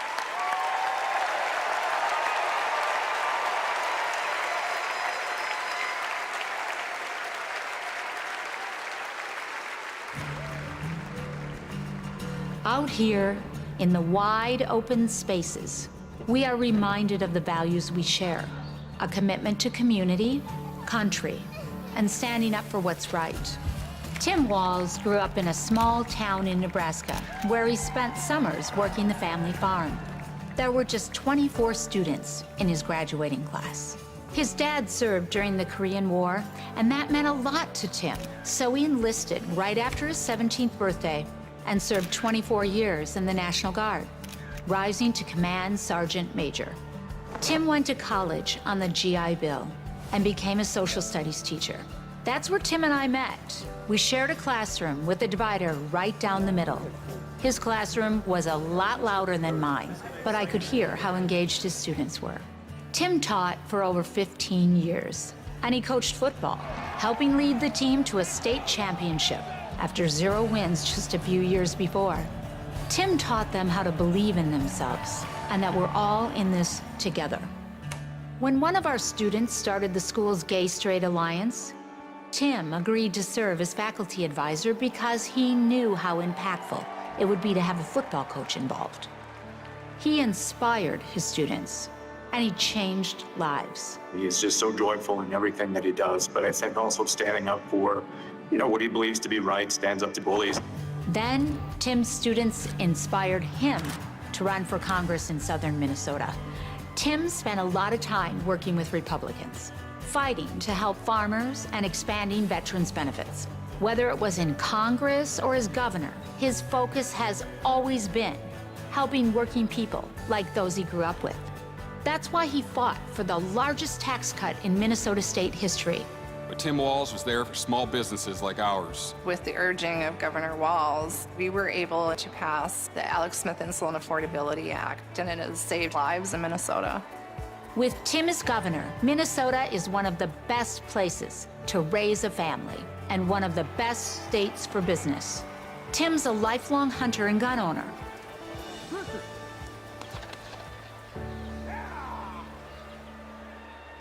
But after the Sandy Hook school shooting, he knew that we had to do something. So he's fought for background checks and red flag laws. But of all the things he's done, Tim loves being a dad. We struggled to have kids, and fertility treatments made it possible. There's a reason our daughter is named Hope. Hope and Gus mean the world to us. Governor Walz making good on a promise to his son and family yesterday by getting them a puppy. Then we're gonna go get some food, corn dog. I'm vegetarian. Turkey then. And Turkey's meat. Not in Minnesota, turkey special. He's as at home on a farm, a fishing boat, a football field, or a factory floor as he is on the floor of Congress. Tim's commitment to service all comes back to the values we grew up with. Love your country, help your neighbor, and fight for what's right. Because that's what America is all about. 2 middle-class kids. One, a daughter of Oakland, California. The other, a son of the Nebraska Plains, only in America. Is it possible for them together to make it all the way to the White House?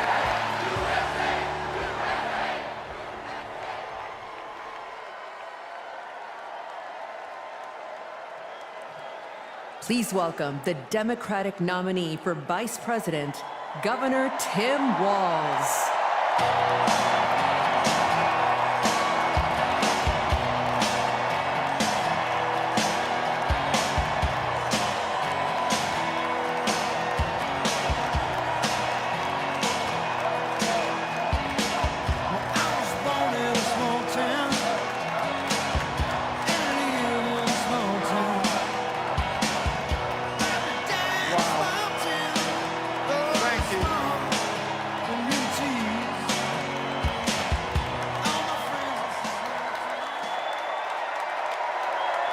Thank you.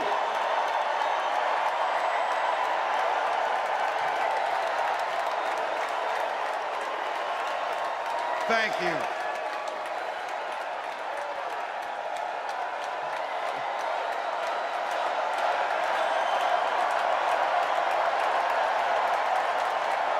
Wow. Well, thank you. Thank you, first of all, to Vice President Harris. Thanks for putting your trust in me and for inviting me to be part of this incredible campaign. And a thank you to President Joe Biden for 4 years of strong, historic leadership.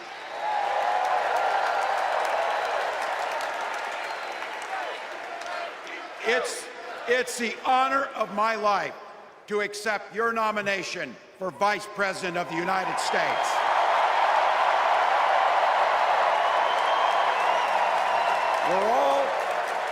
We're all here tonight for one beautiful, simple reason. We love this country. So thank you to all of you here in Chicago and all of you watching at home tonight. Thank you for your passion. Thank you for your determination. And most of all, thank you for bringing the joy to this fight.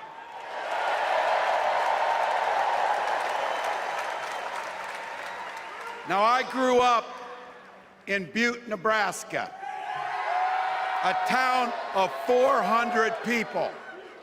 I had 24 kids in my high school class, and none of them went to Yale.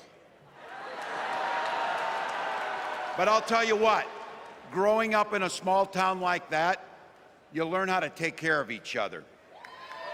That family down the road, they may not think like you do. They may not pray like you do. They may not love like you do, but they're your neighbors. And you look out for them, and they look out for you. Everybody belongs, and everybody has a responsibility to contribute. For me, it was serving in the Army National Guard. I joined up 2 days after my 17th birthday, and I proudly wore our nation's uniform for 24 years. My dad, a Korean War era Army veteran, died of lung cancer a couple years later. He left behind a mountain of medical debt. Thank God for Social Security survivor benefits. And thank God for the GI Bill that allowed my dad and me to go to college, and millions of other Americans. Eventually, like the rest of my family, I fell in love with teaching. Three out of 4 of us married teachers. I wound up teaching social studies and coaching football at Mankato West High School. Go Scarlets! We ran a 44 defense. We played through to the whistle on every single play, and we even won a state championship. Never closed the yearbook, people. But it was those players and my students who inspired me to run for Congress. They saw in me what I had hoped to instill in them, a commitment to the common good, an understanding that we're all in this together, and the belief that a single person can make a real difference for their neighbors. So there I was, a 40-something high school teacher with little kids, 0 political experience, and no money, running in a deep red district. But you know what? Never underestimate a public school teacher. Never.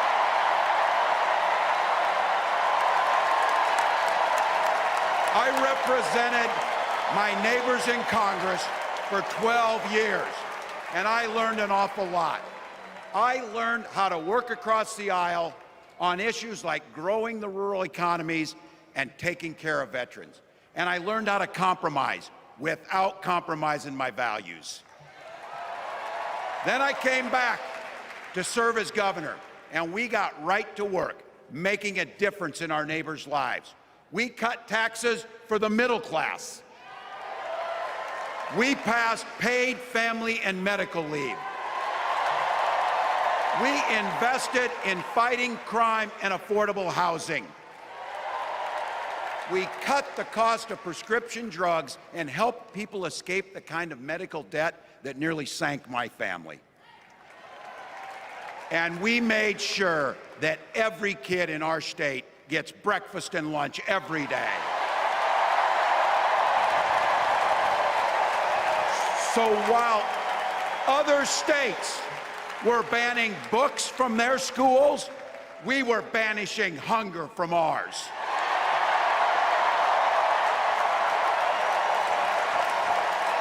We also protected reproductive freedom because in Minnesota, we respect our neighbors and the personal choices they make. And even if we wouldn't make those same choices for ourselves, we've got a golden rule. Mind your own damn business.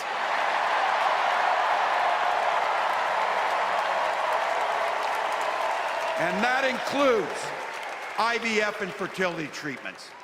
And this is personal for Gwen and I. If you've never experienced the hell that is infertility, I guarantee you, you know somebody who has. And I can remember praying each night for a phone call. The pit in your stomach when the phone would ring, and the absolute agony when we heard the treatments hadn't worked. It took Gwen and I years, but we had access to fertility treatments. And when our daughter was born, we named her Hope. Hope, Gus, and Gwen, you are my entire world, and I love you.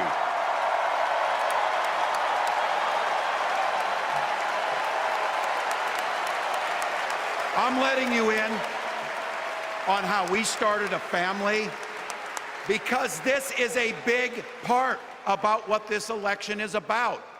Freedom. When Republicans use the word freedom, they mean that the government should be free to invade your doctor's office.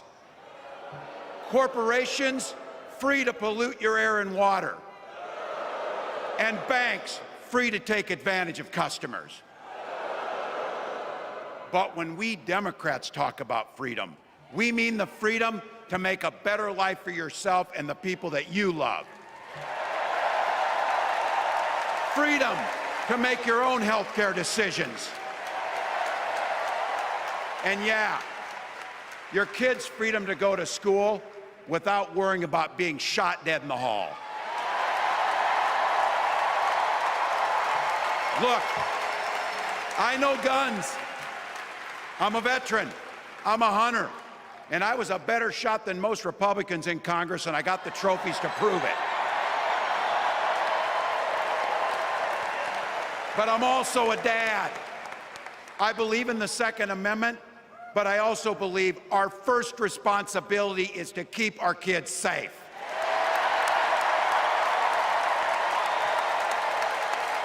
That's what this is all about. The responsibility we have to our kids, to each other, and to the future that we're building together, in which everyone is free to build the kind of life they want. But not everyone has that same sense of responsibility. Some folks just don't understand what it takes to be a good neighbor. Take Donald Trump and J.D. Vance. Their Project 2025 will make things much, much harder for people who are just trying to live their lives. They spent a lot of time pretending they know nothing about this. But look, I coached high school football long enough to know, and trust me on this, when somebody takes the time to draw up a playbook, they're going to use it.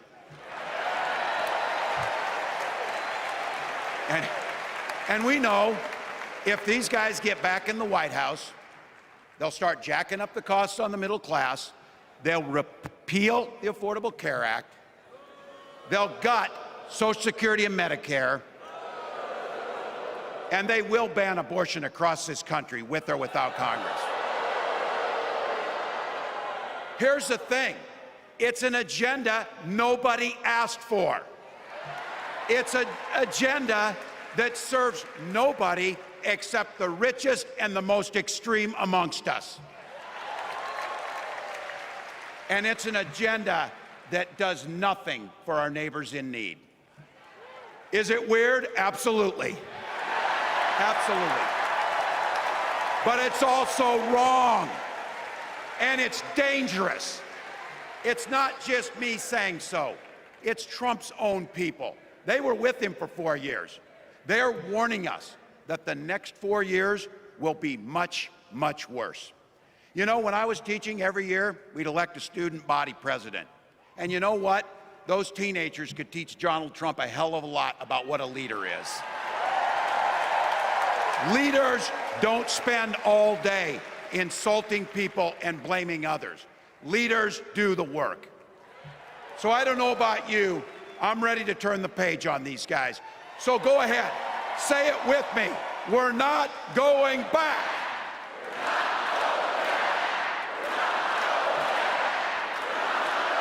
We've got something better to offer the American people.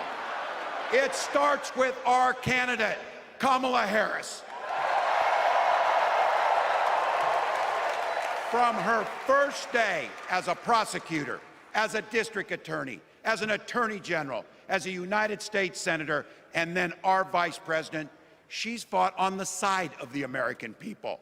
She's taken on the predators and fraudsters. She's taken down the transnational gangs, and she stood up to powerful corporate interests.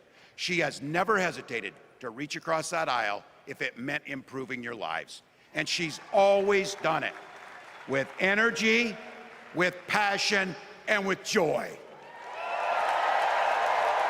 Folks, we've got a chance to make Kamala Harris the next president of the United States.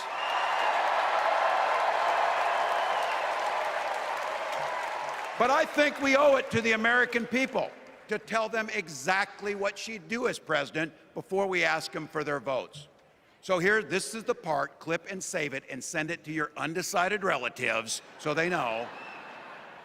If you're a middle-class family or a family trying to get into the middle class, Kamala Harris is going to cut your taxes. If you're getting squeezed by prescription drug prices, Kamala Harris is going to take on Big Pharma. If you're hoping to buy a home, Kamala Harris is going to help make it more affordable.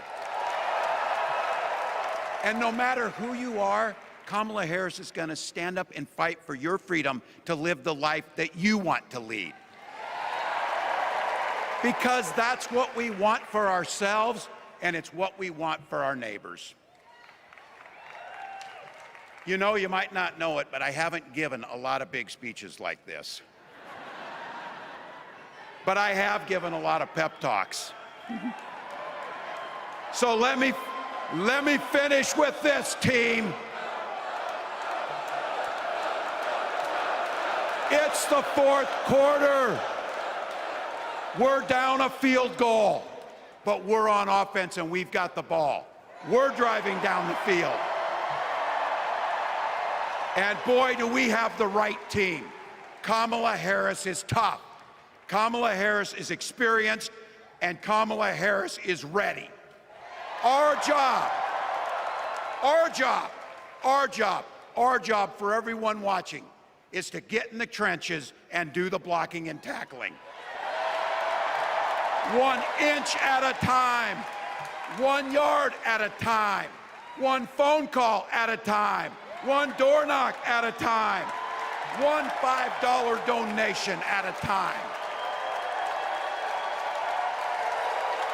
Look, we got 76 days. That's nothing. There'll be time to sleep when you're dead. We're going to leave it on the field. That's how we'll keep moving forward. That's how we'll turn the page on Donald Trump. That's how we'll build a country where workers come first. Healthcare and housing are human rights. And the government stays the hell out of your bedroom.